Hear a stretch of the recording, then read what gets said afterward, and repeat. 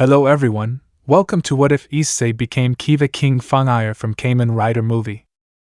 Before we start, please go support Issei1702 for writing that awesome fanfic. This is the translated version I made. There will be some mistake in character's gender, but of course Issei is a male. Issei is a demon and servant of Rias along with his brother and sister, but his brothers always received the admiration of everyone, except the Gremory and others. Issei felt depressed, so Rias decided to send him to Romania with the aim of relaxing him, but he would do the opposite since a certain man would change his life and destiny. Chapter 1: The Birth of a King. Have you ever wondered what it feels like to be invisible, not receiving a single compliment or praise from those you love? I'll tell you what happened to me. Issei is a servant of Rias Gremory, heiress of the Gremory clan. He had a brother and a sister. His brother was the Securudii and his sister the King Dragon Vitra, and he did not have one. He was a common demon. The only thing he had was his strength and magic. He continued training, but when he trained, his brothers only beat him up. They left him burns, bruises and cuts as if it were a real fight. Asia, his friend, along with Kiva, Kaneko, Akeno, Irina, Gasper and Ross Wise healed him and gave him advice, but his brothers told him to never help him for being useless. Of course Rias scolded them, but they never learned the lesson. According to his brother's words, if he had never reincarnated, she would not break her engagement to Razor. Kokabeel and Vala would kill them. The Chaos Brigade would take over the underworld, since being the Securudii made him the pillar of the factions along with his sister. And everything he said was right, but his Issei always fought with everything he had, but even so his brothers received the credit. But what shocked him the most is that Rias got engaged to his brother by orders of the Mao Lucifer Council, condition that Cersei accepted reluctantly as long as Issei's brother does not join the Chaos Brigade. That made Issei feel depressed since he loved Rias, but he never told him. He decided to hit his brother for threatening Cersei, but he would receive a beating. Ha ha ha, did you think you could defeat me? I am the Securudii, the pillar of the factions, haha, said the brother, laughing. Damn you, Kaido, said Issei with wounds on his face and body, looking at his brother. Yes, fall before me like the worm you are, said Kaido while having his foot on his head. Hey, do you think that was enough? Said Issei's sister. Do you care about him, Hannah? Kaido said, mocking his sister. Are you worrying about this useless trash? Haha, if I tell you that, it's so you don't spend any more time with him and go to the underworld because they call you, said Hannah, warning Kaido. It's true, I don't have time to play with garbage, said Kaitun, then left with Hannah to the underworld. The rain would begin to soak Issei while he had tears in his eyes. Issei shouted angrily to the heavens while crying and laughing at the sight would give him a pang in his heart. Issei, why didn't I protect you? If only I was stronger, Rias said angrily, clenching her fists. The next day, Issei called Rias from his cell phone and was talking to Issei. President, what's going on? Issei said curiously. I just wanted to know if you're okay, Rias said. Yes, I'm fine, but my wounds are not completely healed yet, said Issei, annoyed while he had bandages on his face and chest. The good thing is that you're okay and that Kaido and Hannah haven't hurt you, said Rias. Well, I'm talking to you because I want you to go to Romania, said Rias to Issei, surprising him. Romania? Issei said in shock. Yes, said Issei, worried that if something happened in Romania. Don't worry, nothing happened in Romania, I just want you to have a vacation, said Rias, leaving Issei blank.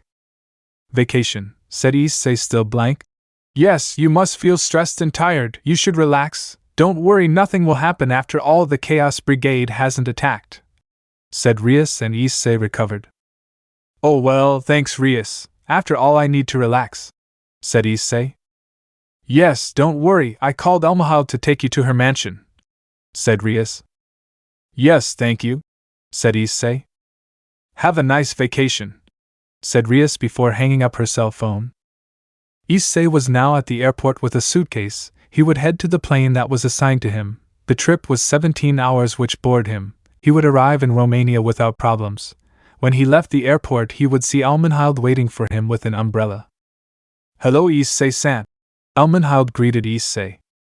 Hello, Elmenhild-san, greeted Issei, the pure-blood vampire. Rias-san told me that you were stressed and sent you here to relax, said Elmahilde to Issei. Okay, let's go to my mansion, said Elmahilde to go with Issei. After going to the Karnstein family mansion and going to the room she told him, he went to rest and then left with the pure-blood vampire. In Romania.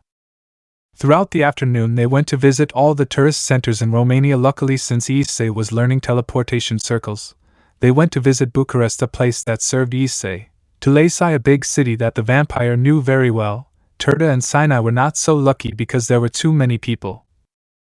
The palace castle that excited Issei even more when he saw the castle where Dracula lived. Elmahilde felt happy to see Issei happy again. She felt sad for not protecting Issei when they bothered him, but since they weren't there now, he felt wonderful. Now they were climbing a mountain, which complicated Elmahilde since she has never done physical exercise. Issei-san, it's time to go, said Elmahilde tiredly. Yes, said Issei to go back, but... Crack. Ah, the sound of a branch breaking was heard and Issei would fall through a hole. Issei-san, Elmahilde said worriedly and went to where Issei was. Don't worry, I'm fine, said Issei. That's good, that's fine, now get up, said the vampire, but before Issei could spread his wings he saw something strange in the background. Issei-san, said Elmahilde, watching Issei leave, and without hesitation went down, saw the place where he fell, and it was a dark cave. Elmahilde, look, said Issei, calling the vampire's attention, and what she saw was a kind of altar with a white belt with yellow edges and blue and white circles with red and a strange symbol in the middle. Next to it was a white object with a blue circle with a red connector. What is this? Issei said curiously. I don't know. In all my years in Romania I have never seen this object, but I feel demonic power and dark magic in that object, said Elmahilde, nervous to see the object. I think it's better to take him to investigate, said Issei, and Elmahilde nodded. Issei would approach without knowing what would happen. Issei was feeling nervous as the object emitted incredible power. He was about to grab it, and when he did it began to shine crimson red. Multicolored crystals came out around the altar. These would begin to form, and what he saw shocked him. What is that? Elmahilde screamed when she saw that the glass formed a kind of monster that looked like a spider. This one was black, with claws and red hands with black edges, with fangs and spider eyes. Issei was in shock to see the creature never seen before, but he recovered and began to cast his magic, but the creature took no damage. The creature, seeing Issei who was attacking him, went for him and hit him, sending him flying. Issei would recover and would begin to hit him, knowing that magic would be useless against him. But his attacks received no effect despite training for a long time. The monster began to hit him and scratch him with its claws. Issei would dodge it but still received a blow from the creature. Elmahilde, seeing the creature about to hit Issei, remembered that moment when she couldn't protect him from her brothers when they were bothering him. She without hesitation went to attack the creature, and without hesitation it began to bite him to suck his blood, but it was useless since its pule was resistant, and the creature, upon noticing Elmahilde, would begin to grab her and then throw her against the wall with force. Agag! Elmahilde fell down from the pain, and due to her lack of resistance the pain was very strong. Elmahilde! Issei shouted at his friend. Don't worry, Issei-san, I'm fine, said Elmahilde, trying to get up. Get out of here, you'll die, I'll take care of him, Issei said worriedly. No, I want to protect you, Issei. You were the person who made me change when you rescued me from the Chaos Brigade. That is my reason to protect you, said Elmahilde, determined, and the creature would run towards her to attack her. Stop! Stop! Stop! Issei shouted at the top of his lungs. The belt would start to shine and time would freeze. What is this? Issei said in shock as he saw the whole place stop. Impressive, said a mysterious voice, and behind Issei a handsome boy with arranged brown and black hair would appear. He was wearing a white jacket as well as his shirt, pants and shoes. Who are you? Issei said, putting himself on guard. Calm down, I won't hurt you, said the boy, trying to calm Issei down. My name is Taiga. Taiga? Issei said, confused. Yes, King Fangire, Taiga said, raising her arms as if she were introducing herself.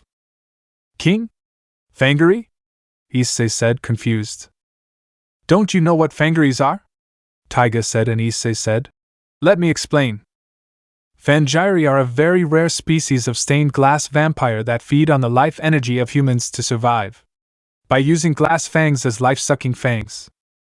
To drain life energy to sustain their souls, members of the Fangire race can assume human forms to hide within everyday society to feed in secret, revealing their forms when their skin takes on a stained glass pattern with a unique variant." Taiga explained to the Fangire, impressing Issei. He never knew there was another race of vampires. "Oh, so what I'm facing is a Fangire," said Issei, looking at the creature called Fangire, and Taiga nodded. "Yes, and the reason why you didn't hurt him is because we have a strength and resistance superior to demons, fallen angels, and angels, of course, and magic too," said Taiga. "I mean, it's impossible to beat him," Issei said, and Taiga nodded. Hearing that, he fell to his knees, thinking that he would never beat him. "There's only one way to defeat him, not a Fangire," said Taiga, drawing Issei's attention. "It's for a Fangire to fight a Fangire," said Taiga, and Issei was confused. Because, Issei said incredulously. "I know I told you that to defeat a Fangire you must be one, but there is a way to defeat it without having to be one," said Taiga. "Which is it?" Issei said. "Someone needs to take King's power," Taiga said, taking the belt. "King?" Issei said, confused. "The King Fangire is the absolute leader of the Fangire clan, the lord of all the Fangires. He has the power to rule humanity," said Taiga, explaining to Issei. "Tell me, Haida Issei, are you willing to inherit the power of the king, on the condition of reviving the Fangire clan?" Taiga said to Issei, and he remained thoughtful. He would gain great power but would put his loved ones in danger, but he wanted to be stronger, not for revenge but to protect his loved ones, so without thinking he said, "I accept," said Issei to Taiga, and he smiled. "Good." Taiga would raise his right hand, showing a kind of tattoo with a king piece with bat wings, a heart-shaped crown with a red eye with a cross above and a red rose below. Taiga would put her hand in front of Issei, and multicolored glassy marks would begin to appear, and a strange black mist would begin to emerge from her hand surrounding Issei. "Ah," said Issei, feeling the Fangire power. Taiga would end and the tattoo on his hand would disappear. "Their king's power is now yours, Issei," said Taiga. Issei would see his right hand seeing the Taiga tattoo, and on his outer hand there would be the tattoo of a queen with the same design but different, but on his other hand there would be a tattoo in the shape of a bishop and a rook, but these had a 2 each, and on his right wrist there was the pawn tattoo with a flower below, and behind it was the number 8, and the tattoo of the knight piece would be on his left wrist, behind it was the number 2. "Well, Issei, I hope you keep your end of the deal," Taiga said, and then disappeared, but Issei tried to stop him, but it was in vain. The belt would start to move, and its target was Issei. The belt would start to put on his waist. The object would start to float, and would stick to the right edge. "Henshin," a high-pitched voice would be heard from the belt, and it would begin to spin, and blue waves would surround Issei, and a silver liquid would begin to cover his body. Time would return, and the Fangire would run towards the Mihilda with the intention of killing her. "Stop," Issei's voice would be heard, and they began to see him, and what they saw left them in shock. Issei wore a kind of white armor with a blue visor, large protectors. Small chains were on his arms and legs. He had a black suit underneath. On his chest he had a kind of rare but beautiful breastplate.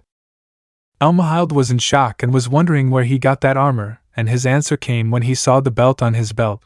The Fangire would be terrified to see him, but he decided to attack him, but Issei would dodge them and attack him with his sword, causing damage, and the Fangire would start to retreat. Issei would start to give him many cuts, leaving the Fangire badly injured, and would start to kick him, making him fall. The furious Fangire would start to attack him, but Issei dodged each blow from the Fangire. He would start to give him a vertical and horizontal cut at the same time, and the Fangire would start to stagger. "Issei, finish it," said the Taiga voice, and Issei would begin to see everywhere. "And how do I do it?" Issei said in his mind. "Use this," Taiga said in her head, and a kind of object similar to a whistle would begin to float, and would be in front of Issei, and he would grab it. "Insert it into the top edge of Sagark, which is the belt," Taiga said to Issei, and he would listen to her and insert it. "Wake up," said the voice from the belt called Sagark. "Now insert the bottom of the sword to the right edge of the belt," That will start to come out a red whip and the sword will shine. When it is in that state, point the sword to the target. Give it a stab. When the sword is stuck in the fangire, jump to the Kiva symbol that is above and jump.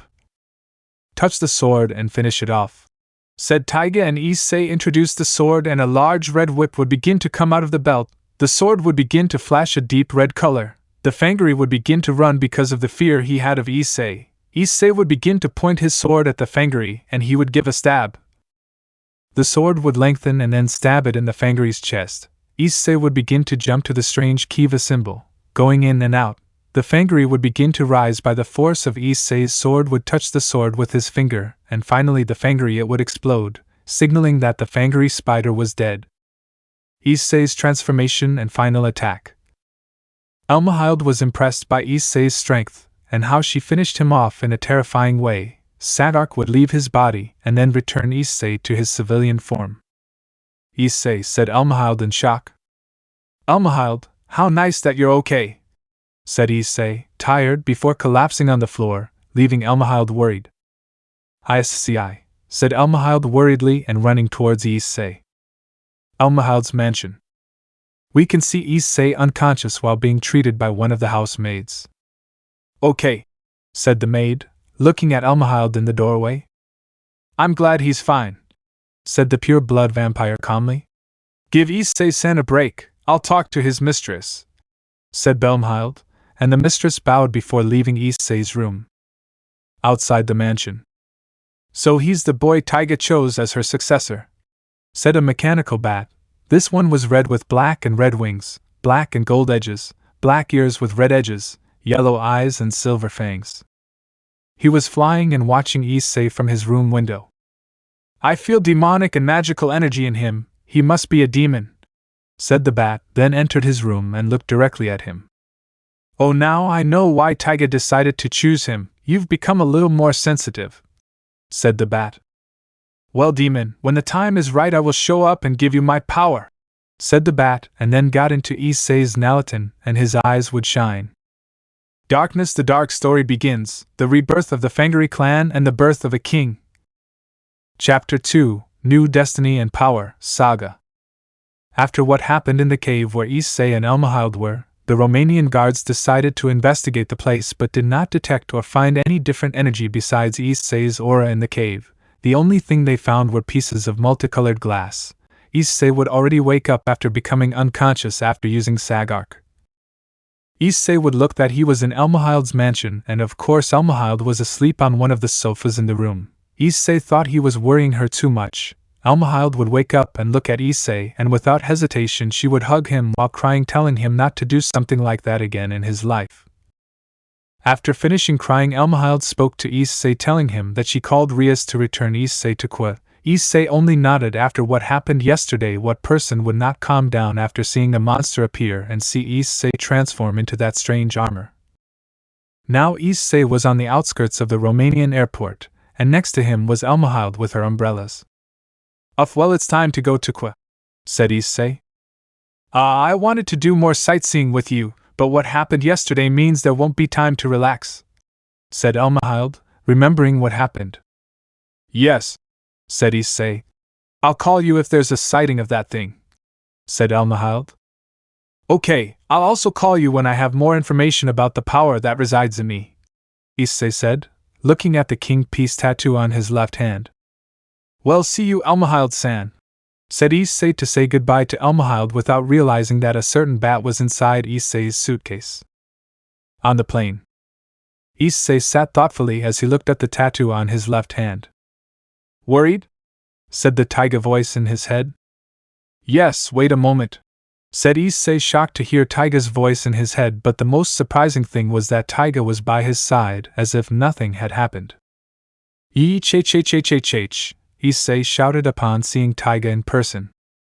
"What are you surprised about?" Taiga said. "But why you it's?" Issei stammered, and Taiga would only sigh. "Impressed you're here, aren't you?" Taiga said, and Issei nodded. "Calm down, no one can see me except you. The reason is that my soul is inside the belt. What a fate," said Taiga. "So when I put on the belt and transformed, it made your soul and the armor connect to my mind," Issei said, and Taiga nodded. but Issei was still restless. Calm down, I'm not going to possess you. If I did, I would have done it when you fought the spider Fangire, Taiga said, calming Issei. But I still can't be calm, I still have many doubts about this power, said Issei. I'll answer your questions in a more private place, Taiga said, then disappeared. Taiga, who are you really? Issei said in his mind. Now Issei was on the outskirts of Kwa Airport, so to save money he asked for an Uber on his cell phone so as not to spend so much money. Without a problem he went to his house and the house would be empty. Apparently his brothers had a mission. He went to his room and from there Taiga appeared. It's not luxurious but at least it's comfortable, Taiga said, lying on Issei's bed. Well Taiga, you told me on the plane that you would answer all my questions, said Issei, leaving his suitcase. Shoot, said Taiga. Who are you really? What is it that transformed me? What is that belt? Why is your soul in the belt? There were many questions from Issei. My name is Taiga Nobori, king of the Fangire clan, son of the original king and the original queen of Checkmate 4, the one in charge of eliminating and preventing the progress of humanity from advancing to the point of becoming a problem for the Fangire, the former bearer of Sagark. The one who received the title of king when he was just a baby and the half-brother of a hybrid between human and Fangire, said Taiga, surprised. Half-brother? Issei said, confused. Yes, but that will be for later, said Taiga. What you transformed into is called a saga, said Taiga to Issei. Saga? Issei said, confused. Saga is usually used so that the king of Checkmate 4 must execute a traitor Fangire. The only way to use it is through the Jirecorder. Also works as Saga's main and only weapon. In battle, it has two modes, the bar mode similar to the rapier and the whip-like bube mode. Saga also uses the Jirecorder, along with his wake-up fuessels to perform his snaking deathbreak where he attacks the target with the Jirecorder in whip mode and hangs them until the objective is destroyed. Sagark the belt is from an ancient demonic race of cobra monsters similar to UFOs, created by the Fangire in ancient times. They wield demonic imperial power, and can transmit it to other races to transform. It does not require biting the user, but rather they synthesize a belt from their sides. One of their most powerful abilities are the wake-up fuessels. Taiga explains the belt and its function, which left Issei's mouth open. Incredible, said Issei, impressed by the explanation, even more so by its origin. And that's what I haven't explained to the Kiva, Taiga said, and Issei became confused. Let me explain. The Kiva are beings that wield demonic power and can transmit it to other races. The appearance of the Kiva are like that of bats but similar to that of a robot. The first and second Kiva have the appearance of a red and black bat. The third has the appearance of a yellow and black bat. They give power to the Fangire clan. The king of Checkmate 4 uses the black and red Kiva to transform into dark Kiva, and the yellow Kiva can be used by the queen of Checkmate 4, but it is unknown if it was used. The dark Kiva is inherited when someone proclaims himself king. Taiga explained to Issei, but Issei would interrupt him. That's a lot of information, Taiga. Give me a break because my head hurts, said Issei, touching his head, and Taiga nodded. But first, I'll start unpacking, Issei said, then opened his suitcase. Hey Taiga, do you think I can ever find those Kiva people? Issei said, getting Taiga's attention. I really don't know. Their origin and birthplace are unknown. All I know is that they are inherited by the kings of the Fangire clan. I doubt you'll find one, Taiga said. Taiga, I'm sorry. Yes, said Taiga. You said the location of the Kiva is unknown, Issei said, confusing Taiga. Yes, because, said Taiga, confused. So why is there a red and black Kiva in my suitcase? Issei said nervously, and Taiga was surprised. Taiga would run to Issei's side and from there she would see a Kiva. Taiga was shocked to see the Kiva, who was asleep, was in Issei's suitcase without Issei and Taiga noticing. It can't be, Kiva second! Taiga shouted, and that scream woke up the Kiva. Oh, the Kiva was startled and that made him fly everywhere like crazy. What's up? Said the recovered Kiva as he flew away. Oh yes, it is Taiga and its successor, said the Kiva. What are you doing here? Taiga said curiously, as he never thought he would meet Kiva. You should know, now that you've chosen your successor, I, Kiva second, should be on the king's side. said Kiva.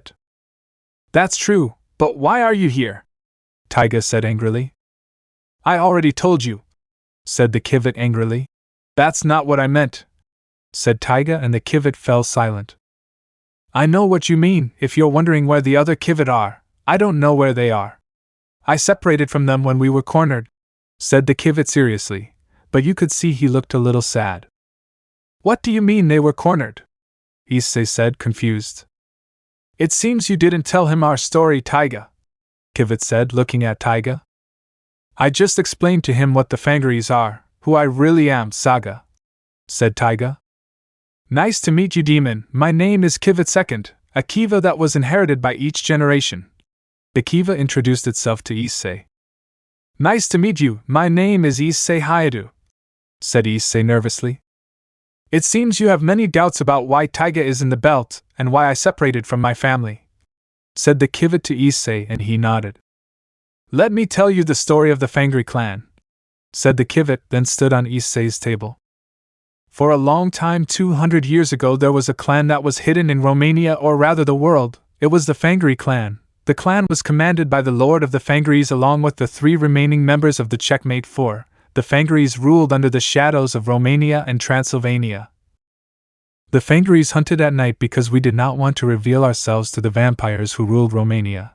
But we still hunted every human and vampire or supernatural being that walked the cold and dark streets of Romania. But all that ended when they learned that the king of the Fangire clan had died because a human had used the power of the first Kiva. That caused the Fangire clan to cause great chaos, even more when the Queen Fangire was expelled from the clan for betraying the king's trust. One of the Fangiries decided to have the brilliant idea of conquering Romania to make it easier to eliminate the vampire faction. But a ray of hope was produced. That ray of hope was a baby sitting on the king's throne. The Fangiries, upon seeing him, noticed that he had crimson red eyes and of course the tattoo of the king piece in his hand. Many Fangiries, upon seeing him, decided to kneel down to witness the birth of the new king.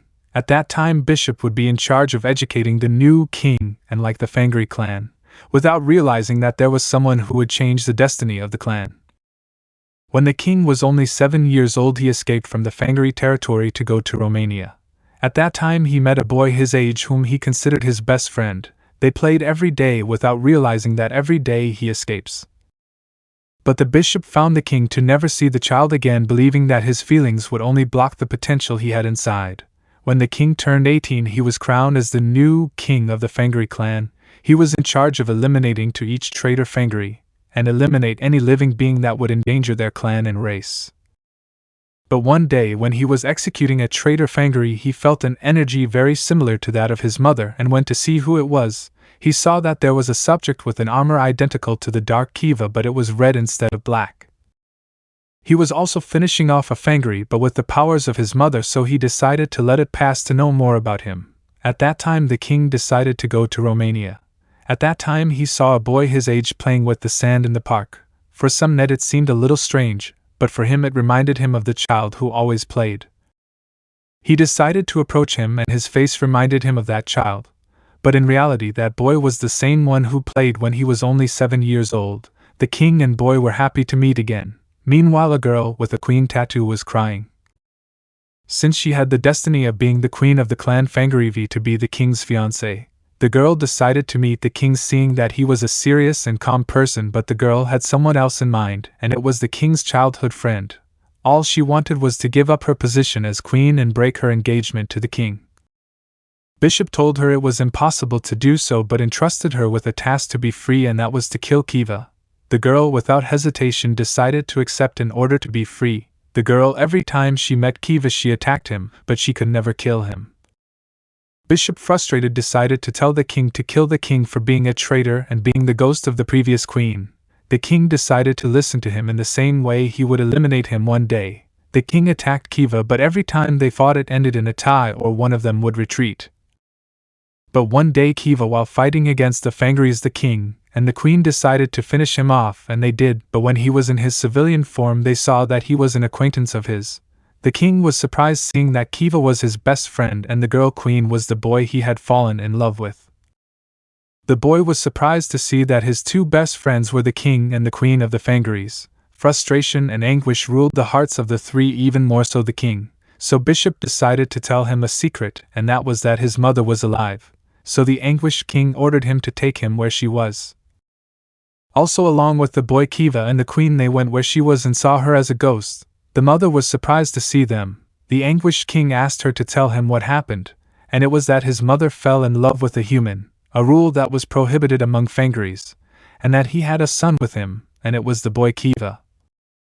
The king and the queen were surprised that the boy was King's half-brother. The king decided to change plans, that instead of killing Kiva he decided to make him his ally. So he asked Bishop to awaken the blood Fangire inside action. That Bishop accepted. When the bishop woke up, his blood turned him almost into a Fangire. The queen, determined and happy that the boy she fell in love with was a Fangire, the girl asked the boy to finish off the king and take the king's position so they could be together, but the boy just withdrew. The girl decided to plan a plan to assassinate the king. The girl decided to accept the engagement to the king, which made him happy. The wedding day arrived. The two were about to get married, but the girl stabbed with the intention of killing him but did not succeed. The girl escaped where the boy was, who was on a cliff on a beach. There the boy, the girl, and the king were together. The furious king decided to attack the boy first, but he transformed into Kiva. They fought, but the boy Kiva was winning. He was about to finish him off, but the girl decided to intervene, receiving the attack from Kiva. The boy would go to where the girl was, but she would break like glass. The king would leave angry. Bishop would tell him that he was in charge of killing the girl for being a traitor, as well as to remove Kiva from his path. The king, furious by the sudden truth, decides to attack him for killing his beloved. Bishop, in shock to see how king attacked him and now saw him as someone unworthy of being king. The king went to the place where the grave of his girlfriend was, but there was Kiva. King and Kiva decided to settle accounts by fighting, but the king lost. But what surprised him most is that his brother wanted to take away his position as king. After that, the Fangiries no longer saw him as their leader. The king now had nothing. His position as king was taken away from him. His fiancée died and his pride fell. So he went to the place where his mother was and told her his problems, but his mother told him that it was the best for him. According to her, the boy Kiva would maybe create a link between Fangiries, humans, and vampires. The king altered, saying that he was against him and would give him the Dark Kiva. Without hesitation, he knocked her out and took the power of Dark Kiva to go fight against his brother. The king went where Kiva was and they began to fight for the position of king, without realizing that Bishop was gathering energy from fallen Fangiries to revive the former king, and he succeeded by giving his energy as a sacrifice. Kiva and the king would stop their fight to stop the revived king, and they succeeded by combining their forces. The king and Kiva would reconcile along with his mother, but they began to fight not for power but for their feelings. The king would be the ruler of the Fangiries again and would have new plans for the clan, and Kiva would live his quiet life. Kiva and the king would stop their fight to stop the revived king, and they succeeded by combining their forces. The king and Kiva would reconcile along with his mother. But they began to fight not for power but for their feelings. The king would be the ruler of the Fangiries again and would have new plans for the clan, and Kiva would live his quiet life. Kiva and the king would stop their fight to stop the revived king, and they succeeded by combining their forces. The king and Kiva would reconcile along with his mother. But they began to fight not for power but for their feelings. The king would be the ruler of the Fangiries again and would have new plans for the clan, and Kiva would live his quiet life. 3 months have passed after that accident. The king was on the outskirts of Romania after spending a long day working as a king. At that moment he bumped into a girl. He would help her up and saw that the girl was beautiful, white hair, red eyes, and a beautiful white dress. The king blushed when he saw her, and his heart beat when he saw her. When he helped her he would blush. The king worked and worked but could not stop thinking about her, and that he remembered a feeling that his mother told him, and that was love, a beautiful and horrible feeling for the Fangiries. The king and the mysterious girl met. They talked about their lives and ate together, until one day the king and the mysterious girl confessed their love. But fate snatched his beloved away. His beloved was engaged to a boy that his family decided to compromise. The king, when he heard that, was shocked to hear that. It also reminded him of when the queen girl was engaged to him. The determined king went to the place where the wedding was held, and there he went, but the guards blocked him. The fiancé decided to attack him, and of course with dark vampire magic, which surprised him, and he realized that his beloved was a pure blood vampire.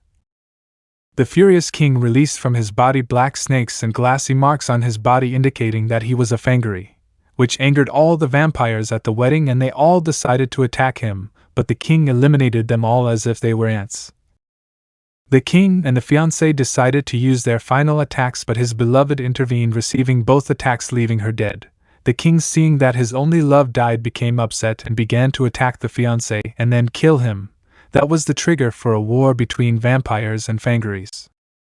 The vampires along with the werewolves began a fight against the fangires, but the fangires had the advantage. The war was in favor of the fangires, but certain vampires intervened. They were Dracula and Alucard. These began to eliminate each fangire as if they were paper. Kiva along with Rock decided to fight against the two vampires. The two vampires were victorious, but because of that they received great wounds from the attacks of the two fangires. The king, with the power of Dark Kiva, decided to fight against the vampire, emerging victorious until he was in front of the two vampires. The battle between the king and the two legendary vampires devastated everything. It was almost an even fight. The king, seeing that he could not against them, decided to opt for a risky plan that would leave him dead. It was called the Bloody Moon. A forbidden ability between king allows the user to take the energy of the fallen fangires and make it his own, but due to the great amount of power demonic, the user would die. He decided to activate it. When he activated it, so much demonic energy was around the king, but it was painful and a great burden. He released that great power, causing a great explosion where his brother, Rock, and allies were, leaving everyone dead, including the vampires and the king. The vampires would take it as victory. The king's soul would remain in the belt to condemn him for all eternity by one of the vampire magics as revenge, and the Sagark belt would be sealed for all eternity. Years passed until you appeared. Hi to Issei. Would finish telling the story to Issei, leaving him surprised. Amazing story, but the king, the Kiva boy, who was he? Issei said. The king was me and the boy Kiva was my half-brother, said Taiga, surprising him. Well, sorry if I asked something sensitive, Issei said apologetically. It doesn't matter, the past is past, Taiga said. This conversation has gone on for a while, it would be best to rest, said the Kivit. Okay, I'm going to take a bath and change, said Issei, and he would begin to bathe. The power of King Fangire, said Issei in his mind, seeing his hand. He would finish bathing and then change. He would look at his room, see that Taiga was not there. The Kivit was sleeping under his table. He would go to bed. Saga, so this is my power and destiny, said Issei, then raised his arm and opened his hand. Thus began Issei's destiny as Saga and the new King Fangire. Break the Chain by Tourbillon. Opening to Kamen Rider Kiva. Chapter 3, Life and the Next Rating, the first step to becoming a king. Day after. Issei was now on his way to school, and of course on the way he walked with Taiga, who was being invisible to people for being a spirit. They talked mentally because their souls are connected thanks to the Sagark belt and the king's tattoo. Issei told him everything about his life, how a fallen angel killed him, his fights and moments. So you have two brothers who bother you and are always praised by everyone, and you never received a compliment, Taiga said to Issei, and he nodded. I've become a little sensitive. My old self wouldn't mind, but now I feel sorry for you and angry towards your brothers, Taiga said. Don't worry, Taiga, I'm used to this kind of thing, said Issei nervously. Don't say that, said the Kivit flying next to Issei. But you don't know who my brothers are, they are carriers of powerful sacred gears, he said. What does it matter if your brothers bother you and have powerful sacred gears? You are already a king. A king never fears anything or bows down to anyone, much less kneels before anyone, always shows respect and fear to his enemies and allies, and that is what you should do, Issei, said the Kivit, angry at Issei's negative attitude. Well, if you say so, Issei said with a nervous smile, and the Kivit just nodded. I also wanted to ask what the other tattoos I have on my hands mean, Issei said, looking at the tattoo of the queen, rook, bishop, knight, and pawn pieces. They are the highest ranks of the most powerful fangires and the members of the Checkmate 4 commanded by the king, Taiga said to Issei. I didn't tell you, but Checkmate 4 is a small organization that is in charge of controlling the Fangire clan. Each member has a task. The queen is in charge of eliminating the fangires who fell in love with a human, Bishop is in charge of maintaining control of the clan. He also has the reputation of being the brain of the group. Rook is the only member who almost doesn't have a task, but there are times when he is in charge of assassination jobs. The knight and pawn are the newly proclaimed ranks that I proclaimed to increase the number of members of Checkmate 4. Inch explained Saiga to Issei. So it's almost like the nobility of demons but with fewer members, Issei said thoughtfully. Hey Issei, when you said you were murdered and reincarnated, how did it feel to be between life and death? Taiga said curiously, and Issei remained silent. Death is terrifying, but when I felt it, it was like I was going to sleep forever. When I was reincarnated, it was like I was going to live another life, said Issei, looking in silence. The moment was beautiful, the words were a little deep. Even Taiga was impressed by that. For him, dying was something that angered him, but a certain bat interrupted the moment. Issei, sorry to interrupt your moment, but you are not late for class, said the second Kiva to Issei. It's true, I'll be late, said Issei, and then ran at full speed. Sometimes I wonder if you're really Taiga's successor, Kiva said in a disappointed tone. Issei would arrive without problems to his class. They would pass without problems. He would meet Rias in one of the school hallways. She asked him the reason why Issei was unconscious and why Elmhild was worried. Issei would not find an excuse, so he would run, leaving Rias in shock. In the occult club. Issei-kun is taking a long time, said Akeno worriedly. What are you doing? Said Rias. Let's forget about that idiot and go, said Kaido. That's true, we should go without that useless thing, ha ha ha, Hana said mockingly. Kaido, Hana, behave. Issei is your brother and family, also part of my nobility. You shouldn't make fun of him, said Rias in an annoyed tone by the attitude of the two. I'm here, sorry I'm late, said Issei, arriving at the club. Calm down, Issei, you arrived just in time, said Rias. Well, my brother sent me a message, informing me that a prestigious family challenged us to a ratting game, said Rias, surprising everyone. Seriously, President? Kiva said, impressed, and Rias nodded. Great, finally some action. I hope to gain the girl's fame, said Kaido. I hope Issei doesn't get in our way, Hana said mockingly. What family will we face? Issei said curiously. The Amon family, said Rias, surprising everyone. The Amon family? Akeno said in surprise. The Amon family, known as the Demons of Wrath, the right hand of Astaroth, one of the most powerful families, have won 19 raiding aims and have not suffered a single defeat. They have powerful abilities such as seeing the future and manipulating the mind of their opponent. Issei thought in his mind as he described that family. Okay guys, we're facing one of the most powerful families. The heir has a bright future. Let's not underestimate this final. Let's win. Let's bring respect and admiration to the Gremory clan, said Rias in a firm, serious tone. Understood, said all members may leave. You may leave, said Rias, and then everyone left. Issei would leave the building and the Kivat would fly to his side. Issei, what is a raiding aim? Said the Kivat. A raiding aim is a game where two demons from two families must fight. There are two ways to emerge victorious. The first is to eliminate all the pieces and the second is to eliminate the king first, explained Issei. A game where one must emerge victorious, said the Kivat, interested. But not everything has to be brute force. In the Ratten games you have to use strategies. If you don't have an emergency plan or a secret weapon you won't be victorious, said Issei, surprising the Kivat. Oh, it would be interesting to be by your side, said the shadowed Kivat. Well, I think it's time to go home, said Issei, and then left with the Kivat. Upon arriving, Taiga would be in his room. He would tell him about the raiding aim and that he should participate in one. Taiga was quite interested in this. She also told him that it would be the first and big step for the Fangire clan, which made Issei nervous. Okay Issei, we'll train in the morning. You need to train your body a little more, Taiga said.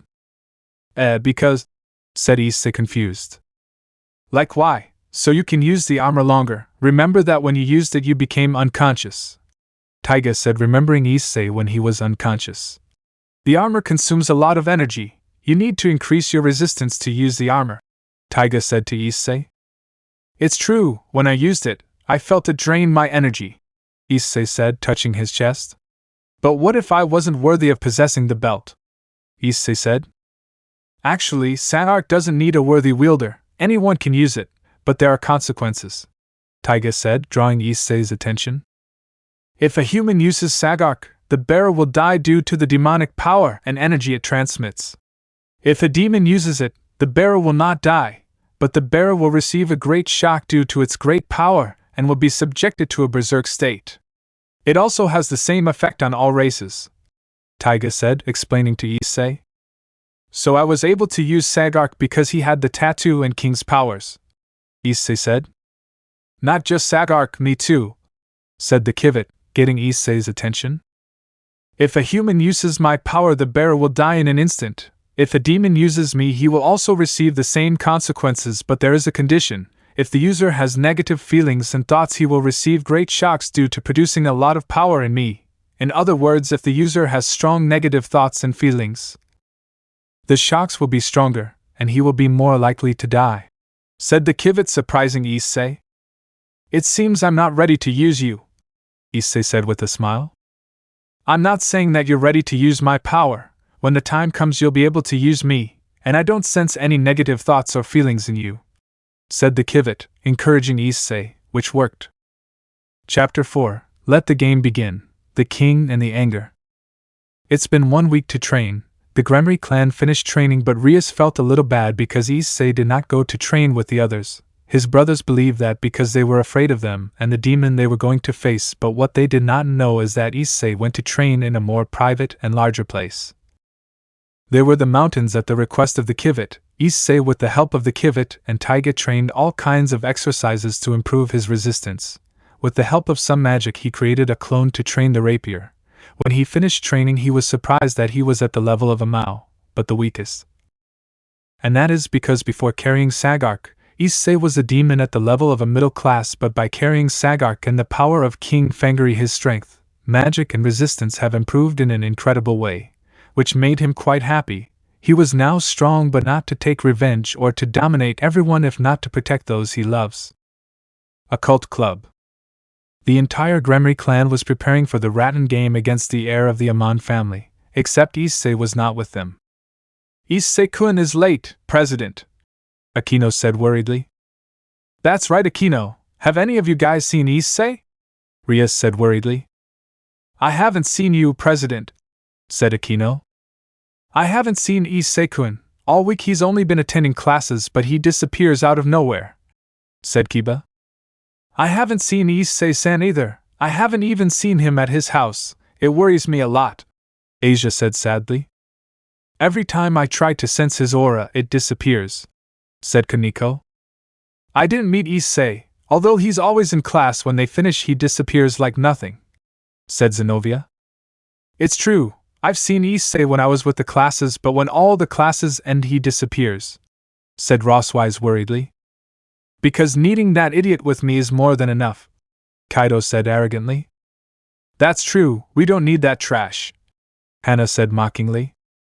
Kaido, Hana, behave, we're going to an important game. I don't want you to have that attitude, said Rias angrily. Damn idiot Issei, both brothers said annoyed. What are you talking about? Issei said from behind, and the whole clan was surprised. Yeah. Issei, when did you appear? Rias said, surprised. I just joined the club and I'm already president, Issei said in a simple tone. It's very strange, said Kaneko, attracting everyone's attention. What do you mean? Kaneko, said Rias, curious about what the Nikomata said. It's very strange that Issei-senpai didn't detect his presence. He was supposed to sense it when he arrived or when he teleported in a magic circle, Kaneko said, making Issei tense. The fruits of my training, said Issei tensely, and remembering his training with Kiva. In his training, Kiva told him how he can use the powers of the other pieces besides the king's, something that made it difficult for Issei. Well, since we're all here, let's go to the underworld, said Rias, and then formed a magic circle. Their destination was a large stadium, place where they faced Sarog Bale. It was full of citizens, reporters who wanted to interview. When the Gremory clan arrived, the screams of the citizens were heard and the reporters went to interview the members. For Rias it was a little annoying, but for Kaido and Hana it was something lucky for them since they wanted to gain fame. But their moment would end when they knew that the Amon clan arrived. Many citizens wanted to greet the heir, reporters wanted to interview him, but he ignored them. This one would go in front of the Gremory clan, the members would get nervous. The first to greet him was Rias. "Nice to meet you, Akira, have a good game," said Rias, putting her hand forward, but the heir of Amon would just ignore her, leaving her in shock. "I hope you're ready, because I'm going to defeat you and crush that pretty boy face of yours," Kaitonen said in an arrogant tone, but he pushed him away as if he were a rock, leaving him blank. "Hey, when I'm done, how about you and I?" Hana wouldn't finish her sentence since Akira would push her out of the way. Akira would be in front of Issei, and he would get nervous about ending up with the same fate as Rias, Kaido and Hana, but instead of pushing him away he would approach him and whisper in his ear. "I expect a great battle from you," Akira said to Issei, leaving everyone surprised, and he would walk away and go to the stadium with his clan. What was that?" Issei said in shock, and Taiga would talk to him. I don't know, maybe I detect your aura," Taiga said to Issei. "My aura? I was supposed to have hidden it," Issei said in shock. "Maybe I have an ability to see hidden presences," Taiga said in a serious tone, but inside she was laughing. "I'd better go into the stadium," said Issei as he entered the stadium with Rias and the clan. Now they were in a VIP lounge to plan their strategies in private. When they finished they would go to the game, they would wear their favorite clothes. When they entered the crowd would go crazy even more when they saw Kaitoni Hana. The children would say their nicknames. "Good evening everyone, we are glad you came to the Rattan game between the Gremory clan and the Amon clan. Two families will fight for the honor of their houses and also to know who is the most powerful," said a presenter on the screens, and then the two clans teleported into a small room. As you know, in the previous Rattan game between the Gremory clan and the Bale clan it was turn-based depending on the number that the dice fell, but today it will not be like that for personal reasons. This time we will do it in free battle. If you do not understand is that all the pieces must fight to reach the king's base. There are two ways to win, eliminating all the opponent's pieces or defeating the enemy king. You can use any strategy and even hiding. Let the Rattan game begin, may the best win, shouted the announcer, and a horn sounded to start the Rattan game. Unknown location. We can see the Gremory clan standing in a beautiful forest.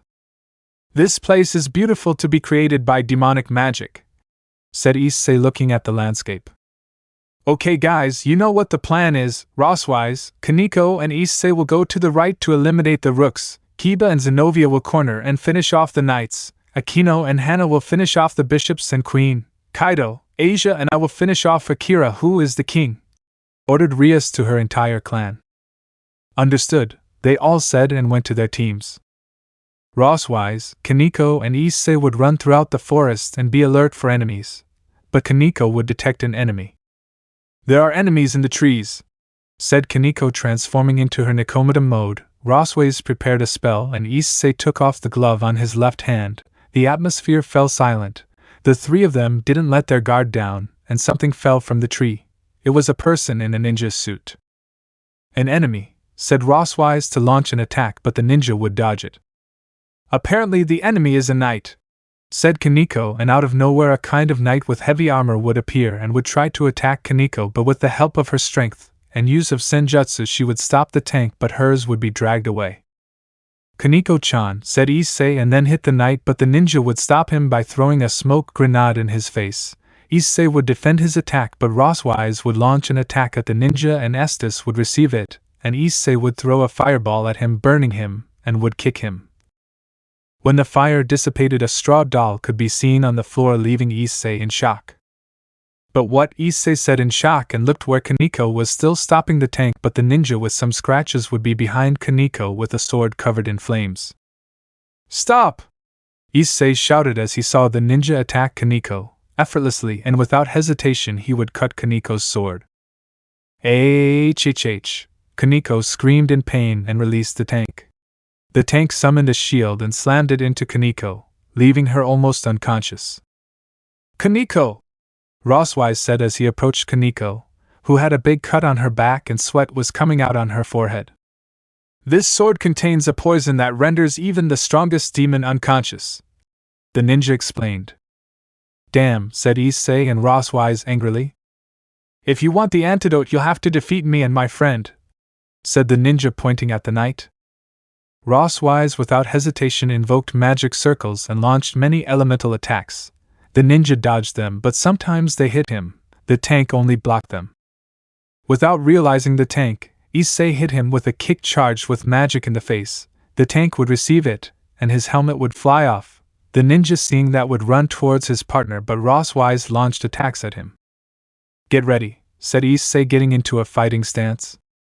I'm sorry, but Akira-sama ordered us that no one would fight you, the tank said to Issei. How? Said Issei, confused, and remembered what Akira told him. It's time to finish you off, said Rosswise as he charged a magical wind attack at the ninja. Rosswise launched the attack, but the ninja almost dodged it, leaving a cut on his arm, the attack now directed at Issei. Issei, be careful! Rosswise shouted, and Issei looked back and saw the attack. When he realized the attack, he jumped as high as possible, and the tank received it full on, breaking its armor. An Amon clan tower has been removed. Issei learned of the tower's defeat, but the ninja was missing. Rosswise-san, I think we should go with the others, Issei said to look at Rosswise, but... said Rosswise as she felt a cut on her back, and then the ninja stabbed her sword into Rosswise's back and was then surrounded by particles. A Gremory clan tower has been removed. It can't be, Issei said in shock. If you want to defeat my master, go to the farthest cave, said the ninja, and then disappeared. Well, there's no time to be angry, said Issei. A horse, a tower of the Gremory clan have been removed. What? Said Issei in shock and saw that Kaneko was not there.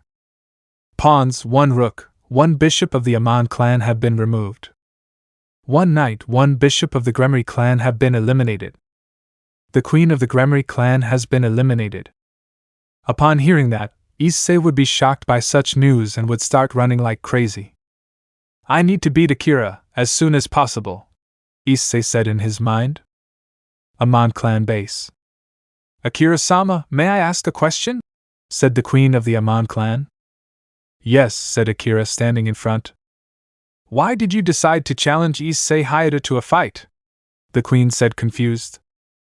Ha ha ha, you would never understand. Issei always interested me in that boy since the Gremory clan faced the Bale clan. His strategies and his way of acting were great, but when I saw his hidden power I began to feel the desire to fight against him. Of course I want to face him to finally reveal the true form of the clan that is proud, said Akira with a big smile. You could even see on his face the image of a monster with a sharp smile. Meanwhile, Taiga just watched the game in the VIP room. Let's see how strong you've become, Taiga said with a smile, watching Issei running. Chapter 5, Anger, King Fangire versus the Demon of Anger. Issei was now running through the forest in search of a mountain, a clue that the ninja had told him before leaving. On the way he thought about the lost rapids that suddenly appeared. 1 bishop, 4 pawns of the Amon clan have been removed. 1 knight of the Amon clan has been retired. 1 knight of the Gremory clan has been retired. The losses have begun again. Issei now needs to find the Amon clan's Rattan game base before his clan is defeated due to a lack of pieces. Note, Kiva II is the narrator in this section.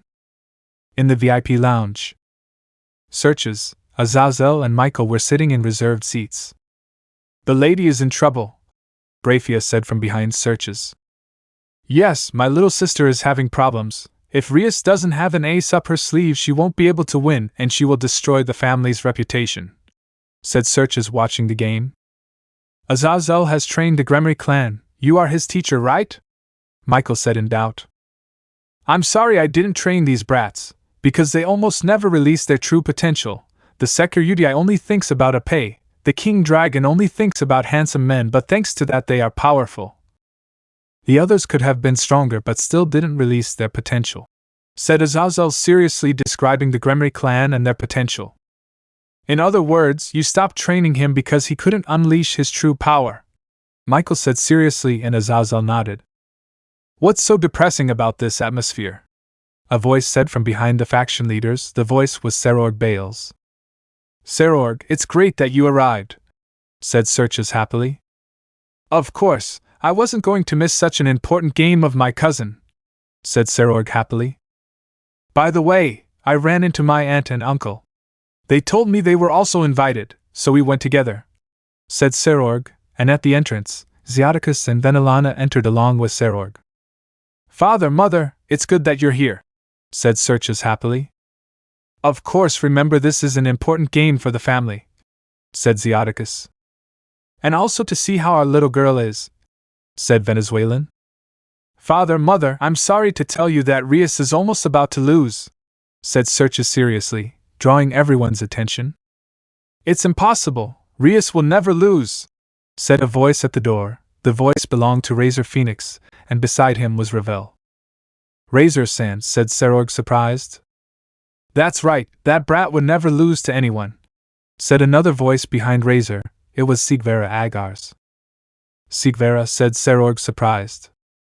At that moment a blue magic circle appeared, and Vala and his team stepped out of it. I just came to see my rival to see how strong he's become, Vala said seriously. I just came to see how strong Chiron has become, Naya, said Kuroka. I only came because I was bored and there was no ramen, said Bikwa. Me too, although I didn't really do it because there was no ramen, said Arthur, and Lefay nodded. At that another magic circle appeared. From there appeared Sona with her clan and Seraphal. Sona, how surprising that you are here with your sister, said Serchus looking at the pair of sisters. Wani-sama told me she wanted to see Rias, she said sounding a little embarrassed. That's right, Seraphal said cheerfully, and the entire Citri clan felt a bit upset at that. I'm sorry to interrupt your moment, newcomers, but the chances of Rias winning are low, Azazel said seriously, and everyone looked at him. What do you mean, Azazel-sama? She said seriously. What I mean is, the referee would interrupt him. This is unexpected. Rias, along with Asia her bishop, are being defeated by the queen of the Amon clan. The heir has gave a brutal beating to the Security Vitra. Now Rias Gremory is finished, shouted the announcer, and everyone was surprised by such news. Is Rias losing? Impossible, Xiaticus said, impressed by such news. I thought Kaido had gotten stronger, but I was wrong, said Vala with disappointment, seeing Kaido about to be defeated. I thought Hana had gotten stronger, but I was wrong. She still has a long way to go to defeat me, Seraphal said with disappointment. Calm down, Rias hasn't lost yet. She only has one pawn left that hasn't been hurt. If she has an ace up her sleeve, I'm sure she won't lose, said Serchus, trying to calm everyone who was worried.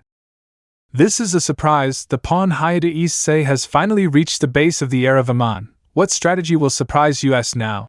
Said the announcer, and everyone turned to look at the game. Issei is the only one standing, said Serchus with a smile. Issei is the only pawn who trained seriously with me. His strategies were almost a problem for me, said Azazel, watching the game. Hayate Issei, the only person who fell in love with an angel, should have given him Ascalon instead of Kaido, Michael said with a smile. Issei, what are you going to bring us now? Razor said seriously.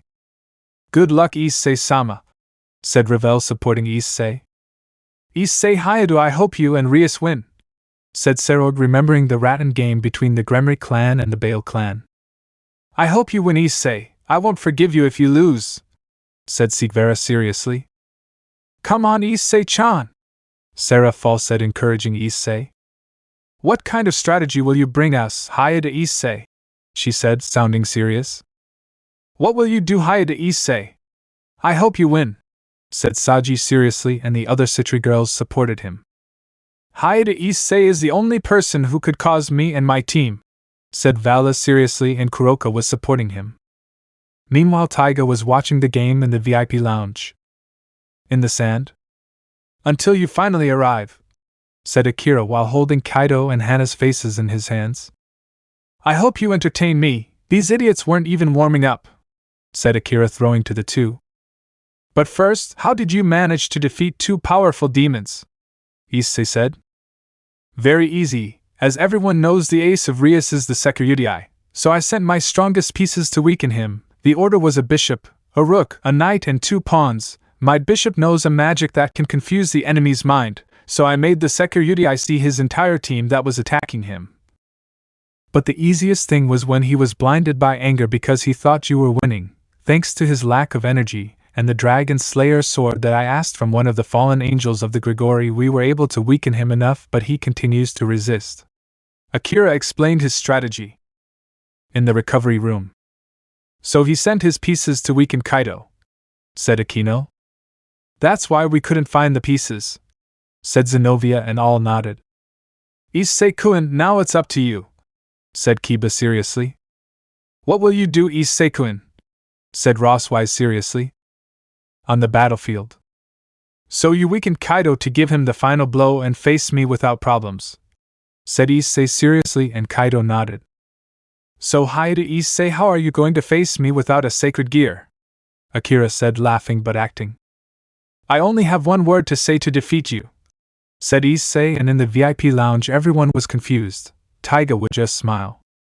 And what is it? Akira said. Sagark, said Issei, and everyone was confused. Sagark? Everyone in the stadium, in the VIP lounge, the recovery room, and at the game said. What does he mean? Kira's response would be interrupted because some kind of object would fly and hit him in the face, and then land on Issei's waist. Henshin, said Issei, and then placed his weapon in the left slot. Henshin, said a voice from the belt. Blue waves would begin to come out from the belt. Then Issei would cover himself in a silver liquid and break, revealing white armor. Issei? Rias said, seeing him in the armor. Many of those present were shocked to see Issei's armor. In the VIP lounge. Issei-kun has transformed, Searches said in shock. Wow, I didn't know Issei acquired a sacred gear, it's interesting, said Azazel, watching. Issei, what are you? Michael said in shock. Where did Issei-kun get this power? Sona said in shock. I don't know, but he looks handsome in that armor, Seraphal said. What the hell, since when is a sacred gear Issei? Said Razor. I don't know, Onisama, but that armor scares me a bit, said Ravel, trembling. Issei, that armor, said Serorg. Because when I see Issei's armor I feel scared, said Sigvera, scared. Issei, seeing you with that armor and that gene power makes me want to fight you, said Valis, seeing the armor. In the recovery room. Issei-senpai, what is that armor? Kaneko said when she saw Issei. Issei-kun, Akeno said when she saw Issei. Senpai, because I'm scared, said Gasper, trembling. Issei-kun, has he summoned an armor? Kiva said, impressed. Issei, because I feel that his energy is more powerful than before, said Zenobia in shock. Issei-san? Asia said fearfully.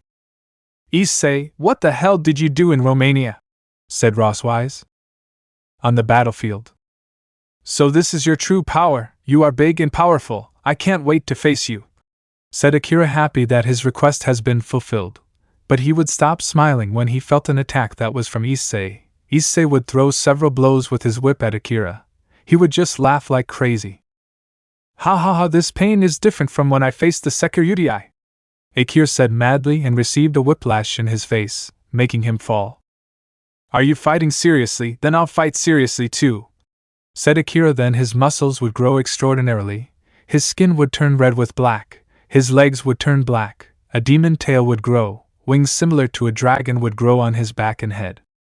Incredible! It is the demon form of the wrath of Akira-sama and the Amon family, an ability that only the members of the Amon clan have, and that they only use when their opponent considers himself powerful. What will Issei Haida do before such a transformation? Of course his armor is extraordinary.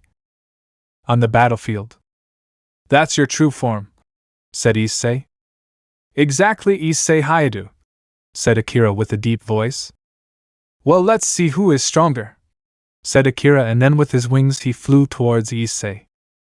Issei with his weapon would give Akira strong lashes, but he would just ignore them or endure them. Akira would punch him in the chest. The blow was so strong that Issei stepped back and fell, but he would recover. Oh, I thought throwing that punch would end the fight, but I was wrong, Akira said mockingly. I'm sorry, but I've trained too much, said Issei, standing up. Issei would attack him several times with his whip, but Akira would cover them. Issei decided to change his weapon to rapier mode to stab him. Issei would stab Akira, but the demon of anger would grab the rapier from his hands. How? Issei said in shock. Did you think he would leave me while I was distracted? I'm sorry, how pathetic, said Akira, and then thrust the rapier, making Issei retreat at full speed to a rock. Issei, said Rias worriedly. Issei would recover from the impact and look at Akira, who was approaching him. Issei would dodge Akira's attack attempt. Issei would change to whip mode and begin to whip him all over his body, but Akira would cover them again. Issei would change to rapier mode and would launch a great thrust at Akira's chest. The same trick won't work twice, Akira said, then grabbed the tip of the rapier, suddenly. What the hell? Akira said as he saw the tip of the rapier grow and be tied up. What a trick, right? Issei said, tying up Akira. How clever of you, said Akira, and then was lifted by Issei's whip, and he would drag him all the way, and then throw him towards a large rock, impacting it. Ah, you're good, Issei, as expected of someone who uses strategies to finish off his enemies, Akira said happily. Thank you, Issei said, grateful for the compliment. Hey, how about instead of walking away, we fight up close? Akira said, and Issei nodded with a smile. Issei and Akira would run, and then Issei would stab, but Akira would dodge it, but Issei would give a vertical cut, making a cut in Akira's chest. Issei would give several stabs, causing wounds to Akira. Akira-sama, said the queen of Akira, but he would stop her. Don't interrupt this fight, Akira said with a smile that subtly noticed.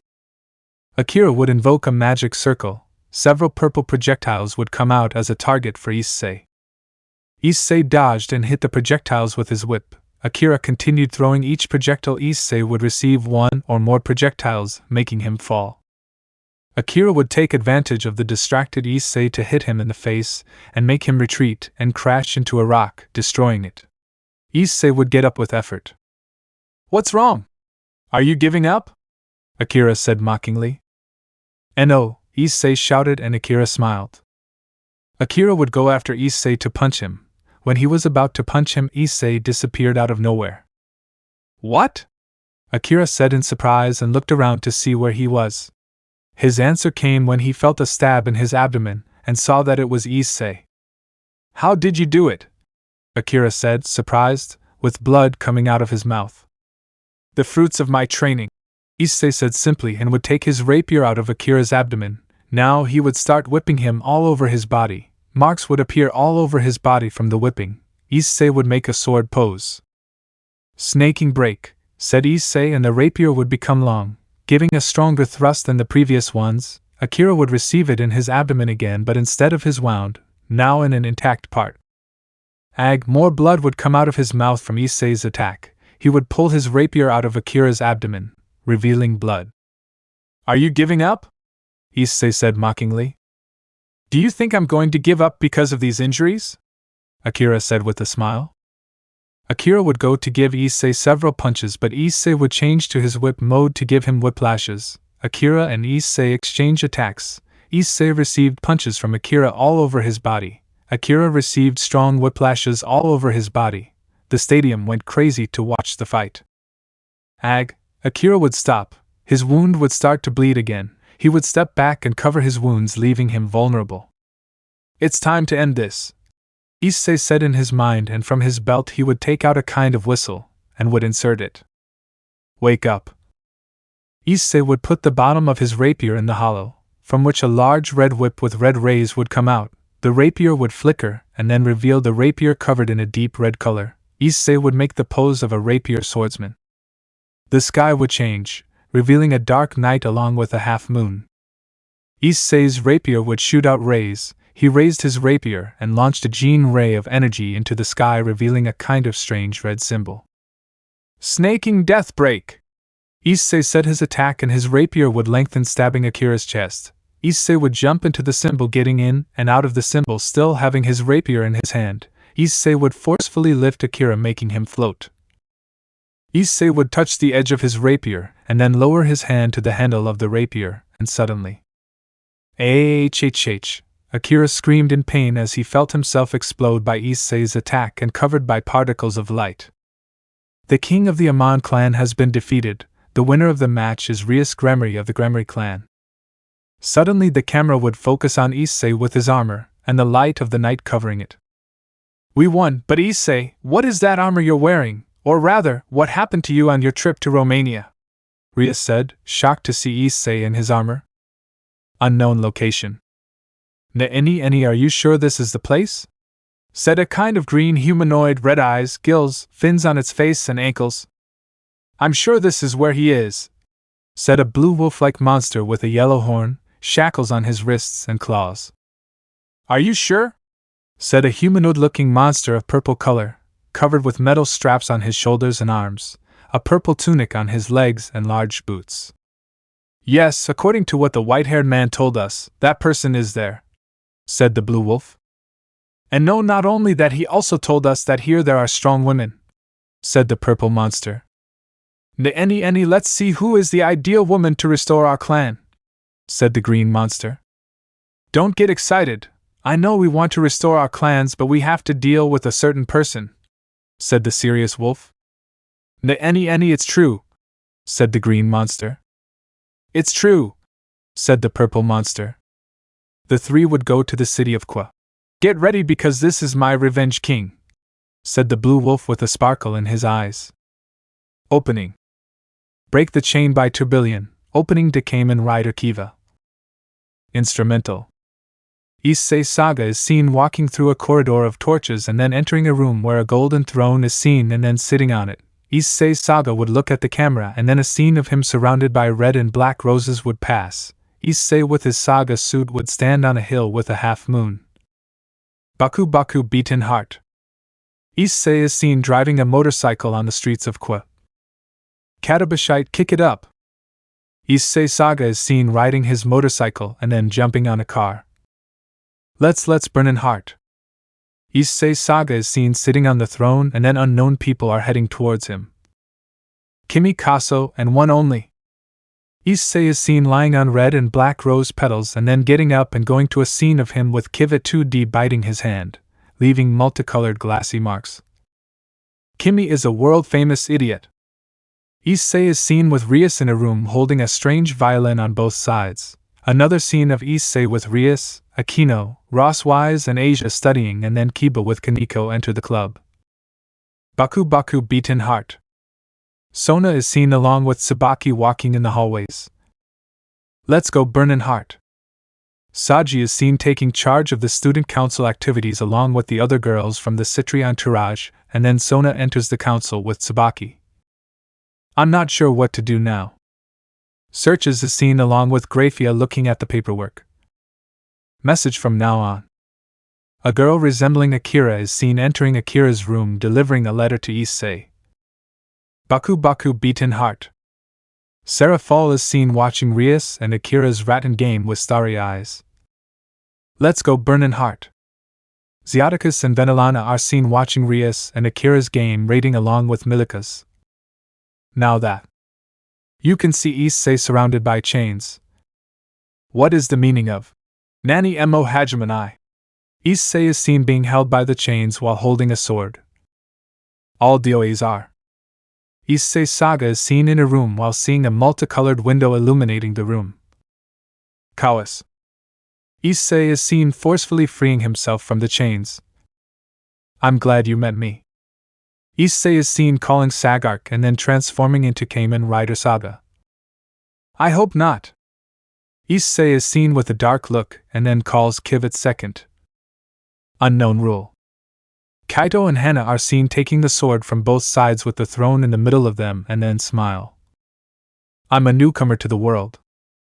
Issei Saga is seen sitting on the throne, then going to another scene of Dark Kiva sitting and around him were the weapon monsters, Kiva to his left, Ark behind him, Ray to his right and Kavala next to Kiva.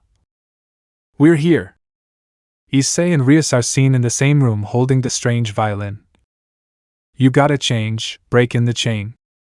The entire Fangire clan is seen and the camera would focus on the entire Fangire clan. Tibashuki Tashidai. Issei Saga is seen fighting against renegade demons. Don't be afraid, world is your stage, go. Issei is seen in the same dark room with the multicolored window and then breaks it with a punch. Dark Kiva is seen raising his right leg while standing on castle door and Kiva's symbol would be on the full moon.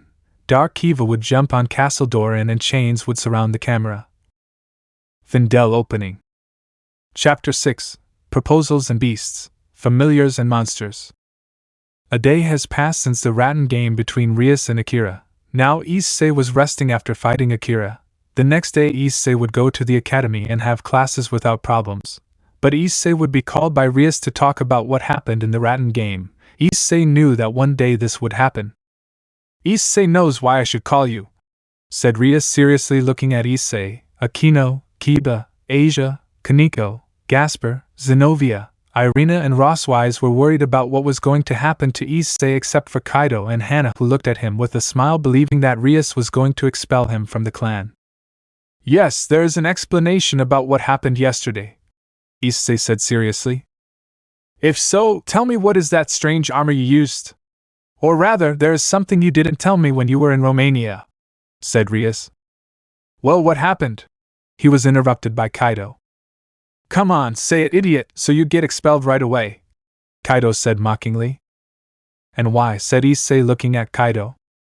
It's very easy for you not to be near Rias because you could be a danger to me and Hana, said Kaido.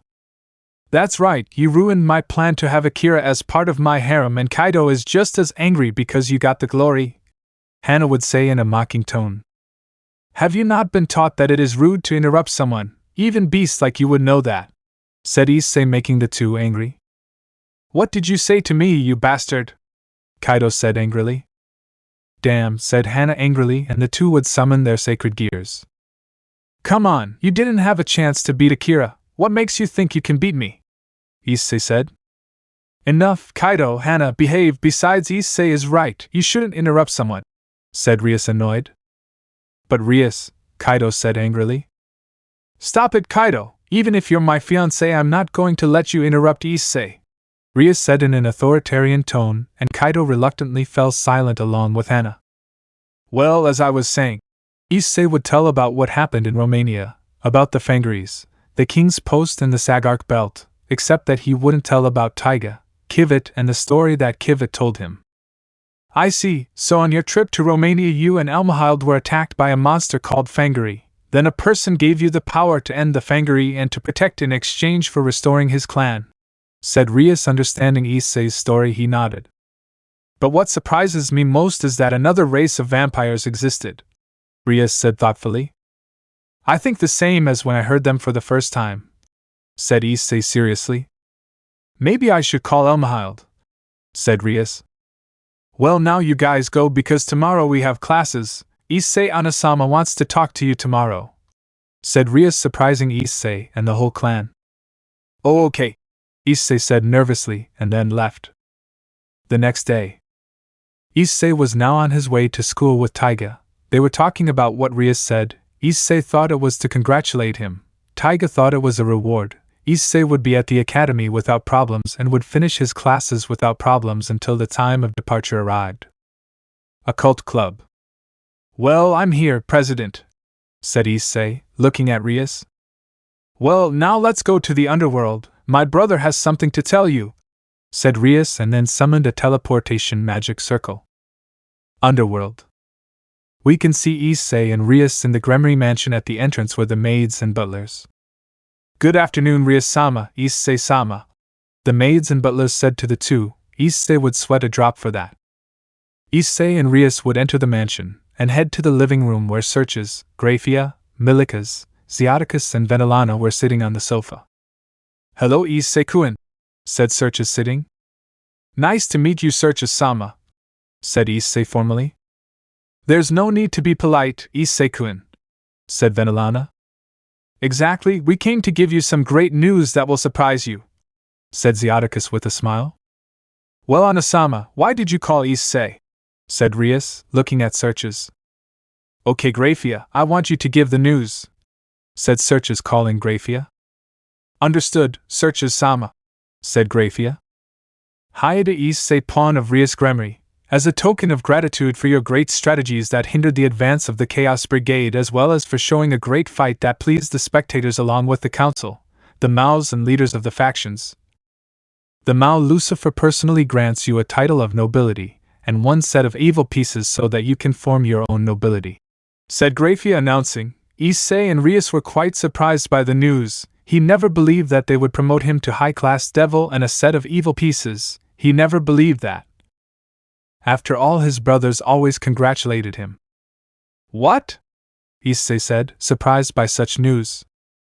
"And not only that, Issei-kun," said Venelana, carrying a box full of letters. "And this Venezuelan san?" said Issei curiously. "These are letters from fans," said Zeoticus. "Eh? I have fans?" Issei said, surprised. "That's right, apparently he had a secret fan club," said Venezuelan, surprising Issei even more. "And not only that, Nike," said Milikas, carrying a bag of letters. "And this," said Issei. "Their marriage proposals," Searches said, and the room fell silent. "Yee-ch-ch-ch-ch-ch," Issei shouted at the top of his lungs. "That's right, Issei-kun," said Venelana, laughing. "And why would they send me marriage proposals?" Issei said, surprised. "Apparently many royal families want you to marry their daughters for 3 reasons. The first would be to keep the Sakura-Yudai away from their daughters, and the second, you are intelligent, strong, handsome and noble. Many women wanted to be with you.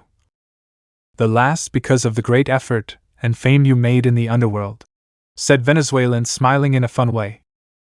"But this is too much for me. First they give me a title of nobility, a set of evil pieces, letters from fans I haven't even met, now marriage proposals," Issei said, upset, seeing the letters and marriage proposals. The proposals included the names of the demonic royal houses such as the Phoenix clan, Agars, Citri, and even the Amon clan. "I'd better go outside, I need to make progress on what's happening," Issei said as he left the room. "Fufu, well, it's normal that this would happen," said Venezuelan. "If you're right, Issei never received credit," said Zeoticus. "Exactly, father and mother, I have something to tell you, pay attention," Searches said in a serious tone, and everyone paid attention to him. "I want to announce that the engagement between my sister Rias Gremory and the Security will be cancelled," said Searches, surprising everyone, even more Rias. "What did you say, Anasama?" Rias said, surprised. "You heard laughter, your engagement will be cancelled. I know you wanted to break your engagement someday," Searches said, smiling. "Whoever doesn't agree can raise their hand," the mouse said to everyone, and no one raised their hand. "Apparently everyone agrees," said Searches. "Who am I kidding?" "You're right, Anasama. One day I wanted to break off the engagement between Kaido and me," Rias said. "Yes, I have no reason not to agree, after all I didn't like Kaido," said Zeoticus seriously. "I think the same, besides every time I visited the mansion I would stare at her in a perverted way," said Venezuelan seriously. "Okay, I want you to keep this a secret from Issei-kun, Kaido and the others. If Kaido finds out, we don't know what will happen," Searches said seriously, and everyone nodded. "Sorry if I'm late," said Issei, entering the room.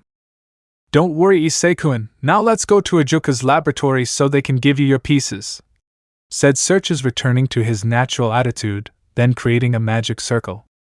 Laboratory of Murder.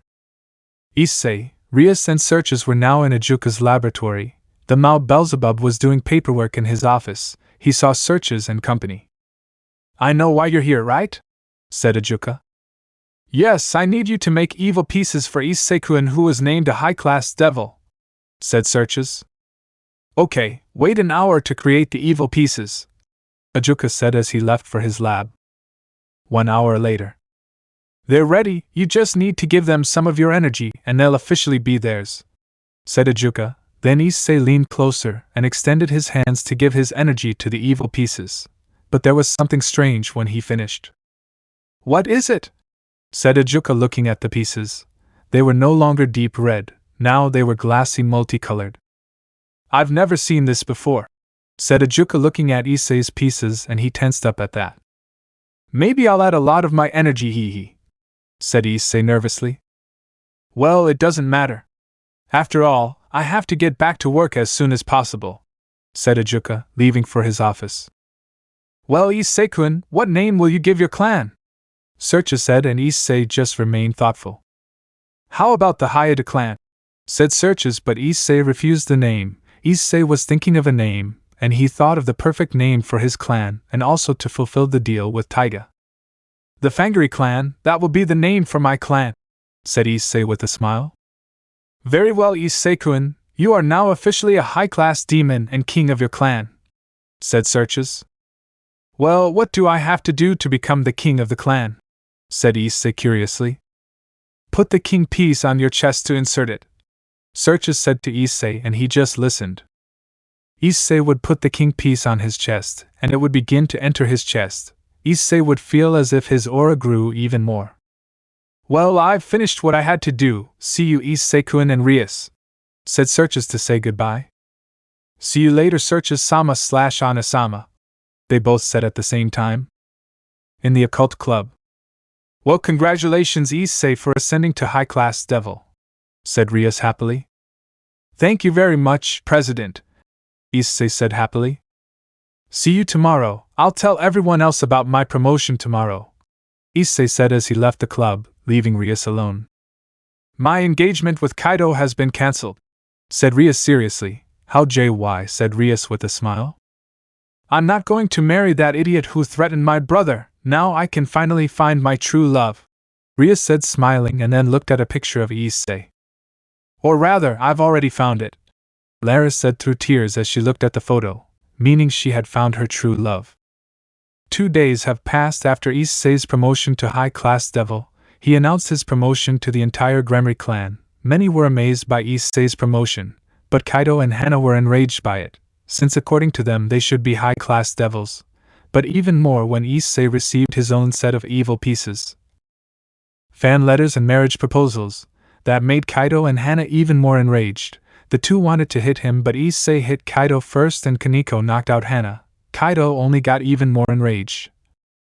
He would try to activate his glove, but Rias would stop him, telling him that if he hurts Issei one more time she would cancel the engagement, and Kaido reluctantly just stayed still. Issei of course went to the student council to talk to Sona about the Citri clan's marriage proposal. Sona, hearing that, just blushed. She told him that Seraphil and her wanted to be Issei's girlfriends, to which he just blushed. Now Issei was in the occult club. Well, as you know, it's time for Kaido, Hana and Issei to have a familiar, said Rias. Will we have our own familiar? Issei said. That's right, Rias said. That's great. Now I hope for a familiar with a transformation of a cute girl or that green slime, said Kaido excitedly, and Kaneko just looked at him with disgust. It's time to get my own family with a transformation of a handsome man, said Hana excitedly. You guys are beyond help, Rias said with disappointment. Well, it was to be expected from this duo of perverted brothers, except for Issei senpai, said Kaneko. We're just going to the family forest, Rias said, then summoned a magic circle with her entire clan. Family forest. Well, here we are again, said Issei, looking at the forest with nostalgia. I'll see you again, said a voice coming from the trees that everyone instantly recognized. Hello, Zatuji-san, Rias greeted the familiar tamer. Good Princess Gremory, it's nice to see you again, and it seems there are new faces, said Zatuji, looking at Zenobia, Gasper, and Rosswise. Guys, those who don't know him are Zatuji. He's in charge of taking care of the family members. Rias introduced to Zenobia, Gasper, and Rosswise, and they bowed. Okay, for those who are new, which familiar do you want? A strong one, a fast one, or one that spits acid? The tamer said, then walked alongside the Gremory clan. They walked through the forest in search of a familiar. First with Zenobia, she wanted a strong familiar. They introduced her to a kind of golem, but she rejected it. What she wanted was one that could use the sword. The only thing they found was a slime that could change shape and a mantis, but she rejected them. With Gasper, he was confused if he wanted one. After all, he could turn into bats. With Rosswise, she wanted one that could learn magic. They introduced her to a giant butterfly, according to the Tamervs, capable of throwing pollen to put her enemies to sleep with magic, harden her body, and throw lightning with magic. She accepted without hesitation.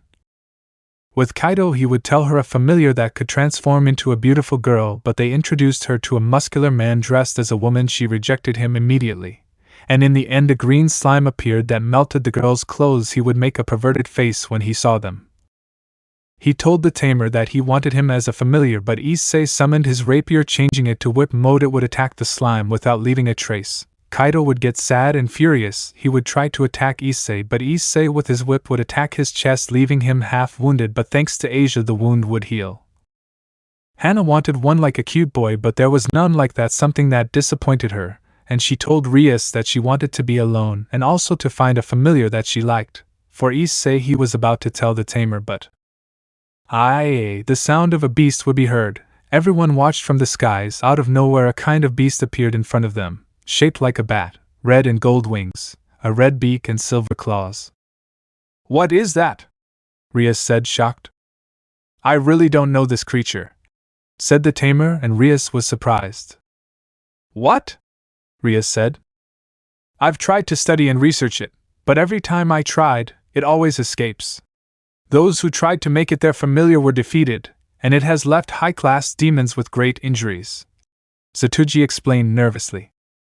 "But if we don't provoke it, it won't attack us. That's all I know about this beast," said Zatuji, and everyone nodded. The whole clan decided to retreat slowly, but a certain chestnut was standing watching the creature. "Issei?" Rias said, confused. Issei would approach the creature without hesitation. "Issei?" Rias said in shock. "Hey, what are you doing?" Zatuji shouted nervously. Issei would approach. "This creature, its aura, resembles that of the Fangires," Issei thought in his mind. "Taiga told me that there are Fangires that have the form of a beast, but they did not control it due to the great power, and because of that they became uncontrolled beasts," Issei thought in his mind while the Fangire creature stared at him. "If Taiga says I have the power to rule the Fangires, I'll prove it," said Issei, extending his left hand, revealing his tattoo. The bat would stare at Issei and his tattoo. The tattoo was glowing brightly, and the creature roared. "Arr!" The creature screamed, the light disappeared, and the creature calmed down immediately. Issei would move his hand to the left to test if it had worked. The bat would turn its head from behind. Issei would say fly, and without hesitation it would fly. The Gremory clan and Zatuji were impressed that Issei tamed the creature without problems. "Impressive! In all my years as a family tamer I have never seen anyone able to tame an unknown beast like it's nothing," said the excited tamer. "Well, it's not that bad," Issei said nervously. "Okay, then you accept this creature as a familiar," said the tamer, and Issei said yes without hesitation. "Well done, Issei, and congratulations on getting a familiar, but don't make me worry," Rias said, a little annoyed. "Well, I think it's time to," you said, laughing at that, and looked at your clan, but Kaido wasn't there. "Where's Kaido?" Rias said. "Kaido-senpai said he wanted to be alone. He was also furious that Issei-senpai hadn't gotten hurt or died," said Kaneko coldly. "Kaido never learns," said Rias, disappointed. At that moment the sound of an explosion was heard. "What was that?" Asia said, scared. At that, Issei ordered his familiar to take him along with the Gremory clan and the familiar tamer. Everyone would get on Issei's familiar. Rias was serious if it was a terrorist attack, but that was not the case. "Take this dragon shot!" was Kaido's voice in his balance breaker form. He was fighting against a celestial dragon, leaving it in shock. "It can't be," said the tamer. "What do you mean?" Issei said from behind him. "That boy is facing one of the Dragon Kings," said Zatuji. "What? Kaido is facing off against one of the Dragon Kings? Aren't they supposed to be in their hometowns?" Rias said. "Yes, but the one facing us is Tiamat," said Zatuji, leaving everyone in shock. "Tiamat, the strongest Dragon King?" Issei said in shock. "The same," Zatuji said without hesitation. Issei and the Gremory clan were watching the fight. "Damn you, Dryag!" the dragon shouted furiously and threw a flame at Kaido, who narrowly dodged the flame with his thrusters. "Boost 5x, said Drake's voice in the glove. Kaido would summon a large arm in his right arm and attack the dragon, but "That's all, Drake, that attack didn't even tickle me," said the dragon laughing, and with his tail he would attack Kaido, leaving him badly injured. I won't lose, take this blue lizard, Kaido said arrogantly and summoned cannons from his back. Fine, take my strongest attack, the dragon said, and magical energy began to gather in his mouth. Take dragon cannon, Kaido shouted at the top of his lungs, and emerald energy began to come out, and dark blue energy would begin to come out of the dragon's mouth. The dragon's energy would begin to give him an advantage over Kaido's, and then... What? Kaido said when he saw that his energy was weak against the dragon, and would receive the energy full on, leaving everyone in shock. Now Kaido was seen unconscious with his armor destroyed, his face and body burned. Oh, impressive Drake, you resisted my strongest attack but you still didn't defeat me, said the dragon, disappointed and about to step on him. Ahoo, said the dragon, and then he saw Issei's giant bat shooting flames. Are you trying to challenge me? Said the dragon. No, he won't be your opponent, it will be me, said Issei on top of his familiar. His familiar would land on the crater where Kaido was. Get out of the way, this matter is with Drake, said the dragon angrily. I'm sorry, but I can't let you kill him because he's very important to all the factions or something like that, said Issei. Oh, even though you're facing the strongest Dragon King, you're not scared one bit, said the dragon, looking at Issei. I've seen worse things like Vitra in his dragon form, said Issei. Interesting demon, and apparently you know Vitra, said the dragon. Fine, but how about we make a bet? Issei said. A bet? Are you underestimating me? Said the dragon. Of course not. After seeing your fight against the Security and how you defeated him, I have come to the conclusion that I should not underestimate you, or else I would be dead, said Issei seriously. Ha ha ha, you are more interesting and smarter than Drake. I accept your bet. What do you want in return if you beat me? Said the dragon. I want you to leave the one lying on the ground alone and never meet him again, Issei said seriously. Well, from the way you say it, it must be a very big bet. I accept, demon. If I win, I will kill Drake without anyone interrupting me, said the dragon, and everyone heard what he said. Issei, don't do it. If you face that dragon, you will end up being defeated and Kaido will die, Rias said worriedly, and everyone nodded. Don't worry, I'll win this bet, Issei said confidently. The bet is that both of us will launch our strongest attacks. Whoever is conscious or survives is the winner, but whoever receives the most damage will be the loser, said Issei, and the dragon nodded. Okay, 3. The dragon would summon magic towards his mouth, and Issei would summon Sagark. Henshin. Henshin, the saga armor would now be in Issei.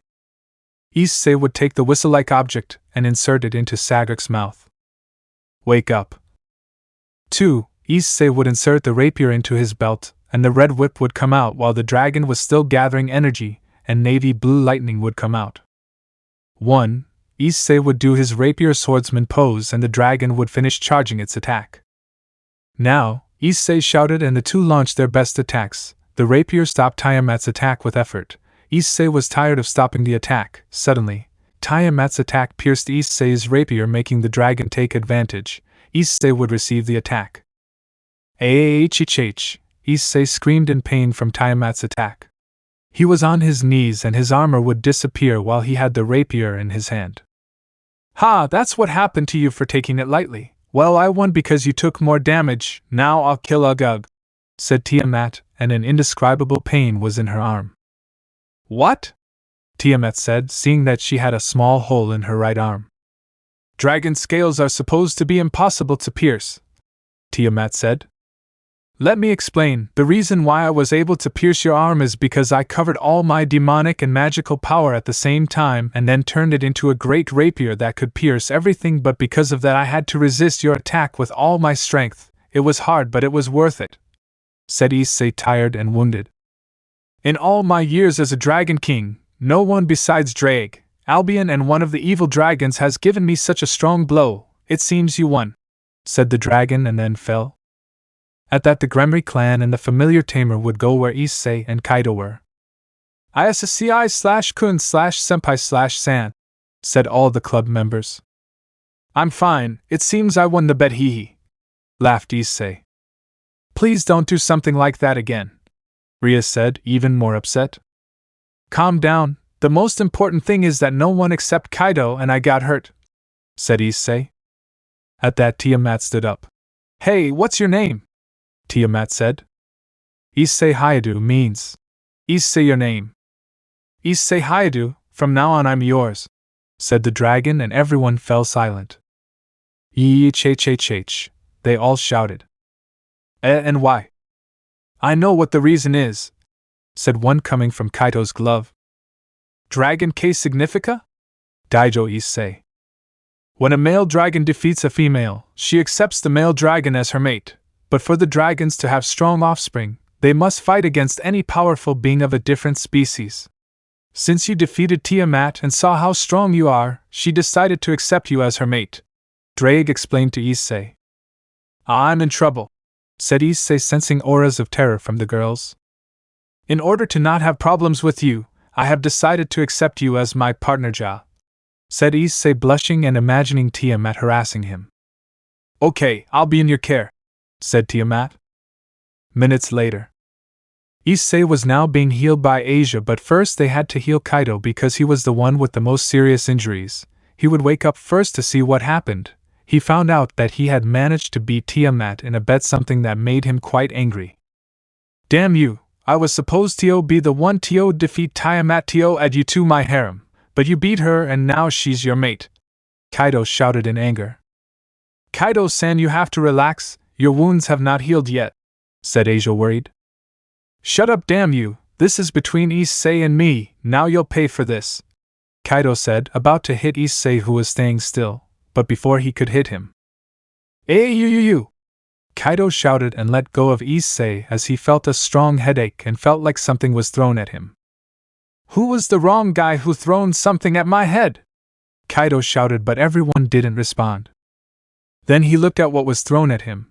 He saw a yellow and black bat with red eyes and wings with white edges. And this? Kaido said, looking at it and about to grab it, but I hope to see her loss, said the bat, leaving everyone in shock, but Issei was staring at him. Who are you? Asia said in surprise.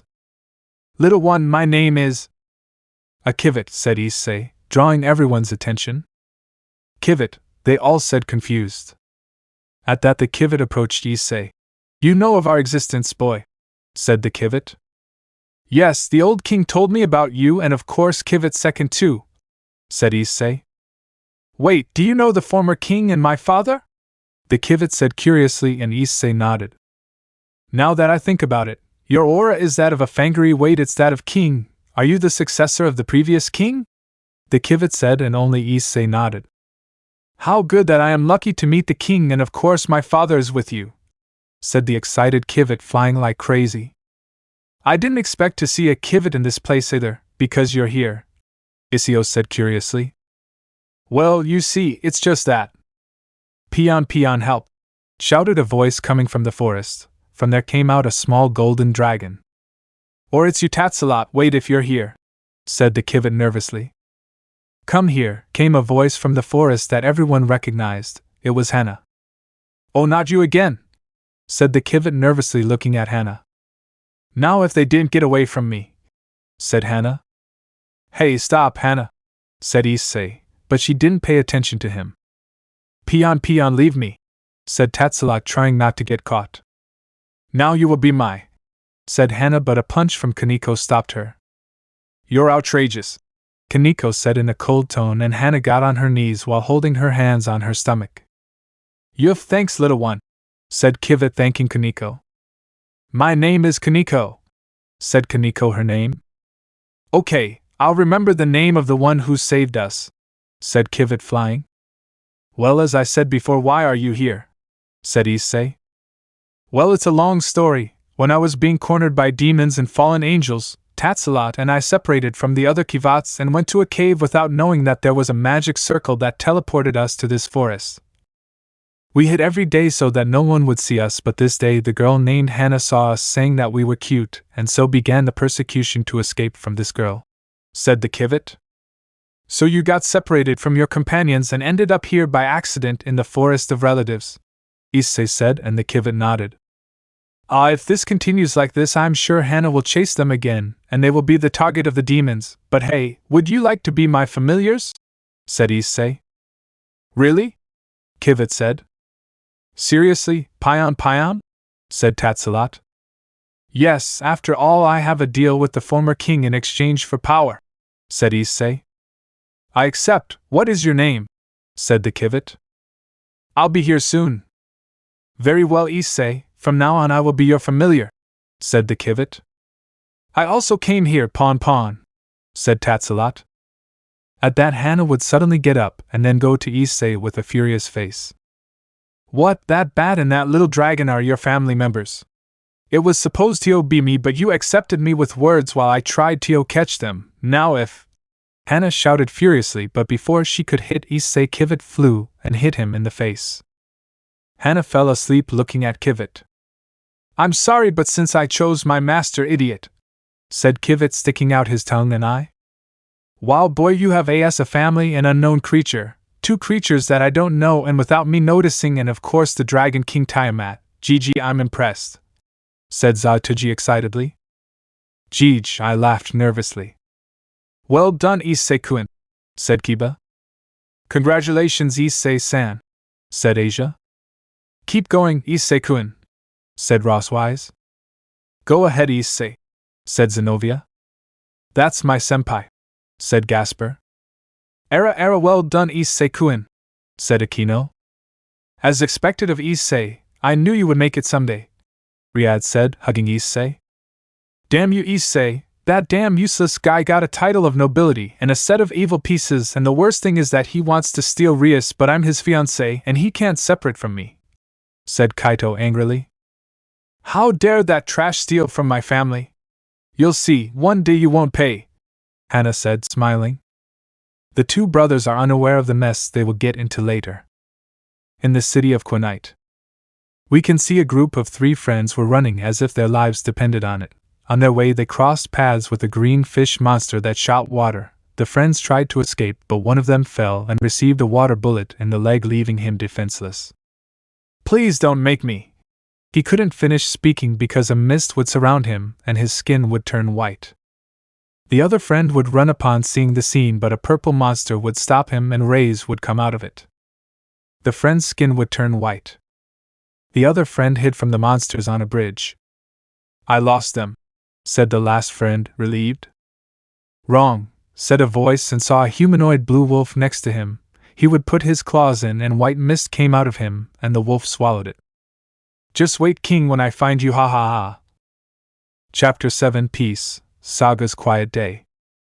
After the events and unexpected events in the Forest of Relatives, Issei along with the clan would finish collecting their relatives and everyone went to their homes. Issei would arrive without any problem, receiving the jealous gaze and hatred of his brothers, but he would ignore them and would arrive at his room meeting Taiga and Kivat second. Issei would tell them what happened in the Forest of Relatives, that he got a Fangire beast as a familiar to Tiamat the Dragon Queen, a Kivat and Tatsalot. They would be even more surprised. Kivat second. Taig would be happy that Issei found another Kivat along with Tatsalot. Issei from a magic circle would transport Kivat and Tatsalot. When the two Kivat came out, he would be happy to meet Taiga and Kivat second as well as Tatsalot. Issei would not interrupt the meeting between Kivat second and his two relatives and would go to sleep. The next day. Haha, finally the Fangire clan will return to its former glory, haha. Taiga laughed with joy, and Issei would get a drop for that. I knew it was a good idea to trust you and give you the power of king, Taiga said happily. Well, it's true, said Issei, nervous about the Taiga's severity. At first I thought you wouldn't make it, but you're keeping your end of the deal to restore the clan, Taiga said, making Issei nervous. Well, leaving that aside, let's see the clan members, said Kivat second, calling everyone. Very well, until now the only members were Taiga, Kivat second and me, but when we went to the Forest of Relatives, now we have 4 members who are the Fangire beast, Tiamat, Kivat 3ND and Tatsalot, giving a total of 7. Now we are 7 members of the Fangire clan, said Issei, counting all the members of the clan. 7 members, said Taiga worriedly, getting Issei's attention. Is something wrong, Taiga? Said Issei.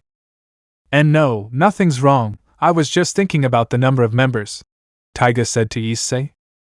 Don't worry, remember I have the evil pieces. With this I can recruit members for the clan, said Issei. Evil pieces, interesting, but now they transmit Fangire energy, said Kiva second. To make them mine I had to give my aura to the pieces, said Issei. So with this you can make servants, said Taiga looking at the pieces, and Issei nodded. It's good that we found a way to have members, but the simplest question is who will be the servants who will give their loyalty and glory to the Fangire clan, said Kiva second, and Issei remained thinking. I don't know, said Issei. At that Kiva second and Taiga went blank. What do you mean you don't know? Taiga said. I don't know seriously, or rather, you never know when you'll find the servant of your expectations. It could take days, months, years, or centuries to find the servant that meets your expectations, Issei said seriously. Tell me what the servant of your expectations would be like, Issei said to the two. Strong, noble, and loyal to his king, said Taiga. Have an attitude like mine, said Kiva second. And well, how would your servant be? Said Taiga. I really don't know, I haven't thought about that when I became a high-class devil, said Issei. Also, this conversation got too long. I have to go to the academy, Issei said, grabbing his backpack. That's true, but first I have to warn you about something, said Kiva second. What is it? Issei said. In these last 2 days we have detected a Fangire aura in the city, said Kiva second, and Issei was surprised. He looked at Taiga and he nodded. There are Fangires in the city? Issei said. Yes, but the aura was not like that of the common Fangires, it was different. When I felt its aura it was familiar to me, but I don't remember what its aura was, said Kiva second, and Issei remained silent. It's a big problem, I'll think about it, I'm leaving, said Issei as he left Taiga and Kiva second. What's wrong, Taiga? You won't accompany Issei, said Kiva second. No, I'll leave Issei alone for now, since the academy is a bit boring, Taiga said. It's weird, said Kiva. What about? Taiga said, confused. That attitude is strange coming from you. You used to be cold and ruthless, but after living with your half-brother and your mother, you've become more gentle, said Kiva seriously. Oh right, Taiga said without giving it importance. Well, forget it. Besides, we have to be alert of the Fangires that are roaming around the city, but the most important thing is what is their objective for being in this city, said Kiva seriously, looking at the window of Issei's room. At the Occult Academy Club, we can see Issei sitting in one of the club's armchairs and Rias sitting in the club's desk chair. Rias was reviewing the paperwork, and Issei would also help her. Wow, thanks for helping me finish the paperwork, Issei, Rias said to Issei. You're welcome, President, Issei said, and Rias looked away. Hey Prissy, would be interrupted by laughter. Call me by my name when we're alone, Rias said. Hey, very well, Rias, Issei said her name and smiled. Well, I think I'm going now, see Rias, said Issei to leave, but he would be stopped by Rias. Rias? Issei said. Issei, I have something to tell you, said Rias, blushing, and Issei blushed because of that. Perhaps you know, she is Kaido's fiancée. I can't get involved in those matters, Issei said mentally. I want to give this to you, Rias said, handing him some papers. And this? Issei said, looking at the papers that had information. It's information to gather members. They're all from recognized houses and of great descendants. I thought they would be good servants for you. It's the only thing I can do to be kind to me, said Rias. Oh, and very good, Issei said blankly. I also want to give you this. These are the marriage proposals my brother showed you the other day, Rias said, handing Issei the proposals. Very well, now I have to go, said Issei to leave the club, leaving Rias alone. I'm an idiot, said Rias sadly and angrily. I should have told him that I broke off my marriage proposal with Kaido, but I'm a little nervous that he's going to reject me, said Rias, a little sad for not confessing her feelings to Issei. She wanted to be with Issei, hug him and kiss him, and not even be with her useless brother, but how would he react? 2 hours later. In the 2 hours Issei would have his classes without problems. When he finished his second hour class, he went to the academy courtyard to play sports. "Good afternoon, students. I have some news to give you," said a teacher. "What's up?" said one of the students. "I'm afraid the education teacher is completely absent from the hospital because he suffered an accident that broke his legs. We asked one of the doctors, and he told us that he would recover within 3 months," said the teacher, and the students were murmuring. "So don't worry, the teacher will be fine. We also found a substitute to temporarily take the place of the sports teacher," said one of the teachers. An older man with disheveled black hair approached. He was wearing black pants, a white shirt, and sneakers. "Nice to meet you, my name is Jiro," said the man identified as Jiro.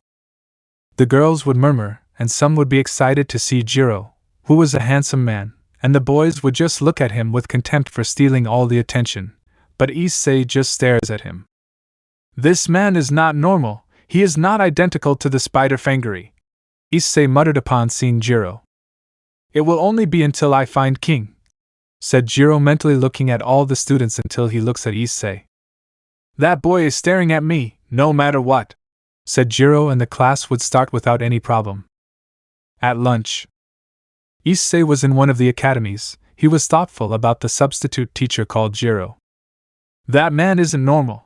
I can feel that his aura is identical to the Fangires, but he's different. Could he be one of the Fangires that Kiva second told me about?"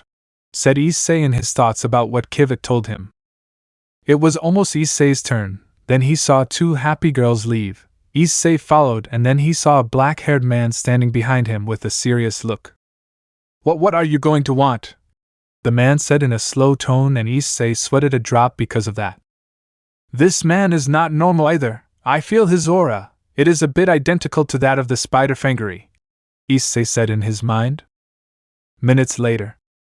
"Good afternoon, students. I hope you are well, as we will be welcoming a new student to our classroom," said the teacher to some first-year students, and among them was Kaneko.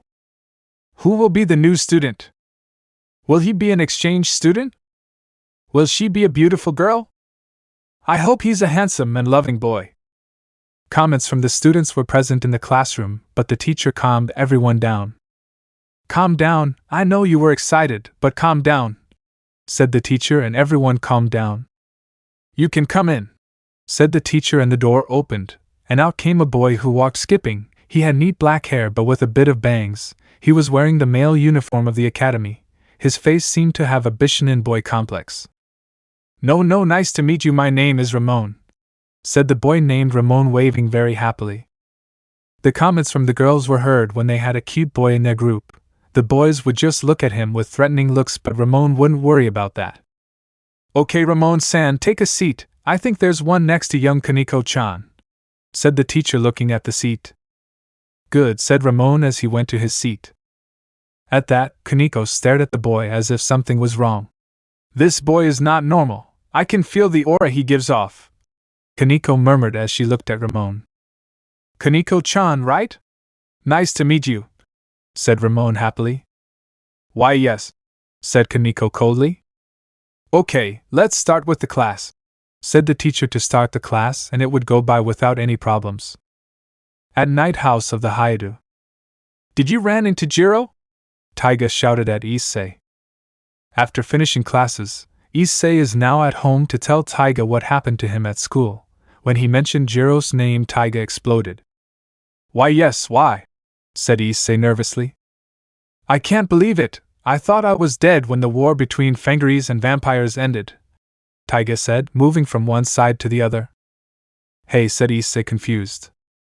"Apparently you haven't told them about the 13 demon races," Kiva second said to Taiga.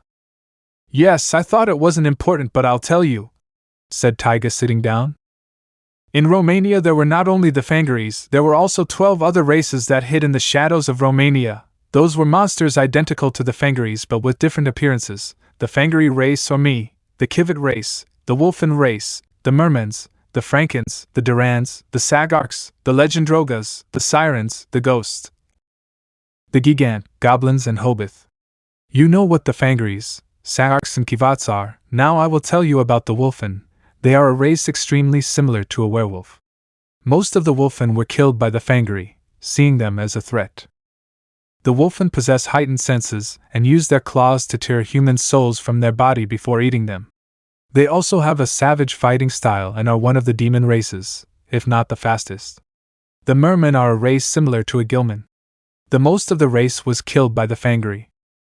They can manipulate water and have keen senses, making them excellent marksmen. It is unknown how the mermen feed compared to most other demon races who eat life energy. They are also among the fastest swimmers of the demon races. The Franken are a race based on Frankenstein's monster. Like wolfen and mermen, the Franken are nearly extinct. They are physically one of the strongest demon races, possessing unbeatable strength. Like other demon races, the Franken can feed on souls. They do this by grabbing a person and draining the soul through an electrical charge. The Doran are a massive, long-lived race of wyvern. The most notable of these is the Great Wyvern and its child, both of which were captured by the Fangire and fused into the mold of different buildings. The Doran have the ability to seal souls and feed on their life energy. They can also breathe fire and fly like most dragons. They also have different abilities between each individual Doran. Regarding the other races, they are extinct because the Fangires completely eliminated them. Taiga explained about the 13 demonic races, leaving Issei surprised. Surprising, so there are other races in Romania besides the Fangires and vampires? Issei said in surprise. Exactly, but the most important thing is how to deal with the man you met, Taiga said thoughtfully. Hey Issei, did you see another man who also emitted almost the same aura? Taiga said to Issei and he nodded. I think there was one in the academy stands. He had a slow and serious tone, Issei said, remembering the man. That man was Ricky, Taiga murmured. Well, I'm going to sleep, said Issei as he went to bed. Now we can see Issei sleeping deeply while Taiga and Kiva II were standing in front of Issei's room window. Kiva, what do you think is the purpose of the weapon monsters in coming here? Taiga said. I don't know, but I think that after losing your half-brother you were wandering around aimlessly for a long time, said Kiva. Yes, but do you think they came here for Issei? Taiga said. What makes you think that? Kiva said curiously. I don't know, that idea just came to my head, said Taiga and Kiva didn't respond. I don't know why I have the feeling that they came here to kill Issei, Kiva thought as he went to sleep.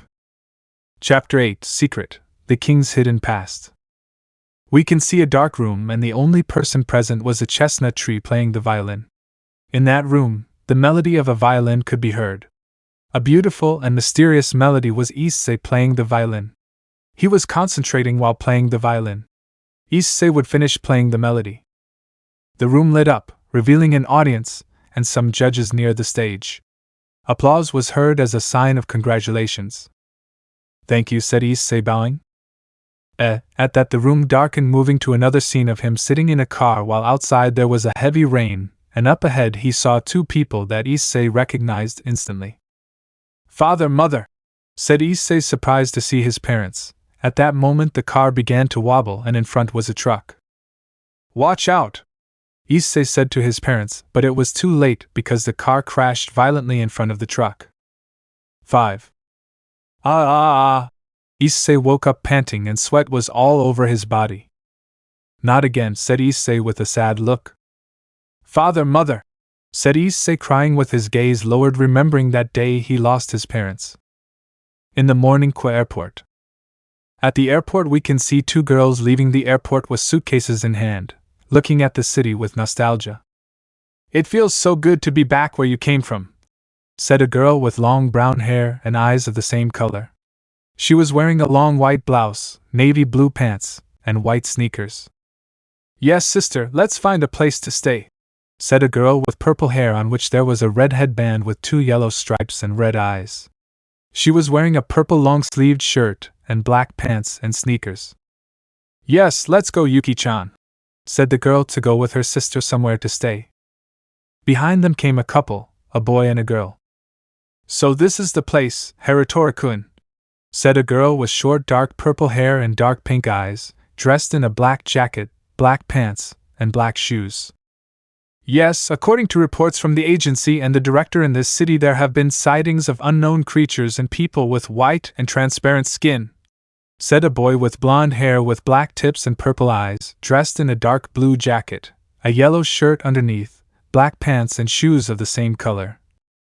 The most striking thing was a cane on his back and a 5-pointed star on his face.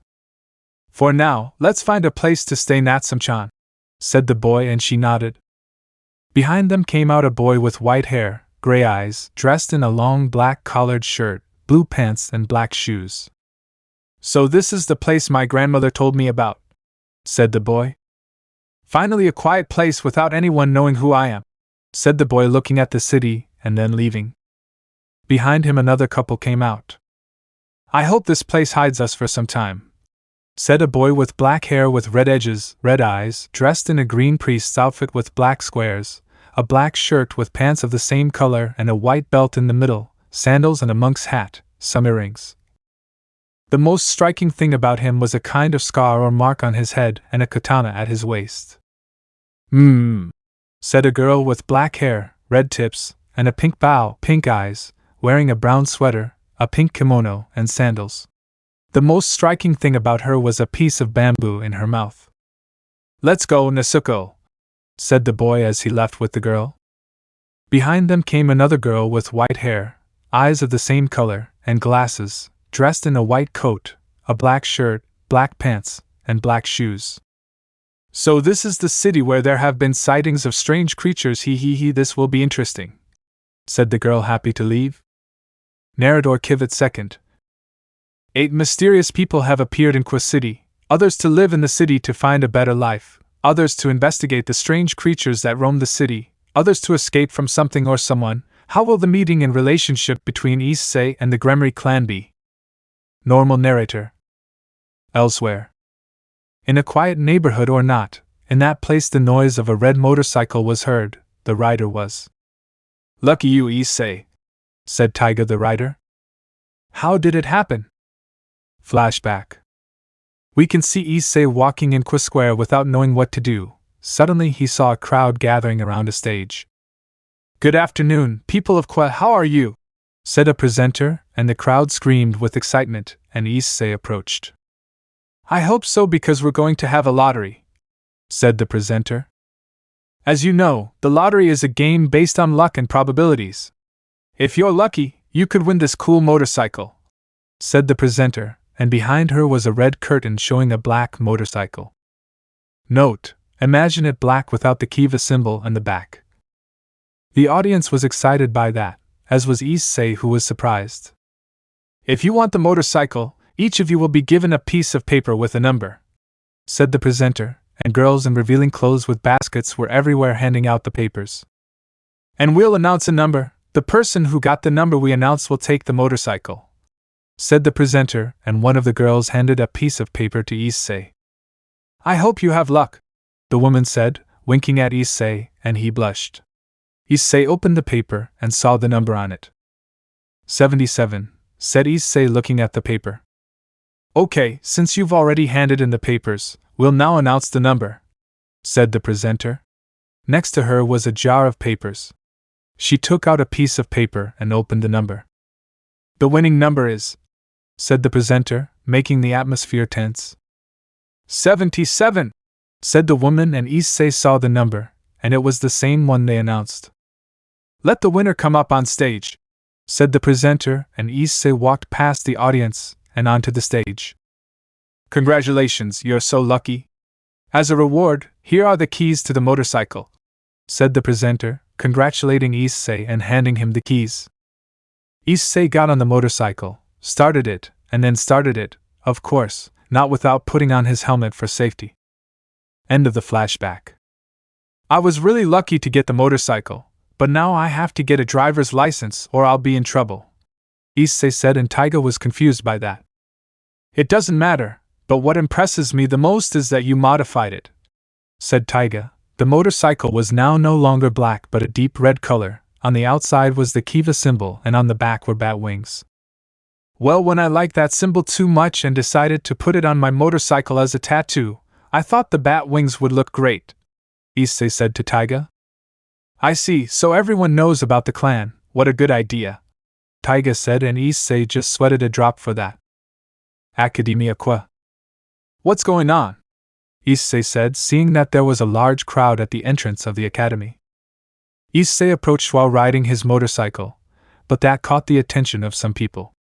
The brunette went to see what was happening and saw two people he immediately recognized. Asuna-senpai and Yuki-senpai, said Issei, looking at the two girls. Do you know them, Issei? Taiga said to Issei. Yes, when I was in first year of high school, they were known as the Aces of the Kendo Club. They have won 4 tournaments and will reach the nationals, but suddenly they left without explaining anything and never came back until now, said Issei, looking at the duo of girls. What's going on here? Said a short-haired brunette. Everyone flinched at the sound of the student council president's voice. The president. This is a threat from the council. Complaints from the students to the council floated in the air, but Sona's look made the students shudder, and they left, leaving Sona, Asuna, Yuki, Issei and Taiga alone, although he was invisible. Now what happens here? Said Sona, seeing the two sisters in shock. And soon. Asuna-san, Yuki-san. They both said their names and then hugged. Asuna-san, long time no see, said Sona happily. Same here, Sona-san, said Asuna. You too, Yuki-chan, said Sona, approaching Yuki. I thought I wouldn't see them again after moving to another city, said Sona, hugging Yuki. Issei, hearing that, was surprised that the Aces of the Kendo Club had moved. A lot of things have happened that made my family move to another city. I'll explain it to you later, said Asuna. Wow, what's going on? Said a voice next to Sona, Asuna, and Issei. It was Rias and her clan, along with Irina, arriving at the academy. Rias-san, both sisters said. Asuna, Yuki, said Rias to approach her and hug them. How long has it been since we last saw each other? Rias said happily. A year has passed, said Yuki while hugging Rias. Girls, let me introduce you to some friends I made, Rias said, signaling to her entourage. Nice to meet you, my name is Akeno Himejima. Akeno introduced herself to the pair of sisters. My name is Kiba Yuto, nice to meet you, said Kiba, introducing himself. Hello, my name is Kaneko Tuju. Kaneko introduced herself, and stars appeared in her eyes when she saw how cute Kaneko was. And nice to meet you, my name is Asia Argento, Asia said nervously. Nice to meet you, my name is Zenobia Corda, said Zenobia, introducing herself to the pair of sisters. And nice to meet you, my name is Gasper Vladi, Gasper introduced himself. It's a pleasure to meet you, my name is Rosswise, a teacher at the academy. Rosswise introduced herself. Nice to meet you, my name is Irina Shidu. She energetically introduced herself to the pair of sisters. My name is Kaido Haoidu, it's a pleasure to meet one of the beauties of the academy. Kaido introduced himself with a flirtatious tone. What a nice body they have, I would like to have them in my harem. Kaido thought in a perverted way, looking at the sisters. Nice to meet you, my name is Hana Haedu. Hana introduced herself. What a beautiful figure! I wish I had one to make Akira-san fall in love with me, Hana thought.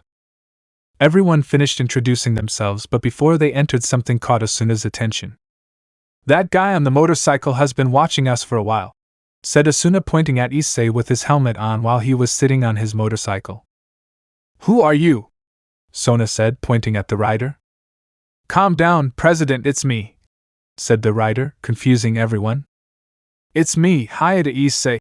The rider introduced himself, taking off his helmet, surprising everyone. Issei/kun/san/senpai/? Those present said Issei's name, but the most surprising thing was that he had a motorcycle. Where did you get a motorcycle? Rias said, surprised to see Issei sitting on the motorcycle. I won it in a raffle yesterday, Issei said, getting off the motorcycle and approaching the pair of sisters. Nice to meet you, my name is Hayata Issei, one of Rias's senpai friends. Sorry if I made you feel uncomfortable. Issei introduced himself very politely. How polite, both sisters said. Well, excuse me, I have something to attend to at the council meeting. See you later, said Sona as she left. You're still the same, Asuna said, watching Sona walk away. Just then, the bell rang. Oh, the bell rang. How about we talk after school? Rias said to the pair of sisters. Yes, both sisters said. See you, Rias-san, likewise everyone, said Asuna as she left. It was a pleasure meeting you all, said Yuki as he left with Asuna. The Kano sisters are always so happy, said Issei as he left. After school occult club. How delicious you are, Akeno-san, Yuki said happily. Thank you for the compliment, said Akeno. Well, Asuna, what brings you here after a year? Rias said as she looked at the pair of sisters. Likewise, I wonder what brings you here, Akeno said, and the other club members nodded. When I was about to enter second grade, my parents decided to separate because my mother discovered that my father had a lover. My mother, when she discovered them, asked my father for a divorce, but he refused. So my mother, my sister, and I decided to go to Sign and to find a better life there. The three of us lived a quiet life. My mother found an apartment with the money she had and a job as a waitress in a restaurant. My mother enrolled us in the city academy. From there we spent the second, although it was a little strange since we could hear screams of girls and a boy being chased by someone. My life in Sinan was quiet, but my father found us, telling us that we would return, but my mother refused again. But my father had a gun. He threatened us that if we did not return he would kill us. My mother tried to attack her husband, but he shot her in the arm, but he did not stop her. She tried to grab the gun, but suddenly a shot was heard. The one who received the bullet was me father. After that I called the police. I told them everything that happened. My father was arrested and my mother was hospitalized because she was injured. My aunt decided to take care of us, but she did not have enough money.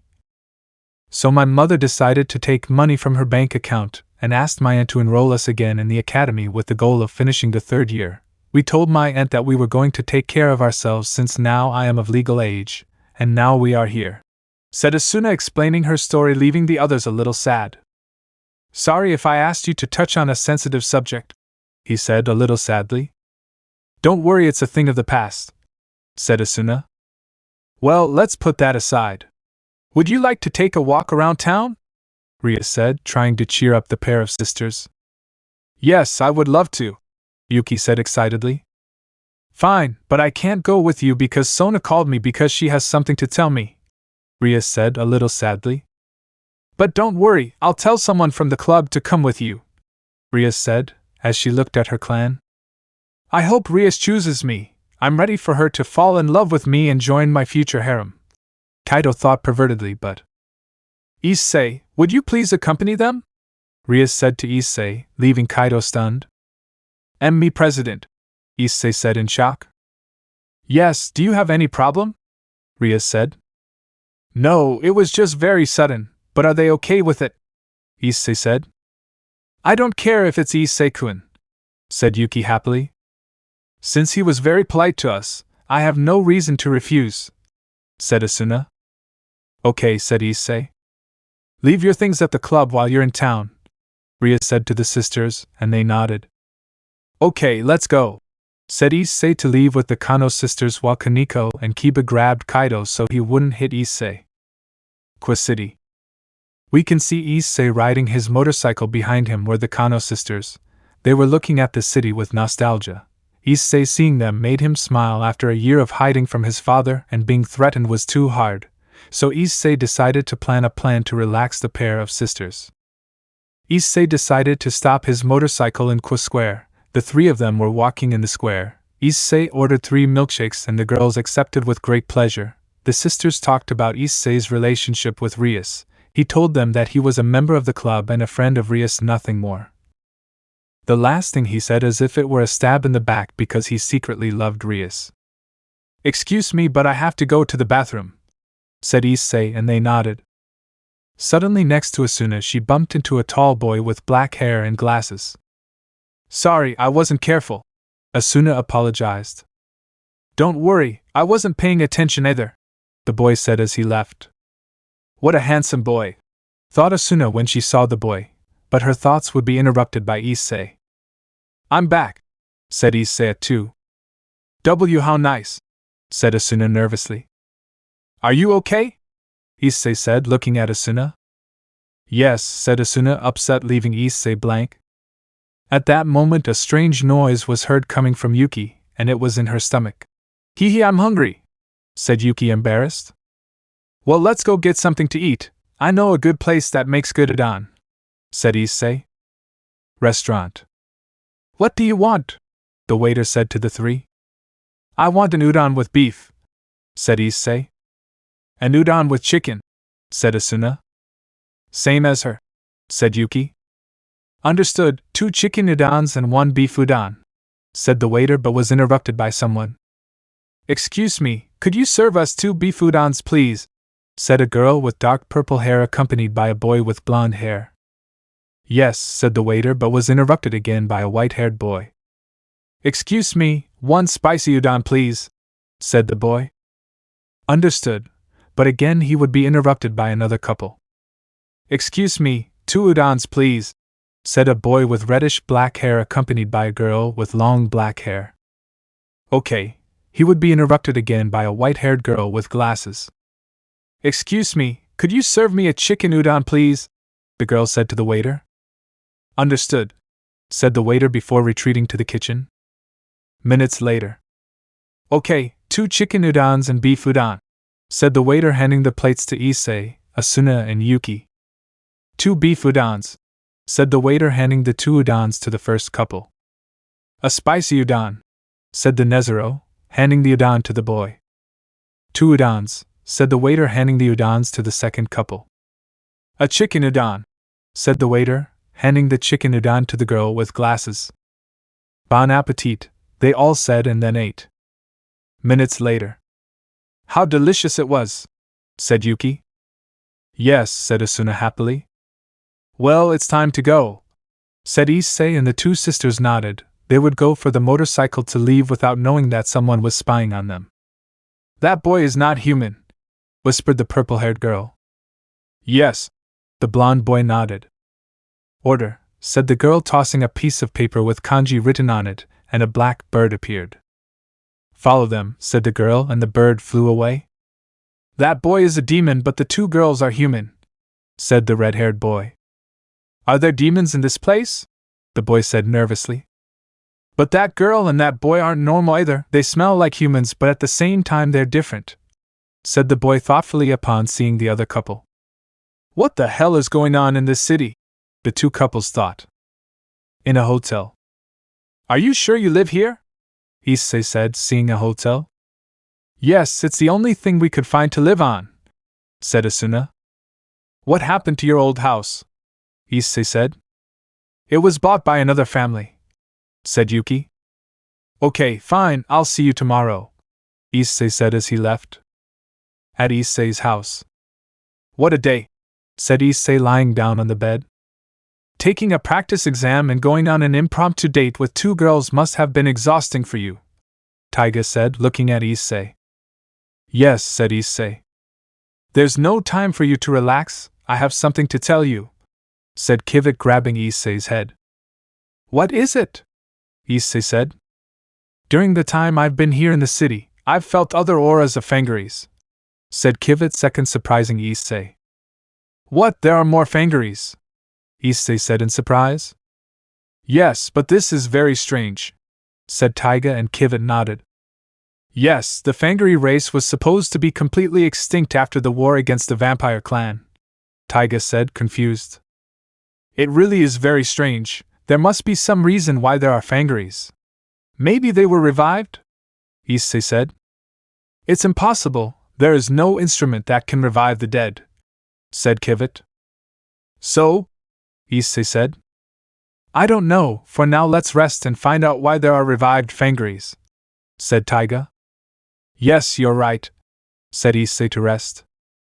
So by the way, Issei, while I was exploring your room I found something that caught my attention, said Kiva, confusing Issei. And what is it? Issei said. This, said Kiva second, and Issei was surprised by what he saw. He saw a violin, a musical instrument. Where did you get that from? Issei said in shock. From the closet, said Kiva, and with that, Issei grabbed the violin and put it in the closet, then locked it. Hey Issei, because you locked yourself, Kiva said, but would be interrupted by Issei. Because I wanted to, Issei said in an annoyed tone. Hey, are you hiding something from me? Shut up, said Issei angrily, and Kiva fell silent. Okay, then the second hand came to the reading room.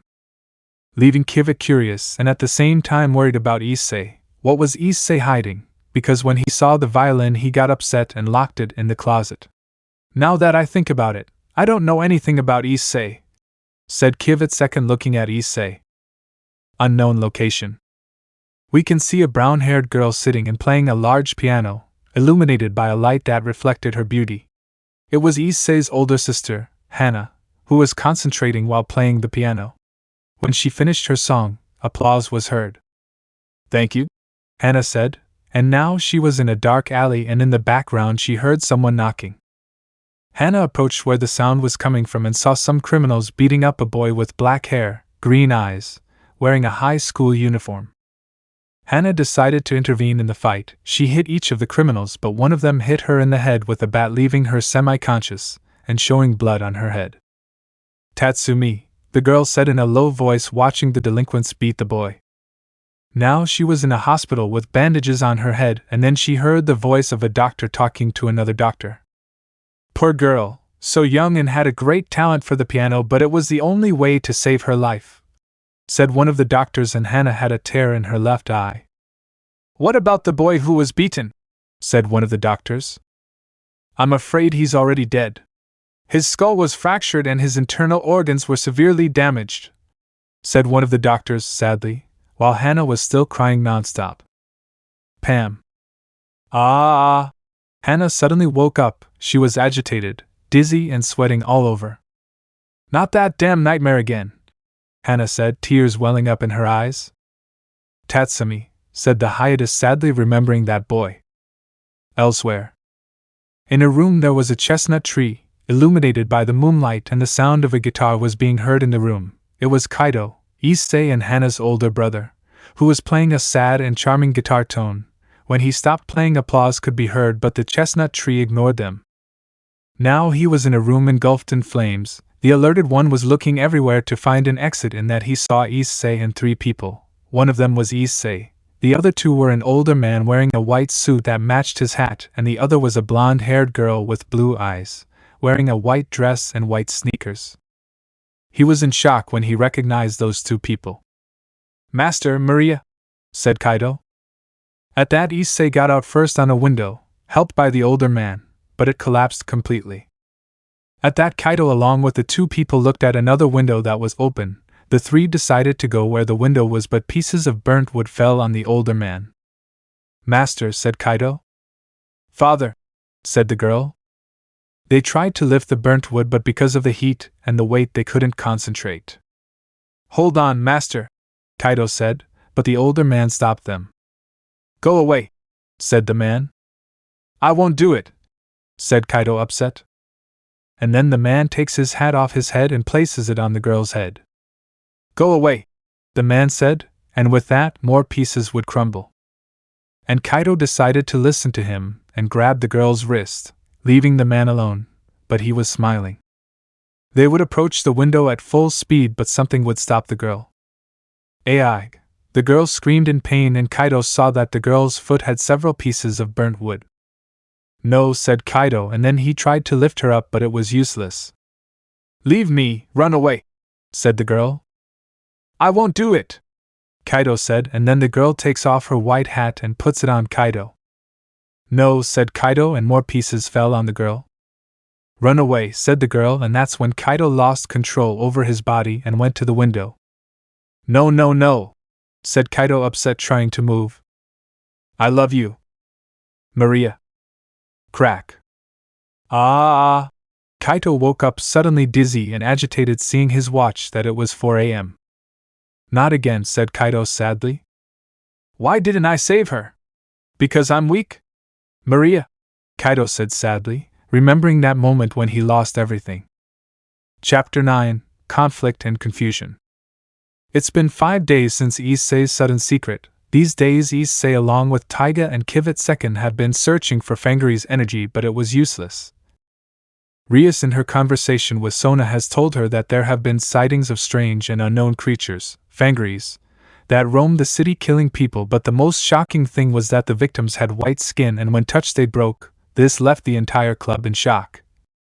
Sometimes Issei felt harassed for no reason, that is because the purple-haired girl along with the blonde boy followed him, as well as the reddish-black-haired boy along with the girl with the bamboo in her mouth, but Issei would not give them importance, and continued on his way.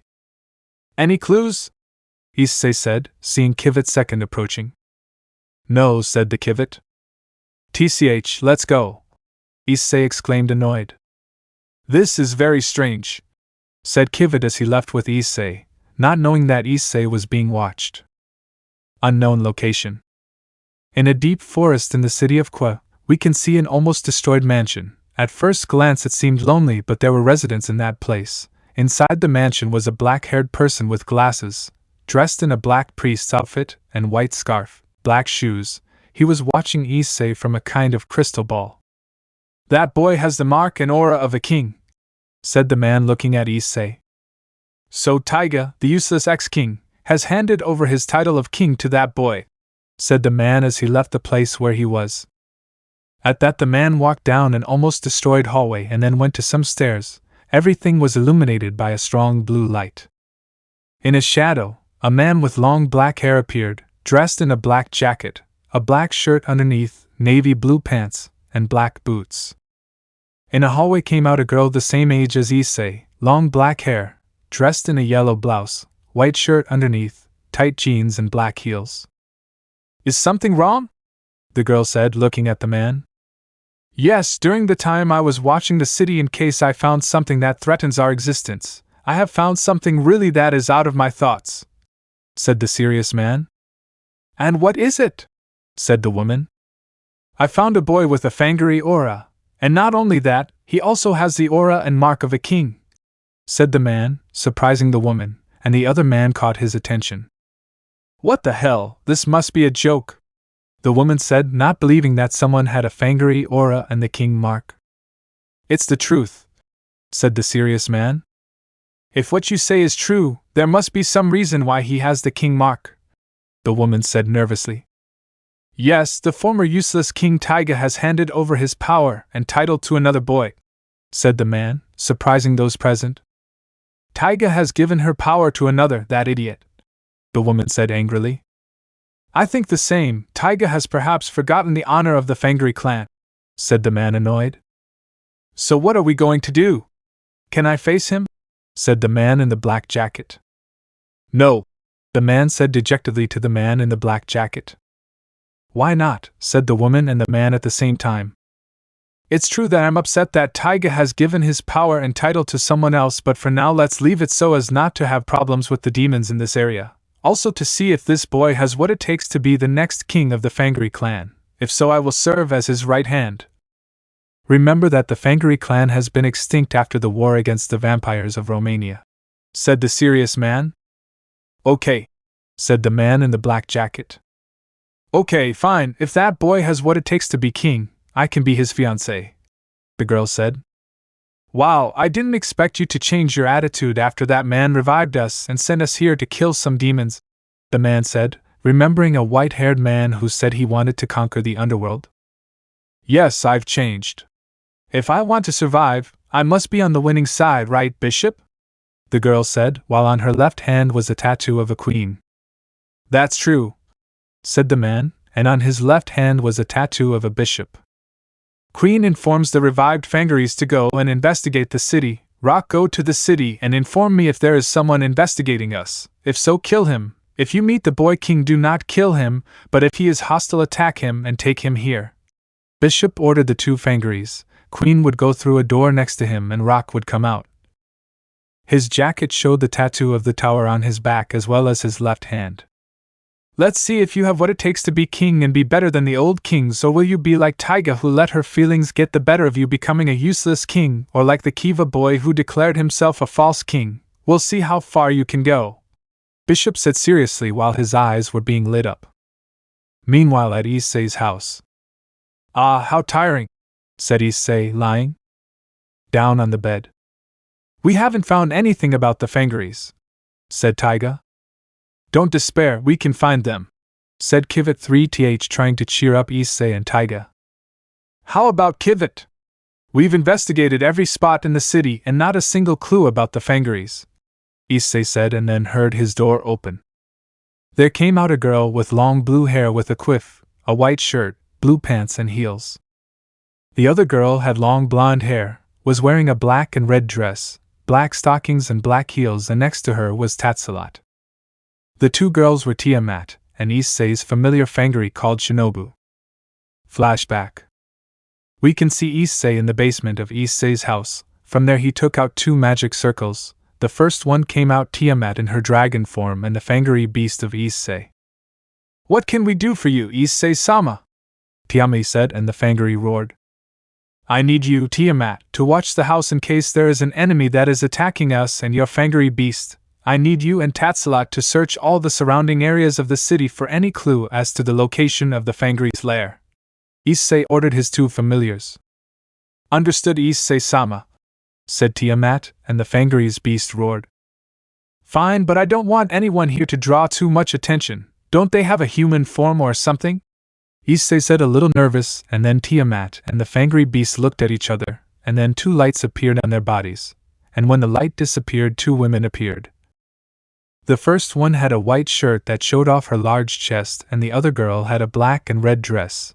The brown-haired boy just blushed because of that. He has seen the beauty of Rias and the other girls, but it was a different beauty. How about it? Tiamat said to Issei. Fine, Issei said, blushing. Okay, everyone knows what to do. By the way, do you have a name? Issei said to the Fangire girl. No, said the Fangire beast. How are you, Shinobu? Issei said, and the girl looked confused. Shinobu? In Japanese it means the heart under the blade. Issei said the meaning of the name and smiled. Shinobu, good name, said Shinobu, happy for the name given by Issei. Alright, enough with the cute eyes, there's work to do, Shinobu, Tiamat said, dragging Shinobu, and Issei got a drop for that. End of the flashback. No matter when I see them, their appearance always impresses me, Issei said in his mind. Did you find anything? Issei said, and the two shook their heads from side to side, indicating that they didn't find anything. Nothing, said Tatsalot. Damn, if we don't find the lair where the resurrected Fangiries are, it will be a big problem, Issei said in his mind, and at that, Issei's phone rang. Hello, said Issei, answering the call. Hey Issei, I know it's Saturday, but could you go to the occult club? I have something to tell everyone. I called the others to come, Rias said to Issei on the cell phone. Okay, I'm going there, said Issei as he hung up. I'm going to the club, the president wants us all to meet, Issei said. You guys keep an eye out, and if there's any news about any Fangire, call me, Issei said seriously, looking at the members of his clan. Understood, all the Taiga Mebos nodded. Very well, said Issei to leave. At the occult club. Well, now that we're gathered here, let's get to the main topic, Rias said seriously, and all the members of the occult club and the Gremory clan were gathered. According to Sona, there have been quite a few victims in the territory lately, about corpses with transparent skin that shatter when touched, Rias explained, and then the redhead showed images of the corpses with transparent skin. But the most curious and strange thing is that they have an unknown aura. It's not that of a demon, nor of an angel, nor of a fallen one, nor of any other member of a faction, Rias said thoughtfully, and then she remembered something. Issei, said Rias to the brown-haired boy. Yes, madam, said Issei. Could you release some of your aura? Rias said, leaving Issei and the others confused. Because, said Issei confused.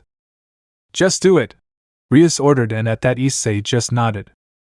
The brown-haired boy released his aura, and at that the whole club was surprised that his aura had even changed. It was not the same aura that they knew. It was a different one and of course unknown to them, but the most surprising was Rias, since she knew this aura.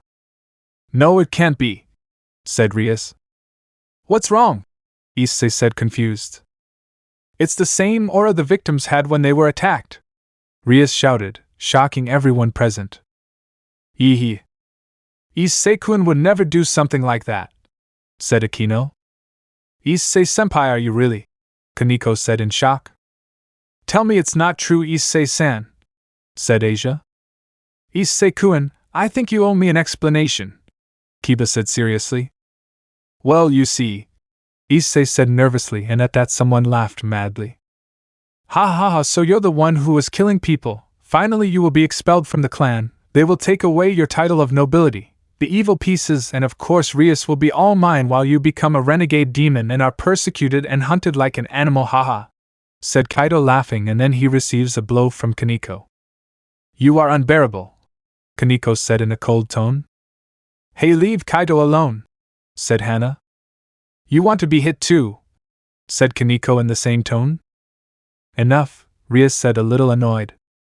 Stop interrupting me, especially you, Kaido, Rias said, a little annoyed, and Kaido just stood up a little annoyed. I have children, very little Patanko. I suck the bone. Very well, Issei, do you have something to say about the transparent skin victims? Rias said seriously, looking at Issei. I, Issei Hayabu, pawn of the Gremory clan, have nothing to do with the victims or have a relationship with the unknown creatures. All I did was investigate the surroundings of the city in case there was a signal or clue about the place where the unknown creatures were hiding, said Issei seriously, looking at Rias. The redhead could only see Issei's serious face. She knew that he was not the type who would attack people just because. He only attacks people who wanted to end the lives of his friends. It would be best if I left. I'm sure everyone must be confused as to whether I'm related to the murders, Issei said seriously as he left the club. President, what do we do? Kiva said, looking at the president seriously. Leave Issei alone for now. I'm sure he was a little upset that I accused him out of nowhere, Rias said. Oh, I forgot, there are 4 people with slightly different auras wandering around the city. Keep an eye on them if they are related to the Chaos Brigade, Rias said, showing the image of 4 people. Somewhere else, we can see a certain man in a black jacket walking around the outskirts of the city. It was Rock. He was looking at the whole place. What am I going to do for fun? Rock said in a playful tone, unaware that he was being chased by a couple. That man has a scent I don't recognize. It's not from a demon, not even from one of the unknown creatures following us. Who is he? Said a dark-haired boy with red hair, accompanied by a girl with a bamboo stick in her mouth. The mysterious couple was chasing Rock, who was just looking around until he had the idea. Rock approached a couple and pointed at his glasses. They approached to grab him, but... No, I tried that before, Rock said, remembering the time he killed a man with glasses. Rock just walked away, leaving the couple confused. What is he doing? The boy said, confused by the man's actions. Rook was just walking around the city, but he was a little annoyed at not knowing what to do, and of course no one around him seemed suspicious. Rock approached a kind of bamboo tree. The tree shop manager just looked at Rock confused. Can I help you? Said the manager. What is this? Rock said to the owner. This is bamboo, said the owner. Bamboo, said Rock. Yes, bamboo, don't you know them? The owner said, and Rock just said no. It seems you are a foreigner. I will explain to you what it is. An explanation later. I see, said Rook. Yes, that's why I like bamboo. Do you want to buy one? The owner said, but saw Rook walk away. Well, have a nice day, said the manager. Now I have something to do. I'm going to pick bamboo. The maximum time is 1 hour, said Rook, looking at his watch, and then setting an alarm. Now what are you doing? The boy said, confused. Rook was just passing through the city. People just looked at him as he was hiding in some bushes. He didn't find what he was looking for until he found one in a transport truck. Without hesitation he picked up the bamboo, but those who were carrying the bamboo snatched it from him. He got upset and continued looking for bamboo, but... Pie. The alarm on his watch rang. Tisk, I lost the game, time for punishment, said Rook in an annoyed tone. Game, punishment? What has he been doing? The boy said, confused. The couple followed Rook until they reached a kind of electric power plant. This will be enough, Rook said, grabbing the wires, and then... Aya! Screamed Rook as he was electrocuted. The boy could only watch in shock as the man called Rook electrocuted himself. Is he committing suicide? The boy said in shock, and at that Rook would let go of the cables and fall unconscious. What the? The boy said in shock, and the girl was just surprised. Hey sir, are you okay? Said one of the employees. Is he dead? The boy said, sweating bullets. Ah, said the employee. Hey, said the boy in shock, seeing the scene. On the employee's back, 2 reddish blades appeared, digging into his shoulders. The man's skin color began to disappear. Now his skin had a transparent white color. Ha ha ha ha, how long since I felt this sensation, said Rook, getting up as if nothing had happened and laughing. But what is that thing? It's very different from the demons I've faced. I need to escape from here, and that way I'll be safe. No, what am I doing if I leave? It's like escaping from the enemy. Besides, I can't ignore that creature. I'll kill more people. I have to stop it before it causes another murder. I will protect the people of this place and Nezuko, the boy said as he left his hiding place. He sheathed his katana and went on the attack with incredible speed. Take it, said the boy as he cut his body. Clank. The sound of metal hitting another metal was heard. At that, the boy saw that Rook blocked his attack with his arm. What? The boy said in shock, and suddenly Rook grabbed his neck. Oh, interesting, that cut was really strong and fast. Any human would have lost a part of their body upon feeling the touch of your weapon, said Rook, holding the neck. But on Rook's face, multicolored glassy marks would appear, green, red, white, yellow, and he transformed into a kind of unknown creature resembling a lion, white mane with golden horns, a black chest plate with small shields, shoulder pads with faces of a human playing the trumpet with a green flag. On his shoulders the word Rook was written. What the hell? The boy shouted, but Rook in his Fangire form was choking him. It's useless. Ha ha ha, die, said Rook. PM. Sounds of metal hitting were heard. Then Rook saw a girl hitting him by kicking him hard. Nezuko, said the boy, seeing the girl who was with him was hitting Rook. Oh, so you tried to attack me from behind so I would release the boy, said Rook, seeing how Nezuko was kicking him. But Rook would grab the girl by the neck and now strangle her. Your attacks are useless, ha ha, said Rook, laughing. Pull, said the boy, trying to hit Rook. It seems you don't understand. Your attacks are useless, ha ha ha, said Rook. No one can stop me, Rook said, and with that. But what? Said Rook, seeing that plants with a pointy appearance started coming out of nowhere from the ground. Rook, in surprise, would release the boy and the girl named Nezuko. I knew it, that man wasn't human, said a purple-haired girl running. You were right, Natsum, that guy wasn't human, said a blonde boy running along with the girl named Natsum.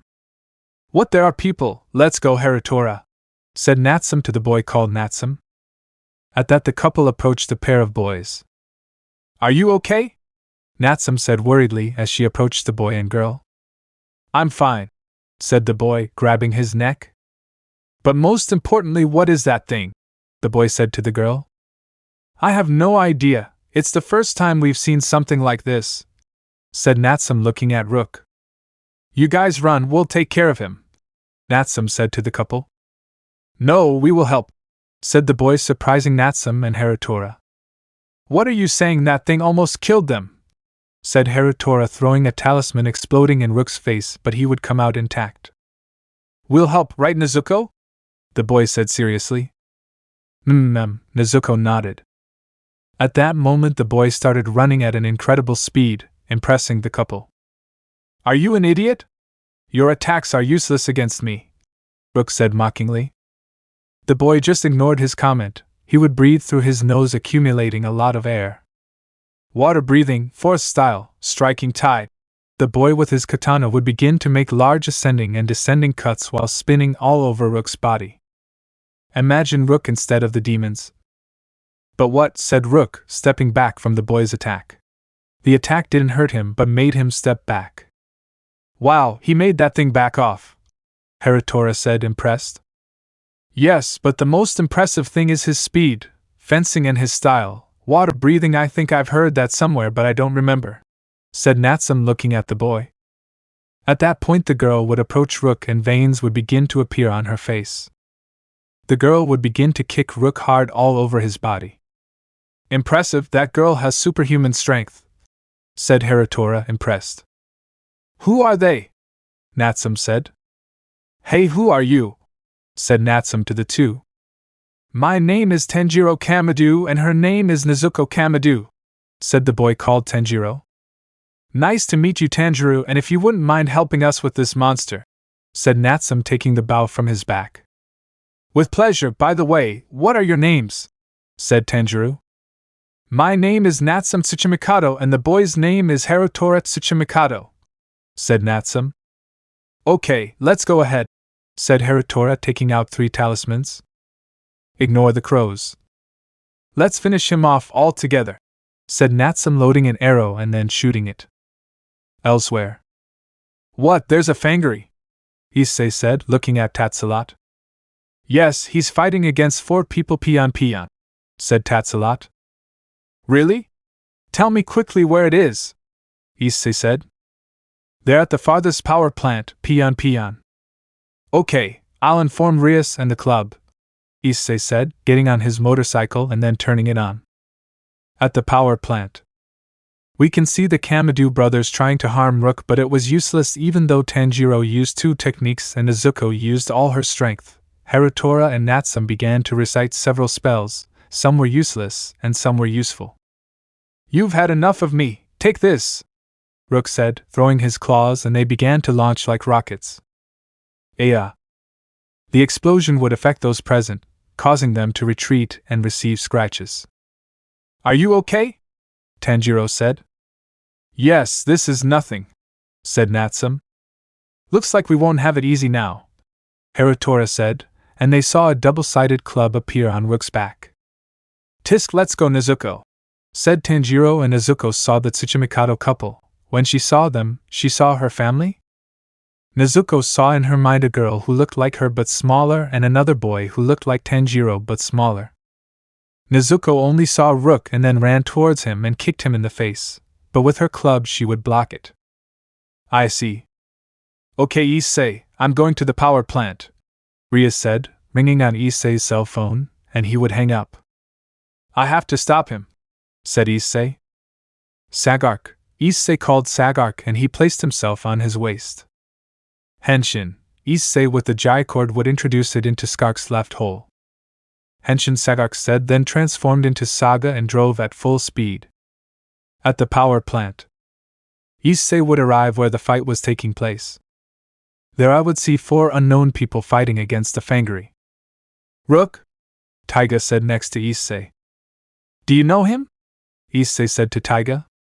Yes, he's a Rook. He's one of the Fangires who worked for the clan and for my father. He's part of the Checkmate 4, the most powerful Fangires in the clan, Taiga explained to Issei. This is going to be a big problem, Issei said in his mind. In battle. Seriously, how can this guy have so much stamina? Natsum said on his knees when he saw Rook with dust on his body. TSK, what shall we do? If only I could use that, Harutora said and thought, remembering his master's spell. It's time to finish you off, Rook said, running to the group, but... Rook suddenly felt a tickling sensation on his back. He looked back and saw a familiar figure. No, it could be you. He didn't finish speaking because a whiplash was hitting him. At that moment, Issei's Saga was seen whipping Rook hard. Who that? Said Harutora, watching Saga hit Rook hard. I don't know, but I think he's on our side, said Natsum.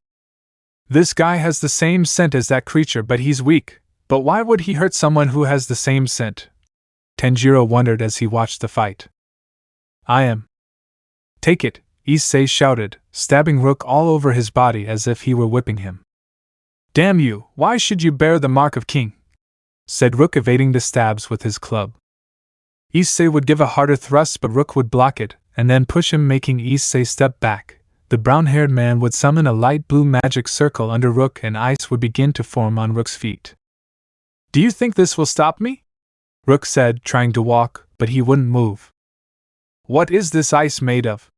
Rook said, trying to free himself.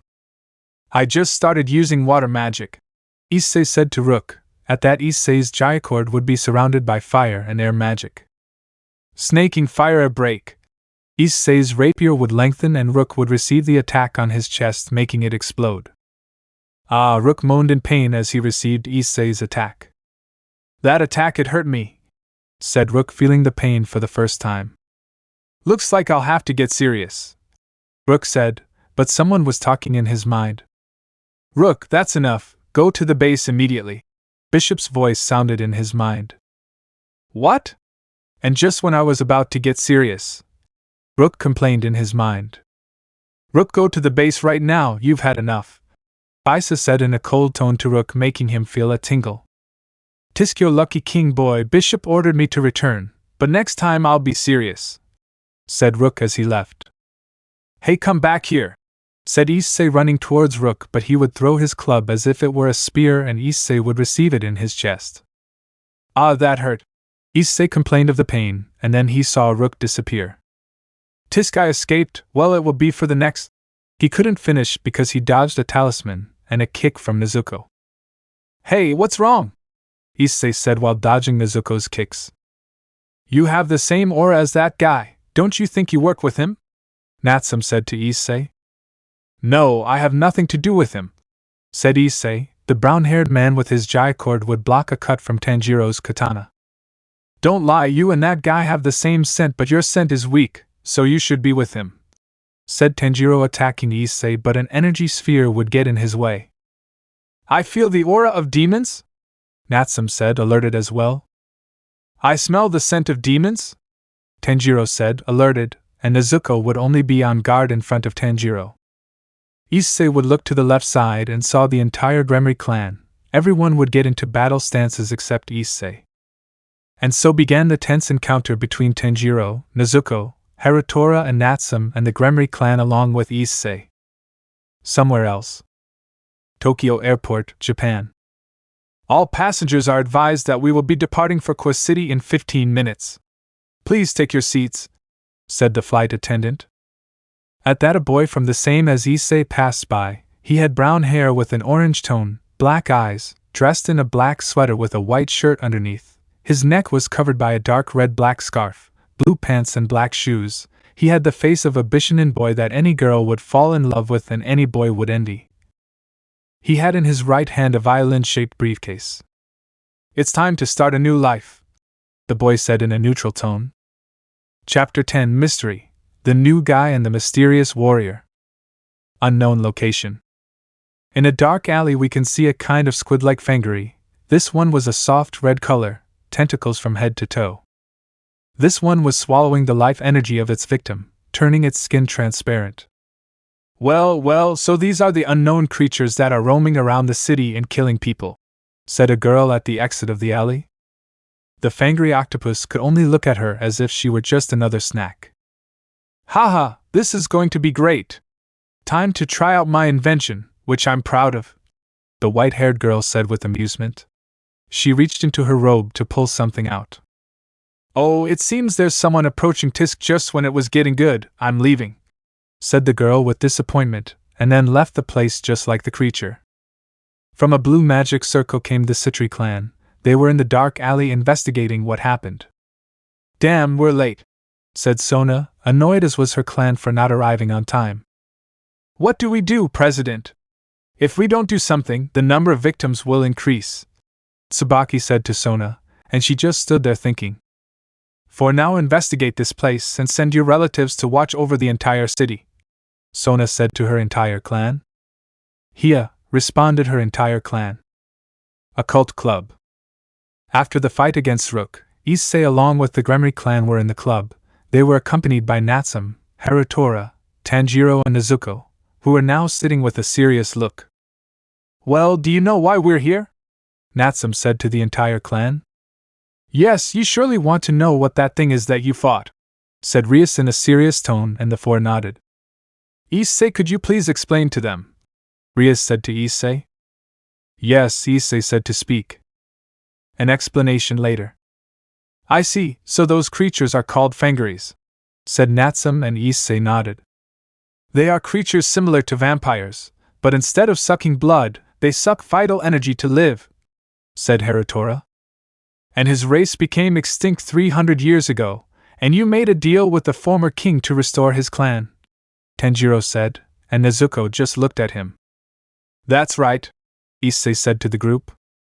I'm not surprised anymore. An extinct race that feeds on vital energy is a little crazy and hard to believe, but seeing it firsthand and with my own eyes I have. I agree with you, Natsum, said Harutora. Me too, Natsum-san, Harutora-san, said Tanjiro. Now that I think about it, we haven't even met, Rias said, sitting at her desk. Yes, let me introduce myself. My name is Natsum Tsuchimikado and his name is Harutora Tsuchimikado. Natsum and Harutora introduced themselves and the whole club shuddered at that. Tsuchimikado? Wait, you're part of the Tsuchimikado clan. What a surprise to see someone from the clan. Does the Onmyo Academy have something on their mind? Rias said, smiling. No, we only came because there have been sightings of those creatures in the city, Harutora said seriously.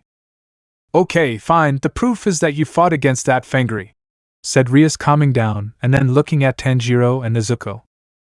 Nice to meet you, my name is Tanjiro Kamadu and this is my sister Nezuko Kamadu. Tanjiro introduced himself. Nice to meet you, Tanjiro-kun and Nezuko-san, can I ask you something? Rias said and Tanjiro nodded. Why does your sister have bamboo in her mouth and also have an unknown aura? Rias asked, making Tanjiro nervous. It's a long story, said Tanjiro in a slightly sad tone. Sorry if I said something sensitive for you, Rias said apologetically. Nice to meet you, my name is Rias Gremory, heiress of the Gremory clan. Rias introduced herself to the four. Nice to meet you, Rias-san, both Tsuchimikados said. Nice to meet you too, Rias-san, said Tanjiro. My name is Akeno Himejima, said Akeno. At that the four M's were in shock.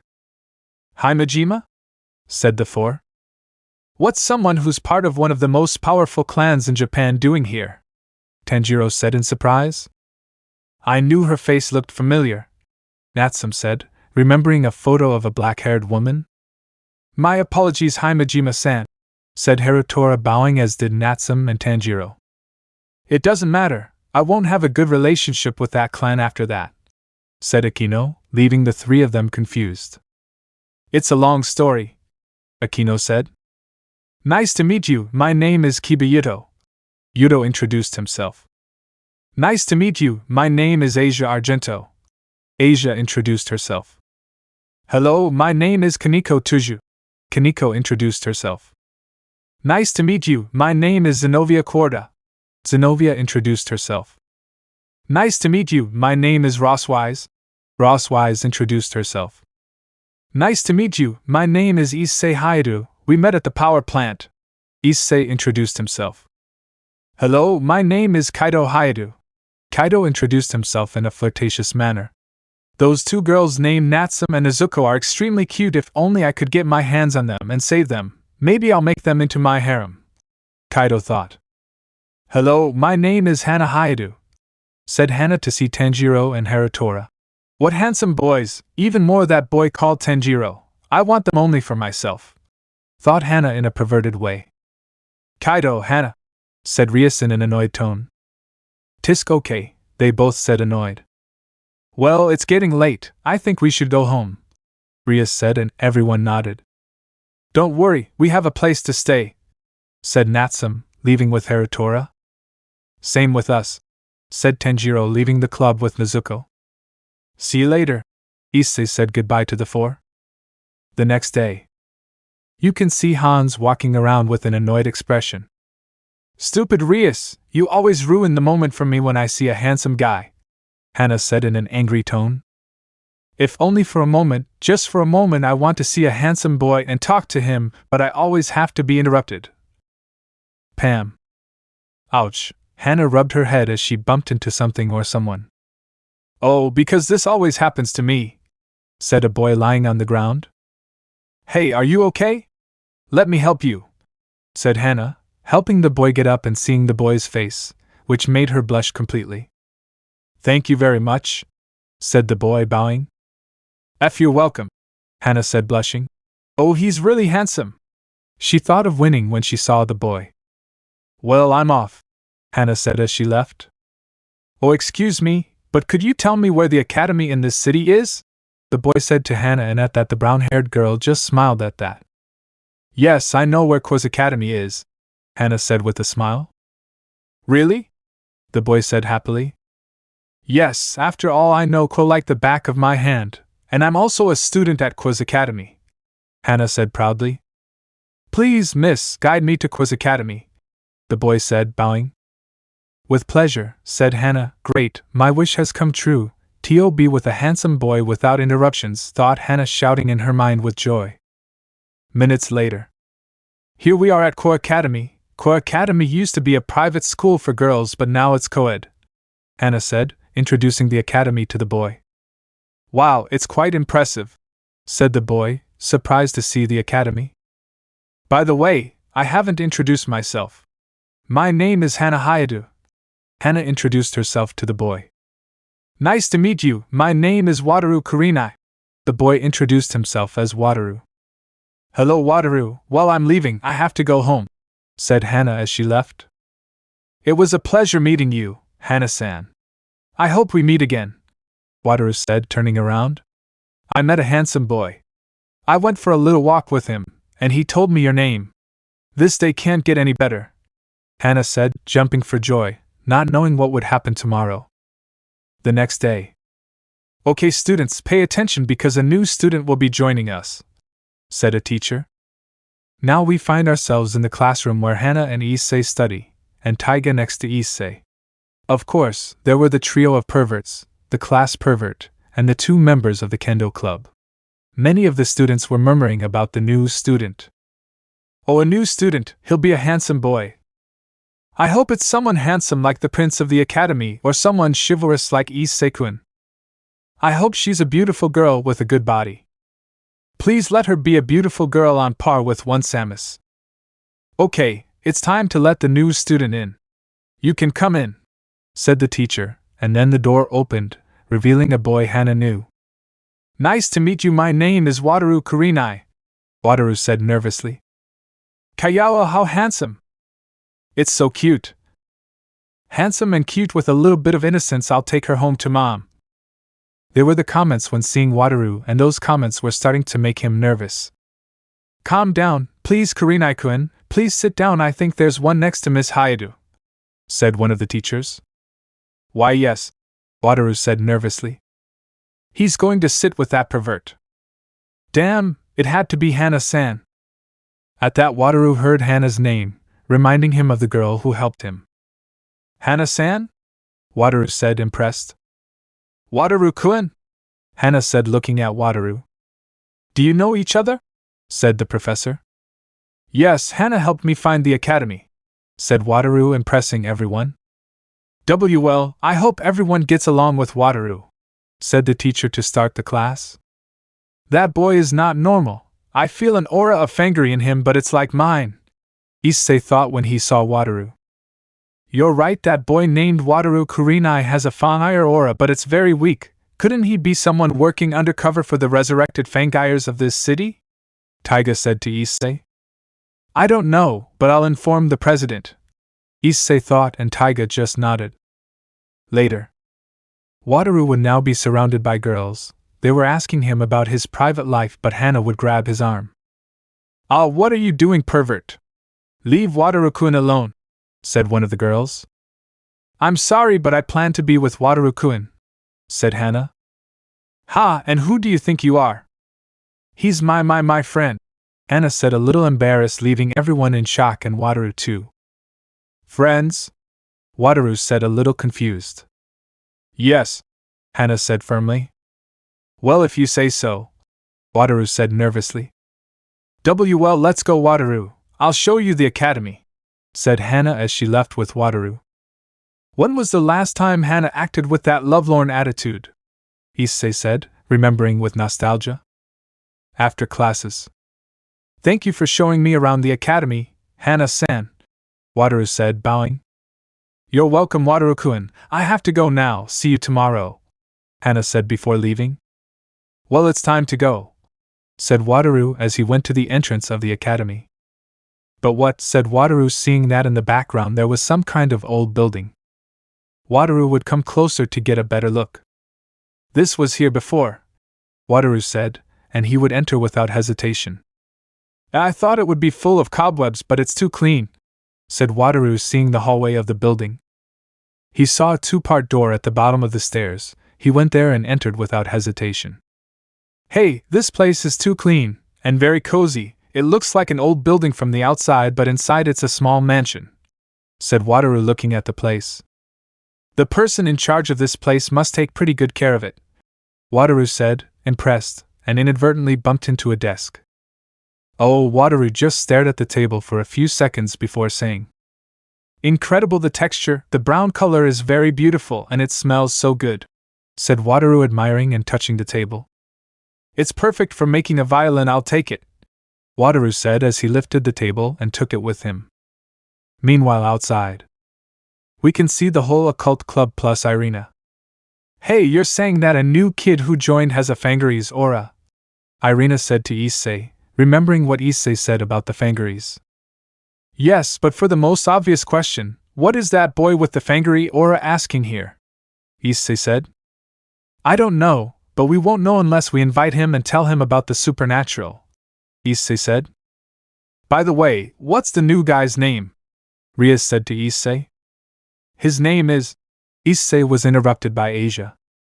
"One-sama, someone is taking the club table," Asia said to Rias, and in that the whole club saw Wataru dragging the club table. "Let's go a little further," Wataru said with effort, dragging the table. "Hey, what are you doing taking the table from the occult club?" Rias said authoritatively to Wataru. "I'll take her to my house to make a violin," Wataru said, dragging the table. "How about making a violin? Return that table to the club room," Rias said, a little confused, as she went to where Wataru was. Rias would also drag the table, but Wataru only dragged it to the opposite side. "Hey, what are you doing? Give it back," Rias said, a little angry. "No," Wataru said. "Wait, you'll break the wood," Rias said. The whole club was shocked when they saw Wataru and Rias fighting over a table. Now someone must intervene," said Akeno, looking at the scene. "I'll do it," said Issei. "You know what, if instead of fighting over a table, you could just settle it by talking?" Issei said. "You're right, if you let her go I'll grant you 3 wishes," said Rias. "Make it 5, said Wataru. 4, said Rias. "Okay, 3, what will you give me?" Wataru said. "Let's stop fooling around," Issei said, a little irritated. "Yes, it's the best, we won't solve anything by doing this," Rias said calmly, letting go of the table. "Yes, you're right," Wataru said, also letting her go. Minutes later, a cult club room. "Could you give me the table?" Wataru said a little nervously. "I'm sorry, but I can't give you the table," said Rias, sitting. "Hey, but you told me you would give me 3 things," said Wataru. "Yes, but I can't give you any club property. I'm sorry, but you better ask for something else," said Rias, convincing Wataru. Well, minutes later. Convincing that boy was difficult," Rias said. Era, that's right, he asked for a place where they make violins, a place where there is very good wood and of course ingredients for a varnish," said Akeno.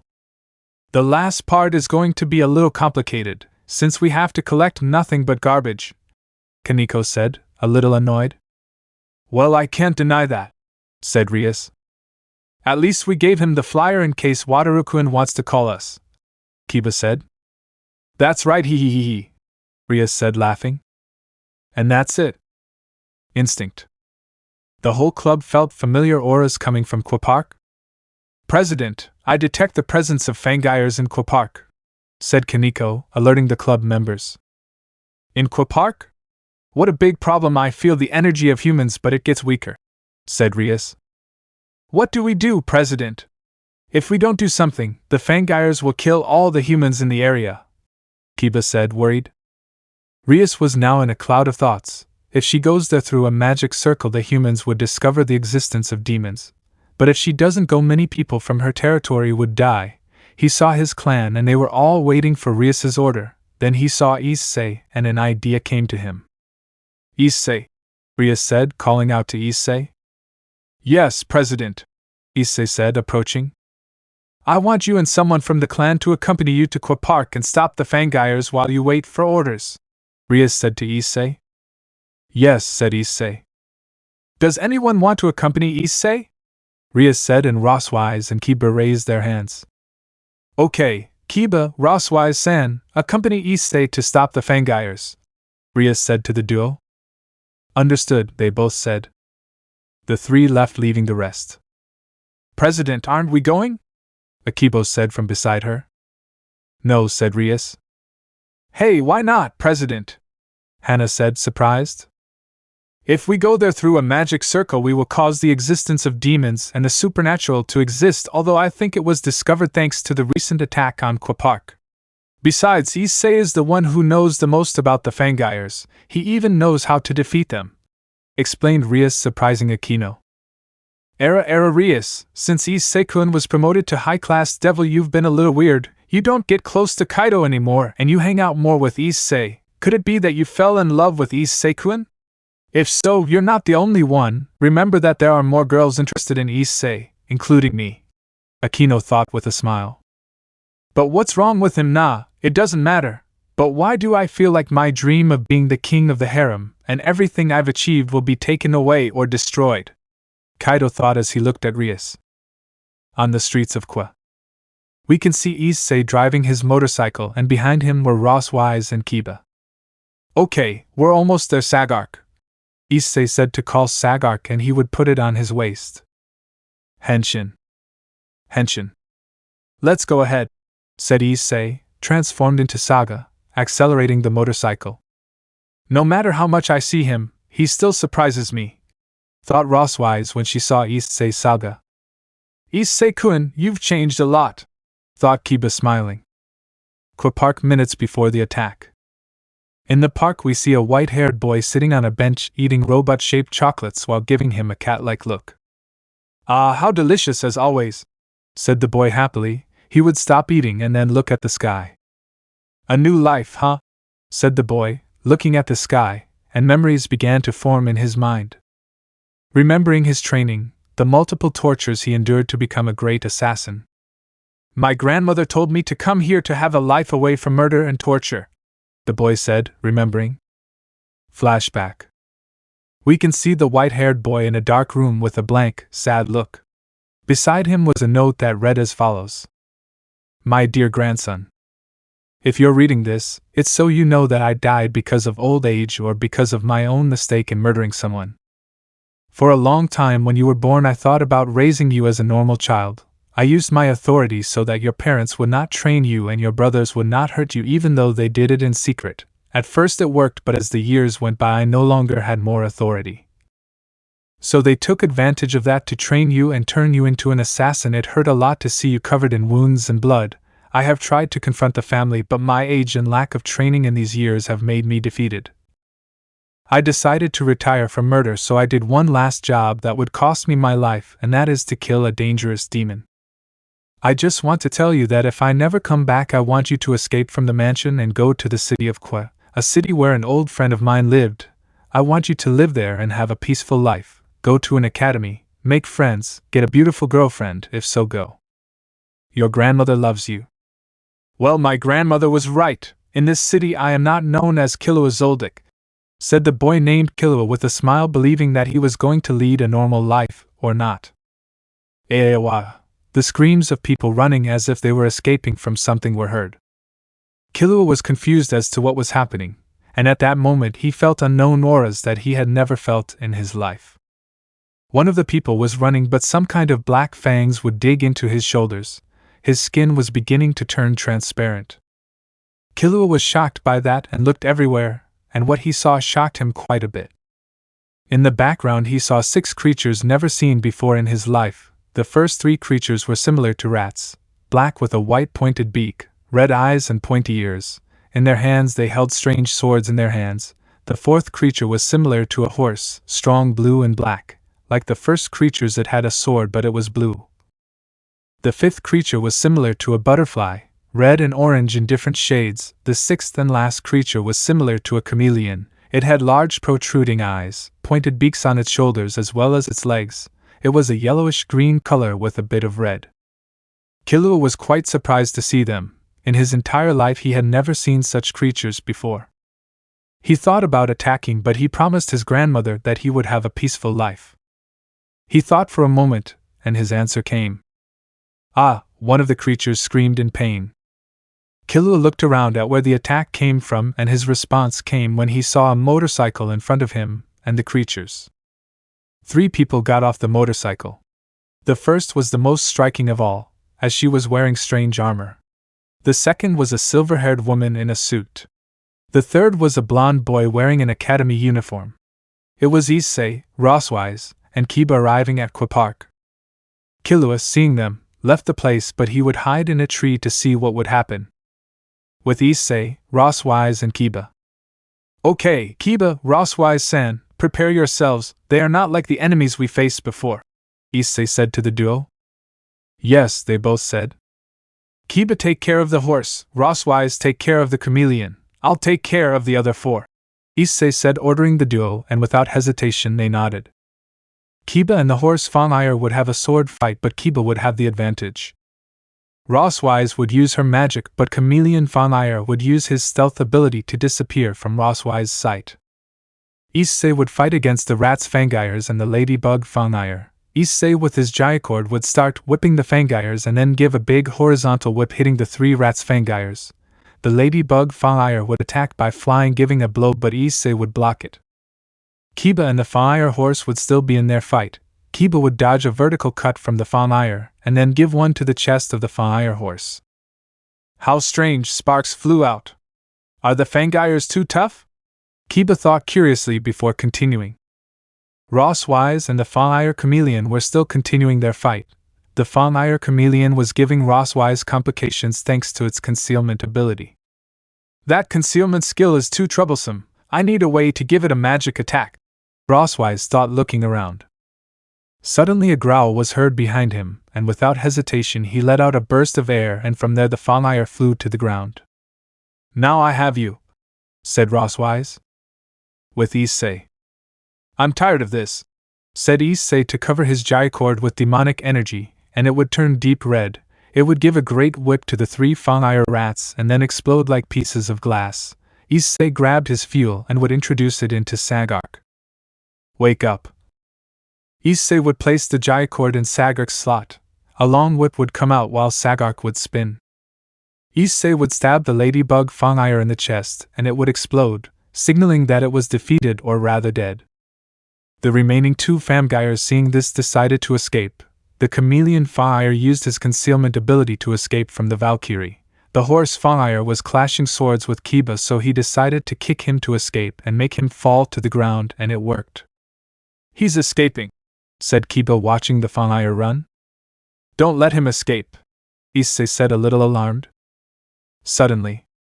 Wow, I didn't expect to find one of these creatures during the day, said a white-haired girl in a white coat. Hey, what are you doing? Get out of here, that creature is dangerous, Rosswise said to the girl, and she just smiled. I'm sorry, but no, I didn't come to this city for nothing, the girl said, taking a belt out of her robe and placing it around her waist.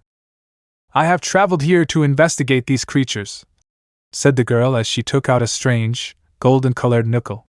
A robotic noise could be heard as she took it out.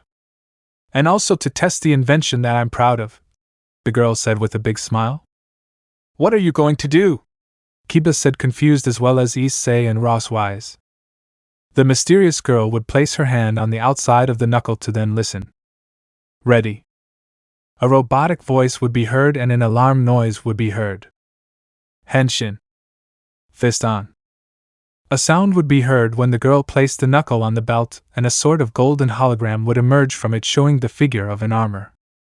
When he made contact with the girl, he disappeared, revealing white armor with blue stripes and silver gloves. The helmet had a kind of visor in the shape of a golden cross. What? Issei said, impressed to see the girl's armor as well as Rosswise and Kiva. The Fangire horse just got into battle stance. Let the experiment begin, said the girl. The gem in the middle of the visor began to glow and began to open, letting out a burst of heat. Now the visor was no longer the same, now it had a red visor. The Fangire would receive the blast of heat, damaging it immediately and sending out sparks. The Fangire would rise, but now the girl was holding a kind of black pistol with a long cartridge and a red gem. The girl would start shooting all over his body, letting him fall. Come on, that's all, the girl said mockingly, shooting him all over his body. The Fangire horse got even angrier and without hesitation decided to give him a cut. What I didn't expect was that the girl's weapon would change to a red sword. Now the girl and the Fangire would begin a clash of swords. Their fighting style is too aggressive, Issei thought as he saw them. His swordsmanship is good, but he has several openings, Kiva thought as he watched the fight. The Fangire horse would attempt an upward slash, but the girl would dodge the attack by countering with a vertical slash, causing it to retreat. The girl would jump and give the Fangire a flying kick. It's time to end this, the girl said, taking a whip from her belt and inserting it into the knuckle. Issei Caliban rise up. Lightning would shoot out from the girl's armor, the symbol on her chest would light up, blinding the Fangire. The girl would make a pose and then make the rays disappear. Ahak, the girl screamed, making several vertical, horizontal and zigzag cuts. The Fangire would take all the attacks without being able to dodge any. When the girl finished delivering one last slash, the Fangire fell to its knees and then the Fangire would break into pieces, leaving the three demons impressed. The girl's armor would begin to disappear. Well, I'm done, said the girl to leave, but she would be stopped by Issei, who now no longer had Saga's armor. Wait, who are you? Issei said. Haha, I'm just someone passing by, so bye, said the mysterious girl as she left. What a strange girl, said Issei looking at the girl. Now Kwa City had a mysterious warrior roaming the streets of Kwa. Chapter 11 Memories. In a valley not far from the city, we can see a 10-year-old boy with brown hair running through the valley. The boy had a smile on his face, indicating that he was having the time of his life in that remote valley. But he wasn't alone. He was accompanied by a boy his age, also wearing a smile on his face. The pair were running around playing catch. I caught you, said the brown-haired boy, grabbing the boy by the shoulder. You won, the boy said in a dejected tone. Don't worry, I'm sure you'll win next time, said the brown-haired boy, encouraging the boy. Really? Thanks, said the boy, smiling again. By the way, what's your name? I didn't ask you your name when we met, the boy said with a smile. My name is... Hey, said Issei, waking up from his dream or a memory of the past.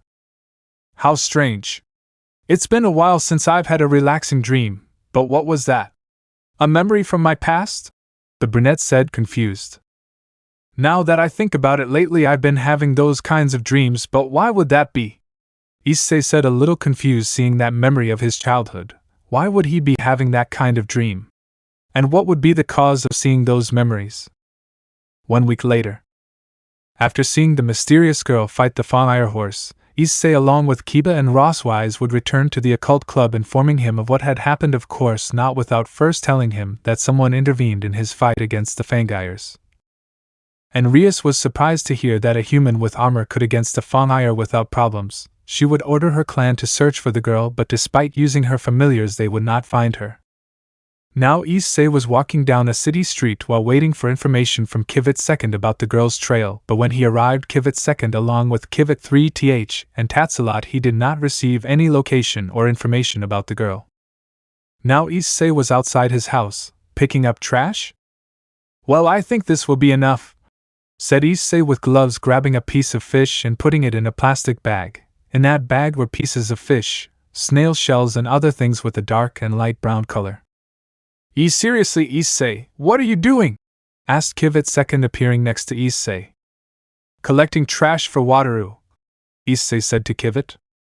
But is it necessary for you and the Gremory clan to collect garbage? Taiga said, looking at Issei. Well, it's necessary to be close to Wataru and prevent him from stealing the club's table, said Issei, and the last part he said with a drop, remembering that moment when the club met him. That's true. It sounds reasonable, but that Wataru boy is a little weird, said Taiga. Well, it's true that he's a little strange, especially with his Fangire aura, and that he doesn't know anything about the supernatural. But as long as he's close to Wataru to investigate why he has a Fangire aura, Issei said to Taiga and Kivit II, and then went into his house. I don't know why I feel like Issei might be a bit smart, said Kivit II. Yeah, Issei can be somewhat smart when it comes to fighting and people, Taiga said looking at the sun. Taiga, I've always wanted to ask you something when we met Issei, said Kiva second. So what is it? Taiga said. How great is Issei's potential to be a worthy king of the Fangire clan? Kiva second said in a serious tone, and Taiga didn't respond until he decided to speak. To be honest, Issei's potential is unknown, said Taiga, impressing Kiva second. When I was crowned king, Bishop told me that my potential is capable of surpassing previous kings, Taiga said. But what does that have to do with anything? Said Kiva, confused. That Issei at some point can have the same potential as me, or even surpass me, or rather surpass the previous kings, said Taiga in a serious tone. Oh really? Said Kiva second, stunned. It's possible, said Taiga. And what makes you sure that Issei has the potential to be a better king than you? Said Kiva second. Maybe because I'm a soul trapped in Sagark and has wandered all over Romania, watching how it evolves and the conflicts it had before, Taiga said, confusing Kiva second. I'll go now, Taiga said as she disappeared. What did you mean by that? Said the Kiva, confused. The next day, we see Wataru walking through the school hallways while being accompanied by Hana. The president told me to send you to the occult club. She says she already has what you wanted, said Hana. Really? Said Wataru. Yes, let's go to the club. Hana said to go to the club with Wataru. Occult club. Here you go, Rias said, holding a plastic bag of garbage. Oh thanks, Wataru said, happily receiving the bag from Rias and Issei. With this I'm finally going to make a good varnish, Wataru said happily, and the club looked at him confused. Varnish? Now that I think about it, you took the table to make a violin, right? Rias said to Wataru. Yes, I make violins and sometimes I repair violins, said Wataru. The last part he said a little annoyed, since when he was in Tokyo a friend of his brought people to her house to repair her violins, an action that sometimes annoyed the boy. What a good pastime, said Kiba, a little happy. Well, that explains why Wataru-san took the table, Asia said. Make violins? Issei said, a little thoughtful about what Wataru said. Then the school bell rang, indicating it was time to leave. Well, I have to go. Thanks for doing me this favor, Wataru said to leave, but would be stopped by Rias. Wataru, wouldn't you like someone from the club to accompany you? Rias said to Wataru. Hey Rias-senpai, Wataru said, surprised. Rias would look at Issei. Issei, I need you to investigate Wataru Kurenai's Fangire nature, if he kills people or works for the revived Fangires, Rias said, looking at Issei, and the brown-haired boy looked at Rias's serious look and nodded. Well, I wouldn't mind meeting someone from here, said Wataru. Okay, Issei, Hana, accompany Wataru to his house, Rias said to her two servants. Yes, they both said at the same time. They act like they are soldiers, thought Wataru. Outside the academy. Okay, get in, said Issei, giving 2 helmets to Wataru and Hana. Issei would put on his helmet and turn on the motorcycle. Behind Issei would get on Wataru, and behind Wataru would get on Hana. Okay, hold on, said Issei, and then started his motorcycle and left the academy. 20 minutes later. Wow, it didn't take us long to get there, said Hana. Yes, said Issei. Is this where you live? Issei said upon seeing Wataru's house. Wataru's house was 2 stories high, medium-sized, white, with windows made of tree branches. Outside, it had a small patio with several dry leaves and a gate with bars as the main entrance. Yes, said Wataru. You don't mind if we go in with you? Issei said, seeing Wataru nervous. No, I wouldn't mind, Wataru said sadly. Inside Wataru's house. The chestnut duo would now be inside Wataru Kurenai's house. The living room had a table with 4 chairs, in front was a bunk bed, next to it were some stairs that led to a kind of small workshop. There were handmade violins, a large cauldron that was being covered. So this is your house? Issei said, looking at the 2nd floor.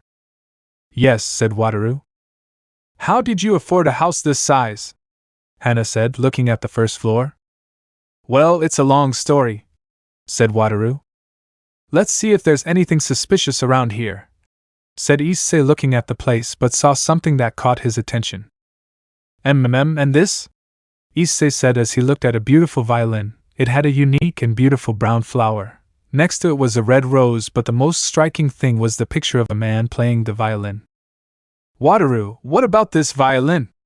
Issei said, getting Wataru's attention, and he went up to the second floor.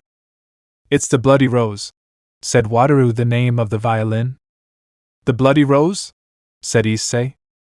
The Bloody Rose is a violin made by my father and mother, before my father disappeared and my mother died. They called it the last violin. There are many who say that my father made a pact with the devil to create the violin, explained Wataru. Wow, your father must have been a great craftsman at building violins just like your mother, Issei said. Every day I tried to make a violin that surpasses the Bloody Rose, but every time I made one I always failed, said Wataru, a little tense. Well, that would explain why you were trying to take the old man's table from the building, Issei said with a drop. And also because you wanted trash, Hana said. Yes, and sorry. Suddenly Wataru fell to the floor on his knees, holding his head with his two hands. Hey, are you okay? Issei said worriedly. Yeah, I just got a headache, Wataru said, getting up. Seriously, are you okay? You seemed like it really bothered you, Issei said, worried. I'm really fine, said Wataru. Well, it's late. I don't want to worry my friends. Let's go, Hana, said Issei. I'm going, said Hana. Outside Wataru's house. See you at Wataru Academy, Issei said goodbye. See you, Wataru-san, said Hana, winking at him. Yes, see you, Issei-san and Hana-san, said Wataru, saying goodbye to the pair of brown-haired girls. Issei would start the motorcycle to go far away from Wataru's house and head to his house. Meanwhile, with Wataru. I've got a headache again, said Wataru, holding his head with both hands. Suddenly, a high-pitched sound would be heard, a little irritating but at the same time beautiful. The sound came from the Bloody Rose. Not again, said Wataru, alerted, covering his ears, but in his head he heard that sound coming from the Bloody Rose. Shut up, shut up, shut up! Wataru shouted, and the sound would stop. Ah, Wataru gasps. Why? Since I arrived at court, the violin started to sound like that. What did it want to tell me? What did my father do to make it sound like that? And why does that sound come out? What sign are you sending me, Bloody Rose? Said Wataru, seeing the Bloody Rose. With Issei and Hana. Issei was driving towards his house, but there was something that made him think. It's the Bloody Rose, a violin made by my father and mother. Wataru's words echoed in Issei's mind. Why do I feel like I know that violin? Issei thought. Also, Issei said, remembering the photo along with the Bloody Rose. Why do I have the feeling like I know the man in the photo? Issei thought as he remembered the man in the photo. Unknown place. We see two men walking through the dark forest. The two were arguing. Hey, why do you think I didn't call that crazy guy? Said the first man. I don't know, but she's probably upset about something, said the second man. Exactly, said a voice behind the two men. It was Bishop of Checkmate 4. What do you want now, Bishop? Said the first man. I just came to find out if they'd found King and the boy I'm looking for, Bishop said. We haven't found him nor the person you are looking for, said the second man. Of course you haven't found it because you're losing on snacks, Bishop said angrily. I'm sorry, Bishop, but the life energy of beautiful young girls is so delicious, said the first man with a wicked smile. Well, it's true that we haven't found them because they've been absorbing vital energy from beautiful women, said the second man in a calm tone. You better find the king and that boy. I won't accept failure. If you do, I'm going to burn you alive, Bishop said in a dark tone, and a blue flame appeared in his hand. We will, Bishop, said the second man, terrified. Tisk, there's no other choice, said the first man, annoyed. The two men would leave the dark forest and head back to Qua City. It's impressive that there are revived Fangires with consciousness, but some are a failure, said Bishop to leave the forest. The next day afternoon. Oh, as always, Shonen Jump doesn't bring anything good. said Issei, reading a Shonen Jump magazine. I'd better go since I have nothing to do here, but I'll buy the Jump first, Issei said, heading to the cash register. Outside the store. Well, it's time to head too. But something caught Issei's attention. In the background he saw his senpai Asuna and Yuki accompanied by two boys, but the one accompanying Yuki was a white-haired boy. Asuna-senpai and Yuki-san are having a date, said Issei, looking at the scene. Well, it would be better to leave them alone, besides I don't want to start following them like a stalker, said Issei as he left the place. With Asuna and Yuki. You really did that as a kid, Takashi, Asuna said with a smile. Yeah, chewing on the floor was the most disgusting thing I've ever done, but it was a challenge, said the boy named Takashi. Gosh, Asuna, your friend is so funny, Yuki said with a smile. Now that I think about it, he hasn't told us the name of the boy, you invasive, said Asuna, looking at the white-haired boy who was eating chocolate ice cream. Who? Said the white-haired boy. To you, what is your name and how did you meet my little sister Yuki? Said Asuna, looking at the boy. My name is Killua, just Killua, and how I met your sister is a bit of a long story, Killua said, remembering. Flashback. Leave me alone, said Yuki, being surrounded by 5 matomes. Come on, don't be so rude, babe, said the bully, grabbing Yuki's arm. You're going to have some real fun, said the leader of the bullies, but when he was about to touch Yuki. Stop, said Killua, intervening. Who the hell are you? Said the bully, provoking Killua. I just want you guys to stay out of my way and not make any noise when I leave, said Killua. Ha ha ha, how funny, a brat trying to provoke us. How about you go with your mommy? The leader of the bullies mocked the white-haired boy. You didn't hear me, get out of here, said the thug, but Killua didn't say anything. Get out of here, brat, the bully said, about to punch Killua, but Ag, said the thug, falling to his knees. And they saw Killua raising his fist. Don't stand there, hit this brat, said the leader of the thugs, and they all went after him. Minutes later. Now Killua was seen being surrounded by thugs lying on the floor, all having bruises on their face and body. Damn, not a day goes by where I don't have problems, said Killua, a little annoyed. Wait, thanks for saving me from those thugs. I don't know what would have happened to me if you hadn't shown up, Yuki said, thanking the Zoldyck. Don't thank me, it was just a coincidence, Killua said as he walked away from Yuki. End of flashback. That's how I met this girl, Killua said. Just to meet in this plaza, Killua said, remembering him being seen by Yuki. And now you're going to say it was a coincidence that he found us in the park, said Yuki. That's right, said Killua, leaving everyone sweating a drop.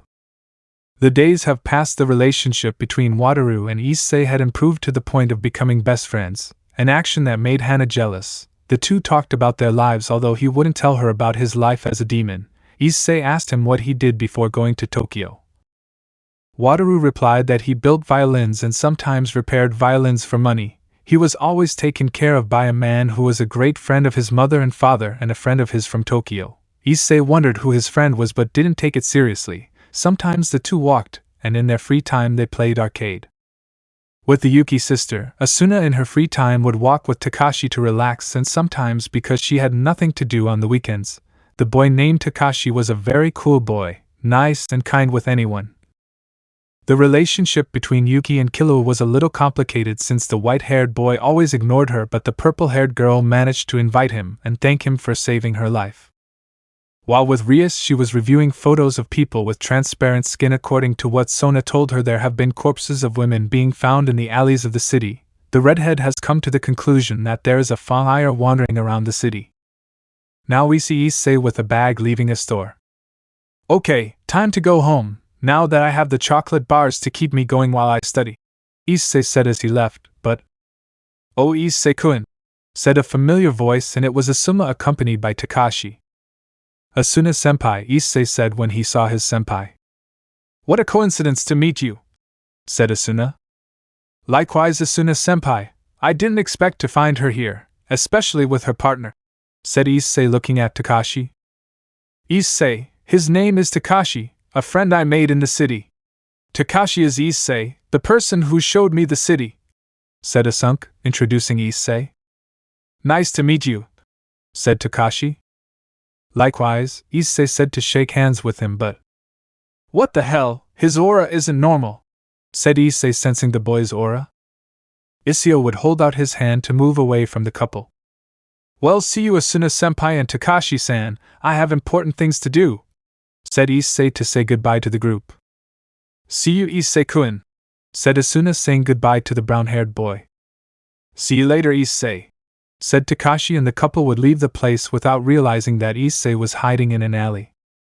That man gives me a bad feeling, his aura is like a fangire, Issei thought when he saw him from afar. It would be best to follow them. Issei thought to follow them secretly. Elsewhere, we see the couple near a forest. Takashi, why are we here? Asuna said, a little uncomfortable. You know Asuna, I've been thinking about you since the day I saw you in Mio's Plaza along with that boy named Issei and your sister named Yuki, said Takashi, and Asuna remained silent. Never in my entire life have I met someone so beautiful, intelligent and pure. Any boy would do anything to be with you. I've always liked that type of girl, and I, said Takashi. Wait Takashi, I'm sorry but I can't accept your feelings because I'm not ready to have a boyfriend, said Asuna. I don't mean that, what I want is your, Takashi said with a smile, and his face began to appear glassy marks.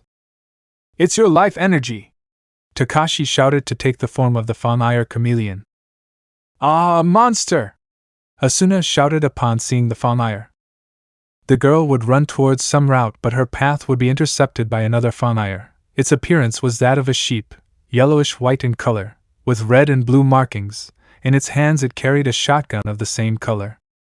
Haha, sorry, but you won't escape from here, you'll be dinner, said the sheep fangire as he started shooting under Asuna's feet, and the girl would start to fall. Cuckoo, another delicious victim, said sheep fangire, looking at Asuna. Hey, calm down. Remember that I was the one who brought her, so I deserve to be the first to absorb her life energy, said chameleon fangire. Oh, what a pain, it's fine, but at least I should save something, said the sheep fangire. Yes, said chameleon fangire to appear its fangs around Asuna. No, I don't want to die here, I don't want my little sister Yuki to be alone, help me, Sona thought in horror. Bye Asuna-chan, said the chameleon fangire as it began to absorb her life energy. PM. Aggh, the two fangires screamed in pain as they were hit by something. Asuna would open her eyes seeing the two fangires on the ground. Who the hell was it? Said the sheep fangire angrily, and they saw a light at the end of the forest. I knew that boy named Takashi wasn't a normal human, he was a fangire, said Issei, riding his motorcycle, and Sagak would get on his waist. Henshin. Issei Saga would jump and give a flying save to the sheep fangire. A hug, growled the sheep fangire. Saga, said the sheep fangire upon seeing Issei in his suit. King, said chameleon upon seeing him. We meet again, chameleon fangire, Issei said to the fangire. Well, it's the king. How long has it been since we last saw each other? Said the fangire chameleon. I'm impressed you can talk, last time you didn't talk and acted like a wild animal, said Issei. But what do you want with this girl? Said Issei. My friend and I are going to absorb his life energy, said the chameleon fangire pointing at the sheep fangire. I'm sorry but you won't be eating tonight, or rather you'll never eat again when I end your life, Issei said in a firm tone, and in his hands he had the Jaicord. Do you think you can beat us? Said the sheep fangire. Well, you are just two, you won't be a big problem for me, said Issei. You think so? Said the chameleon fangire, and suddenly several rat fangires appeared surrounding Issei and Asuna. Now this is going to get difficult, Asuna-senpai, be careful, said Issei Saga, and Asuna just nodded. Elsewhere. Not again, Wataru said, covering his ears, the irritating sound of Bloody Rose playing in his head. Shut up, Wataru shouted while covering his ears and eyes. The sound was so irritating that Wataru inadvertently left his house and headed to a certain place guided by his instinct.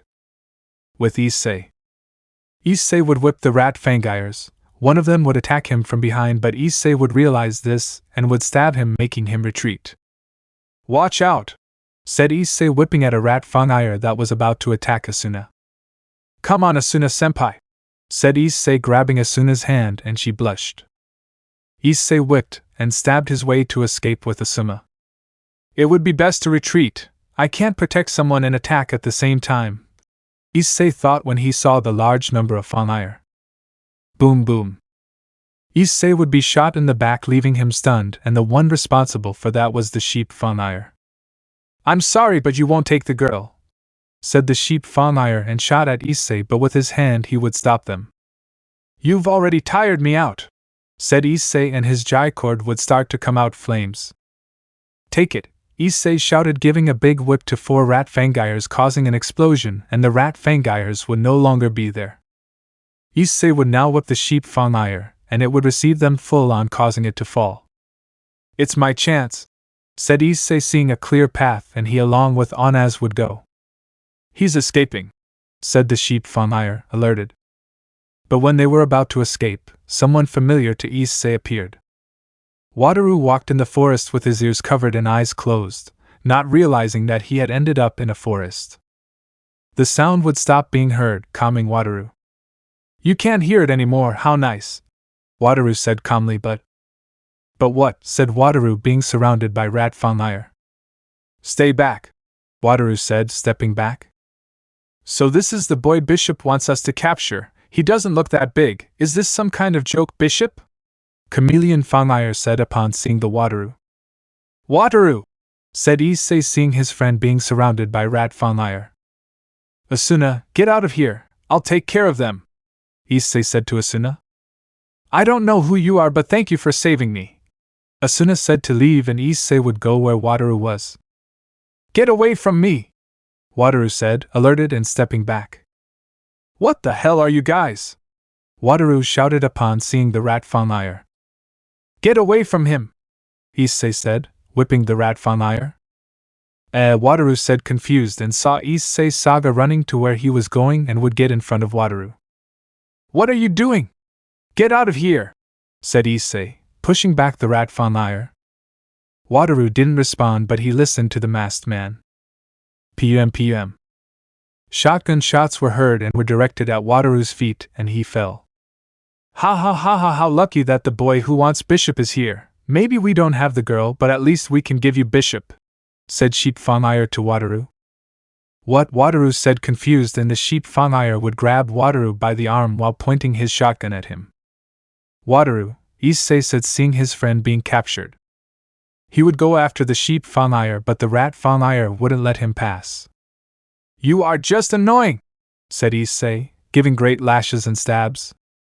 "Ha ha ha ha ha," laughed the Sheep Fangire, seeing how Issei was being cornered by the rat Fangire.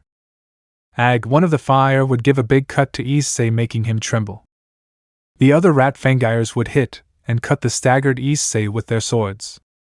Stop, Wataru said, trying to get free. "You can't do anything, ha ha ha," said the Sheep Fangire, laughing. "Let me go!" Wataru shouted at the top of his lungs, and suddenly. "What?" said the Sheep Fangire, feeling pain from Wataru's grip. "I told you to let me go," Wataru said to him, and punched him and kicked him, making him back away.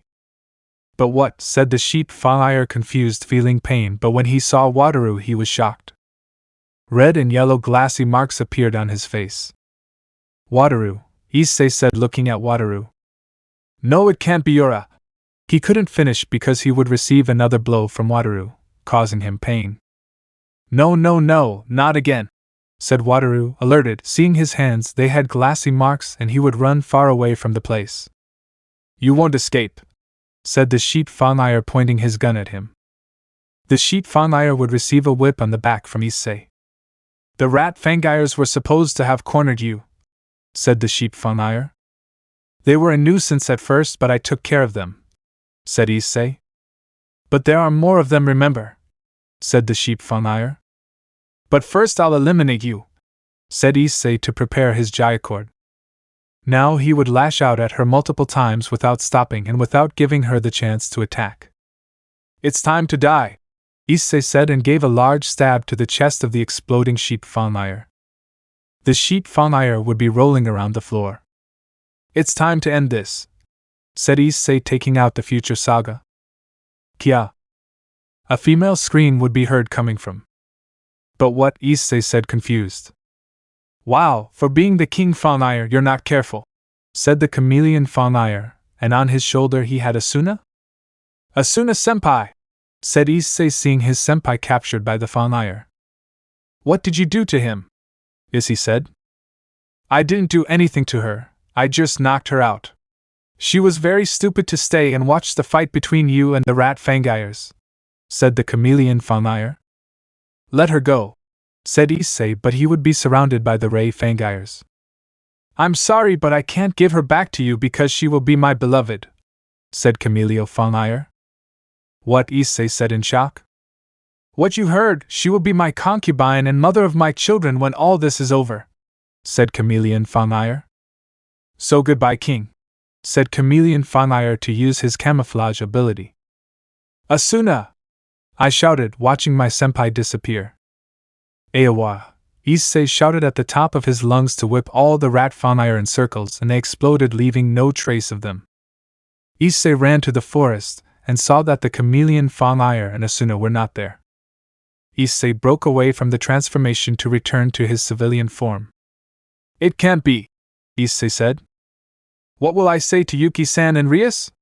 Issei said in his mind. In the forest was the sheep Fangire walking and staggering from Issei's attack. That damn king, when I recover, I'm going to kill him, said the sheep Fangire, falling in pain. Suddenly, what I feel an unfamiliar presence, said the sheep Fangire. Birds were flying, making noise, trees were shaking with time, and the sound of chained footsteps was heard. Where does it come from? He couldn't finish because a voice called him. So this is the monster you told me about, said a young male voice, and the sheep Fangire looked back, leaving him shocked. Exactly, it's showtime, said a voice that sounded amused. The sheep Fangire saw a red suit, black marks that marked abdominals, silver protectors with chains, a yellow and red visor with a green gem on top. On his right leg he was covered by a protector with chains that covered his right leg. The most striking thing was a bat similar to Kiva's second on his belt, but it was orange and had gray eyes. No, it can't be, said the sheep Fangire. Kiva, shouted the sheep Fangire to start attacking him, but the mysterious boy would easily dodge him and kick him in the back, making him fall to the ground. It seems he is very weak, it would be best to finish him off, said the Kivat, and the boy nodded. Imagine Kivat 4th instead of Kivat 3th, and sheep Fangire instead of octopus Fangire. Damn you, Kiva, said the sheep Fangire at the moment to explode into pieces of glass. Now the boy named Kiva would be illuminated by the moonlight, leaving those who saw that an angelic or vampire scene. Who will that mysterious boy be? Chapter 12 Arms Monsters. We can see a girl with purple hair and a red headband, laughing, wearing comfortable pink pajamas. The girl was sitting on the bed as if she was waiting for someone. It was Yuki, Asuna's younger sister. Asuna, where are you? The girl said, a little worried that something might happen to her older sister. Meanwhile, elsewhere, a large room was visible, but it had no furniture other than a table in the center, a fireplace, and curtains covering the window. On the other side, there were 3 people, Jiro, Ramon, and Ricky, the 3 monster arms. Guys, how long have we been living? Ramon said. About 340 years or so. I lost track of time a long time ago, Jiro said while playing poker with Ricky.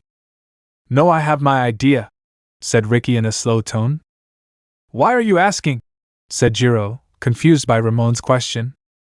Well, after the war between the Fangires and vampires ended, and Onaikin died in the explosion, we are finally freed, but we are still in Castle Doran, said Ramon, looking at the room. It's true what you say. We would have gladly left Castle Doran anywhere in the world and let someone else take it, but it seems we became attached to the dragon and don't want to let it go. That's why we never leave Castle Doran even when we go out, said Jiro, and then hit the table with his hand. Checkmate, said Jiro, showing his cards and winning the poker game. So what can we do? Said Ramon. What do you think is killing the current king and making that man fulfill what he promised us? Said Jiro. But does that man really have the power to revive the dead? Ramon said suspiciously. You saw it with your own eyes, didn't you? That man used a golden cup and revived a Fangire, Jiro said. Well, you're right, but I don't trust that man at all, thought Ramon as he remembered that man and the golden cup he was carrying. Well, putting that aside, Ricky, did you find a clue as to the current king's whereabouts? Jiro said. No, said Ricky. Ramon, did you find a clue? Said Jiro. Well, something like that, said Ramon, and in his hands he had a camera. What is that? Said Jiro, looking at the camera that was unknown to him. Oh, during the time I've been spending at the academy, I've been researching a bit of the new technology. I have to say it's impressive, said Ramon. Let's see, show us the track, said Jiro. Okay, said Ramon, turning on the camera. The camera showed Saga fighting the rat Fangires and Ladybug Fangire. What the hell? It's Saga, didn't he die in the war? Jiro said upon seeing the recording. Keep looking, said Ramon. The fight ended and a scene of Issei fighting the horse Fangires would play. Wow, a human defeated a Fangire. I haven't seen this since the war. The recording continues until reaching the part of the saga undoing its transformation. Wait, that guy is... Jiro said in surprise when he saw the current saga user. It was Issei Hayato. That boy too, I've seen him, said Ricky upon seeing him. Who is he? Said Ramon, confused by his two friends' attitude. That boy is a student of mine when he's in sports class, said Jito upon seeing Issei. Ha ha ha ha, it seems we already found the king. He's at the academy where we work, said Jiro, laughing. We finally found him, finally. When the king dies, the wolfmen, mermen and Franken race will finally revive from the grave, said Jiro with a big smile, and his eyes lit up to an intense yellow. You could even see that the reflection showed a blue wolf. The next day. Occult Club. In the Occult Club you could see the Gremory clan gathered. Rias was sitting at her desk and Issei was talking to Rias. Asuna was kidnapped by the Fangires? Rias said in surprise. Yes, I tried to rescue her, but I couldn't find the aura of the Fangire that kidnapped her. I'm sorry, said Issei, apologizing. Don't worry, Issei, it wasn't your fault that Asuna was kidnapped. But what worries me most is Yuki. What are we going to tell her? Rias said worriedly. I don't have my idea. I think the best thing would be to tell Yuki the truth, but how? Said Issei. I'll think about it for a moment. By the way, Wataru didn't come to class today, right? Rias said. I've talked to him about that, but that's private, Issei said, a little worried. Okay, fine, leave, it's time to go to class, Rias said, and her entourage nodded. With Issei. We see Issei walking through the school hallways while thinking. Flashback. Issei could be seen in front of the door of Wataru's house. He was knocking on the door, but no one answered. Behind the door was Wataru with his gaze lowered. Wataru, please open the door, said Issei, calling Wataru. No, get out of here before I hurt you, Wataru said to Issei. At least tell me what's wrong with you, Issei said worriedly. I won't tell you anything, said Wataru. Wataru, listen, I know you're scared, but calm down. You won't gain anything by upsetting yourself. Now tell me why you're locked up, said Issei, worried about Wataru's condition, although he knew the reason why he is locked up. Well, if you promise not to laugh or get scared, said Wataru. Yes, said Issei. I'm not a normal human, Wataru said in a depressed tone. Wataru. End of flashback. Well, I'm leaving Rias. I have something to do, said Issei to leave the place. Suddenly Issei felt several auras. The club members felt it too. I'll take care of it, said Issei seriously. Rias just left him. Issei would run out of the club room, leave Core Academy, and drive his motorcycle, unaware that three presences were watching him. Okay, it's time to make our move, said the stranger, looking at Issei. It was Jiro along with Ramon and Ricky. 20 minutes later. People could be seen running to save themselves from creatures very familiar to Issei. They were Fangires. There were many rats, Fangires, accompanied by 3 Fangires. The Fangires were sucking the life energy out of the humans who couldn't escape them. Issei arrived immediately, taking off his helmet. I must stop them, Sagark! Issei called to Sagark, who appeared and adjusted himself to his waist. Henshin. Henshin. Issei transformed into Kamen Rider Saga and began attacking the Fangires. The Sea Star Fangire began to attack Issei with purple rays that Issei received completely but resisted to attack with his whip that retreated instantly but would be attacked from behind by Horsefly Fangire that hit him. Issei gave him a kick that made him retreat, and then gave a great whip destroying the Rat's Fangires and the Sungazer Fangire that covered itself with its shells. Those shells will be a big problem, said Issei looking at the Sungazer Fangire. His thoughts would be interrupted by the Fangires that attacked him, but Issei attacked them immediately without any problem. Meanwhile, the arms monsters were watching Issei's fight. That boy is very good, said Ramon looking at Issei. That's right, despite being named king a month ago, he is very strong, said Jiro seriously, looking at Issei, who dodged a purple lightning bolt. It's like if it was the most normal thing, said Ricky looking at Issei. Back with Issei. The chestnut took down the Horsefly Fangire without any problem. Wake up. Issei began to insert his weapon into Sagark and then stab Horsefly Fangire and make it explode into pieces. One less, Issei said seriously, looking at the remaining Fangires. The Fangires retreated from the power Issei emitted. Issei was about to attack the Fangires but would be stopped by the arm monster trio. King! Jiro shouted, transforming into his wolf form. He threw himself at Issei and started hitting him. Damn, get out of the way! Issei shouted, pushing Garuru away. But he would be attacked by Basha, who shot water at his helmet. Issei blocked Basha's attacks and was then hit by Doga.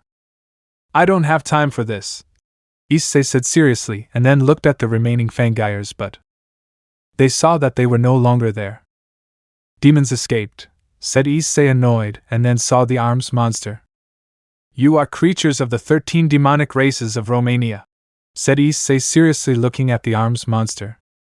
So you know about us. As expected of the new king, we will kill you so that you no longer restore the Fangire clan, said Jiro, pointed to attack. I'm sorry, but that's not going to happen, said Issei to use his whip to stop the arms monster. Issei took the opportunity to escape from the place. Do you think that with that we? He couldn't finish because he saw that Issei was no longer there. Damn you, king! Next time you won't escape! Jiro shouted to the heavens. At night, Issei could be seen in his bed thoughtfully. He was thinking about what Jiro said. Because they wanted to kill me, Issei said seriously. Maybe it's because he thinks you're going to act like the old king? Taiga said to Issei, who was just confused by that. Seriously, I mean like you, said Issei, serious like you. No, I think it refers to the old king before I reigned, said Issei, thinking about king. You mean the second king? Issei said curiously, and Taiga nodded. What did the second king do to make that wolfman earn his hatred? Issei said curiously. I ordered the murder of the entire wolfen race as well as the mermen and franken races, Taiga said seriously, which surprised Issei. Did he really do that? Issei said in surprise. Exactly, he did it because he believes his race is a threat to the clan, Taiga said seriously. Now I understand why he wants to kill me, said Issei as he went to the bathroom. Issei was very thoughtful about what just happened and also about everything that happened this month. Being a king, or rather a king, is very difficult, Issei said seriously, and then looked at himself in the mirror. And what he saw left him in shock. What? The brown-haired boy saw that his face had changed. He had glassy marks on his face, and his eyes were too. He was identical to Taiga and the Fangires in their human form when they transform. What happened to him? Issei was in shock, and what he did was wash his face. When he looked in the mirror again, Issei saw that he no longer had those marks. It must have been an illusion, Issei said calmly. Taiga was looking seriously at Taiga. It seems that the influence of Sagark and the Fangire aura is already having an effect on him, Taiga said seriously to Issei. Issei Hayata was already close to becoming a Fangire. It was Taiga's thoughts watching Issei. The next morning, Issei could be seen in one of the places where he fought the Fangires the day before. He was thinking about what just happened last night. Ah, that's what just happened, Issei said, thinking about the marks that appeared on his face. Issei just touched his face in frustration. It seems you are very comfortable, said a familiar voice to Issei. Issei saw Jiro behind him. Wow, sensei, what are you doing here? Said Issei, feigning a surprised tone. I was just passing by, Jiro said seriously. Issei did not let his guard down. I didn't expect to see one of my students in this place, said Jiro, looking at Issei. Issei Hayata, right? Said Jiro, and the brunette nodded. I've heard that there have been several attacks by strange beings that attack people. Tell me, have you seen one of those creatures? Said Jiro. No, not at all, Issei lied. And tell me, have you fought against one? Jiro said to Issei, who was very tense. No, I'm not that stupid, Issei said, lying. If that's so, because I feel the aura of that damn race, Jiro said in a cold tone to Issei. Issei stepped back from Jiro's response. And why do you have an unknown aura? Issei said seriously. Jiro laughed at that. Ha ha ha, don't let your guard down, but continue now, it's time to die, king, said Jiro to transform into his wolfman form, and the other arms monster came out. The arms monster were surrounding Issei. The brown-haired boy took out his weapon and Sagak was on his waist. Meanwhile, Bishop was watching the recent Issei versus the arms monster fight. I didn't expect the damn arms monster to be here. They will be a nuisance for my plans, Bishop said seriously until an idea occurred to him. It's time to use that, Bishop said as he opened a coffin. Inside were multicolored glass. Suddenly they began to rise until they took a strange shape. In the fight between Issei and the arms monsters, Issei was dodging every attack from the arms monster, the claws of Garuru, the water shots of Basha, and the blows of Doga. Issei just got frustrated by that and gave a big attack that made the arms monster get stunned. Damn you, he was about to get up but would be stopped by Issei. What are you going to do, kill me? Garuru said to Issei. No, not at all, Issei shouted at the wolf. What, but you? Just because I'm the current king doesn't mean I'm going to do the same as the second king, Issei shouted to Jiro, who was surprised by Issei's words. Issei would walk away from Issei to say the following. What do you think if we make a deal? Issei said seriously. A deal? Garuru said seriously. How about we work together to take down the resurrected Fangires? Issei said, surprising Jiro. And what do we get in return? Garuru said seriously. Well, how about you join me? Issei said nervously. Of course not, Basha said to Issei. True, said Doga. Well, how about everything you wanted? I have very good contacts, said Issei, even more nervous. All I wanted? Well, we have a deal, said Garuru, surprising Issei. Jiro just laughed in his mind. Well, then we have a... He couldn't finish because he felt a big tremor. A strange being came out of the ground. But what the hell? Said Issei, seeing a giant humanoid being flying. It was a dark green, black color, and had wings on its back. It can't be a Sabbath, Jiro said, surprised to see the creature. Sabbath? Issei said, confused, but they dodged an attack from Sabbath. Taiga, what is that thing? Issei said to his partner. It's a Sabbath, a giant aura monster created when Fangire souls group together. It only appears when the remains of dead Fangires gather together, Taiga explained to Issei. In other words, a monster created from the souls of Fangires who died, said Issei, seeing the Sabbath, who threw fireballs at the king and the arms monsters. Issei tried to damage the Sabbath with his whip, but it was useless. What the hell? Said Issei, seeing that his attacks weren't working. The Sabbath would attack those present with rays that the king dodged, but since arms monsters did not. Jiro, Ramon, and Ricky screamed in pain. Guys! Issei shouted worriedly and headed to where the arms monsters were. Are you okay? Issei said worriedly. Yes, we're fine, the important thing is to deal with that thing, said Jiro seriously. How do we defeat him? Said Issei. To defeat him you'll need the Zambat sword or the castle door and to finish that thing off, Taiga said to Issei. Wait, Zambat sword and castle Doran? Said Issei. So, I'm afraid I don't have them in my possession because my stepbrother took them, said Taiga, making Issei twitch his right eye. And you just said that, then there's no way to beat him, said Issei, dodging another attack from the Sabbath, but out of nowhere Jiro would call him. King, no hide, Issei, take this, Jiro said, throwing something at Issei.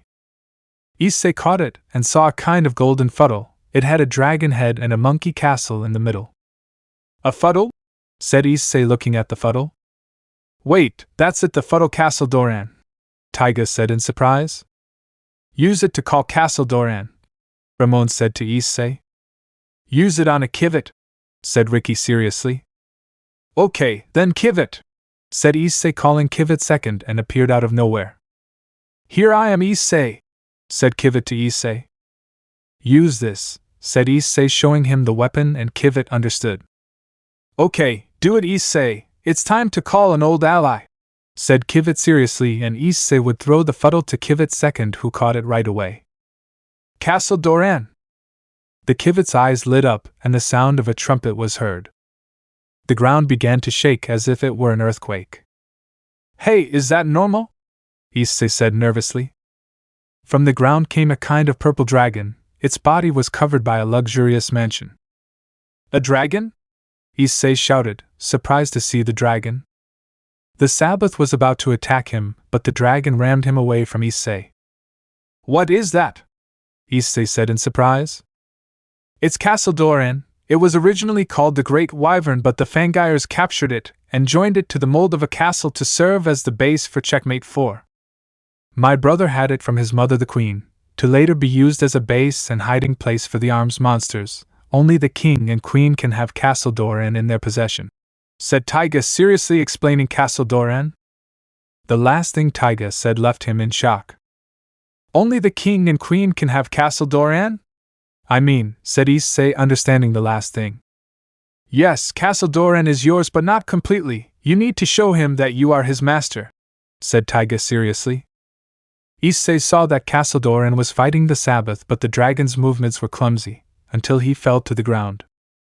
I see, I'll do it, said Issei seriously as he ran to Castle Doran. Without hesitation, Issei ran to Castle Doran. The castle rose up and then Issei took a big leap, landing on top of the dragon. R-A-G-G-G-H-H-H-H-H-H. The dragon roared, trying to free itself from Issei. Wow, easy my friend, said Issei, trying to control the dragon. The Sabbath launched an energy attack that the dragon received completely. Get up! Issei shouted at the dragon, who stood up and then looked at the Sabbath. The dragon roared loudly and then charged at the Sabbath without any problem and then launched a large fireball at the Sabbath. R-A-H-H-H-A, roared the Sabbath with force. It's time to end this, Issei said seriously, and then took a big leap and A-H-H-H-A. He raised his leg forward to give a powerful kick to Sabbath. The dragon roared and expelled fire, increasing the attack and speed of the kick. A-H-H-H-A, Issei shouted to pierce the Sabbath in one blow, and causing a large hole. R-A-G-G-G-H-H-H. The Sabbath roared loudly, and then shattered into multicolored crystals. Did I do it? Issei said, looking at the remains of the Sabbath. I did it, said Jiro, surprised. You did it, Issei, Taiga said to her friend. Great, said Issei, undoing the transformation. Minutes later, Issei could be seen along with the arms monsters in a room. The most surprising thing was that he was part of Castle Doran. How did it happen? After having destroyed Castle Doran, he recognized Issei as his master thanks to the influence of Kivet II. Now Issei had another dragon race familiar. I never thought I'd come back to this place after so much time, said Taiga, walking along with Issei. So all this is mine, Issei said, looking around the place. Until he saw something that caught his attention. On the wall of the room was a sword nailed to the wall. It had a gold and black handle. It also emitted immense demonic power. And this sword? Issei said curiously as he saw the sword. I really don't know, said Jiro. It's been there on the wall for a long time. Every time we tried to get it out we couldn't, said Ramon. Really? Issei said, getting closer. Issei grabbed the sword, and when he pulled it he couldn't get it out. You're right, it can't be pulled out, Issei said, releasing the sword. Issei left the room and then entered another room. Inside the room was a red golden throne. Around it were multiple flower petals. Issei, out of curiosity, sat on the throne and made a position. It's very comfortable, said Issei, sitting on the throne. Issei put on a serious look and then said the following words. I am now the king, Issei said in a cold tone. Tell me how it feels to sit on the king's throne, Taiga said to Issei. Is it the king's throne? Said Issei, seeing the throne. That's right, your throne and the only place you can sit, Taiga said to Issei. Nice, said Issei, smiling with excitement. Well, I think it's time to go, Issei said to get up, but the arm monster trio would stop him. I hope you don't betray our expectations. This is a symbol of our temporary alliance, said Jiro to take out a yellow fuddle in the shape of a blue wolf. A fuddle? Said Issei, grabbing the object. It will be an object that we are at your service, said Jiro, bowing, and the others would do the same.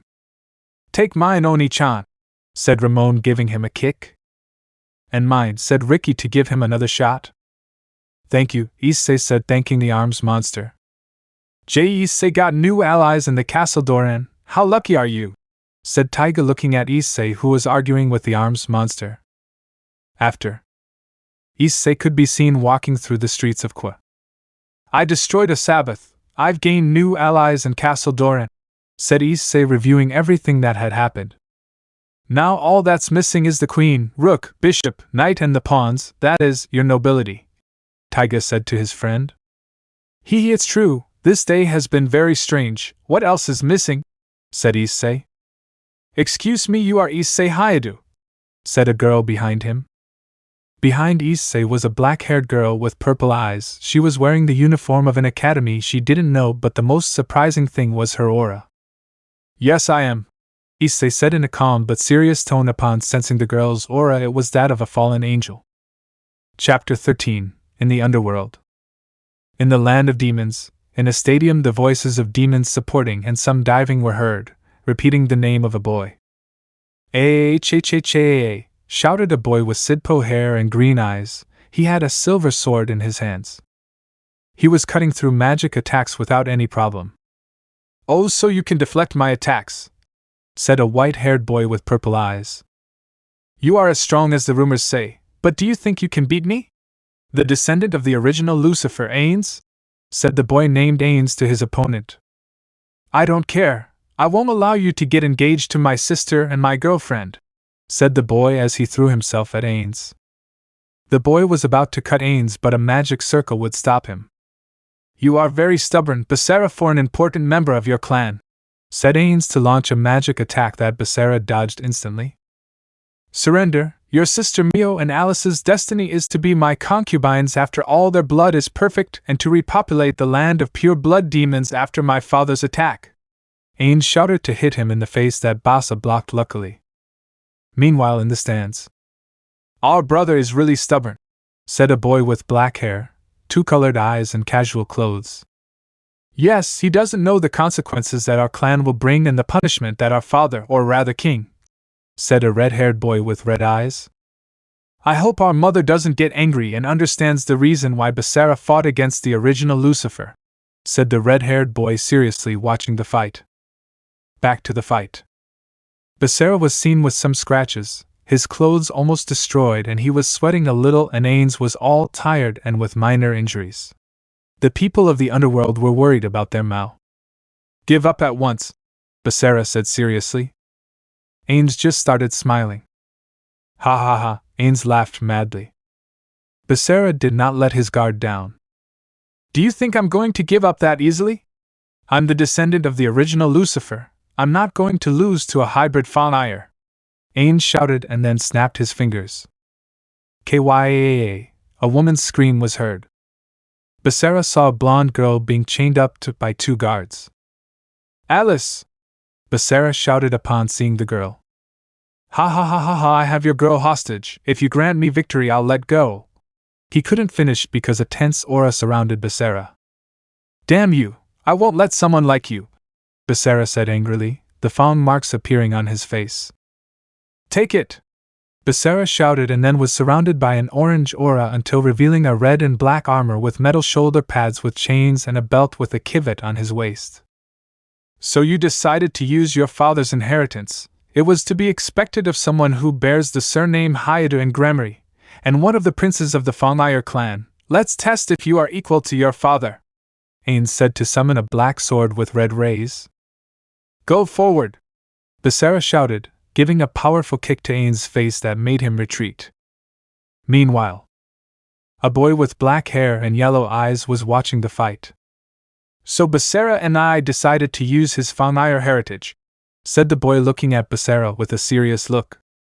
Let me know in the comments below if you guys want the next part. Also check out my other video that has been shown and left. Thank you for watching. If you enjoyed this video, please like and share this video. And have a fantastic day. Bye.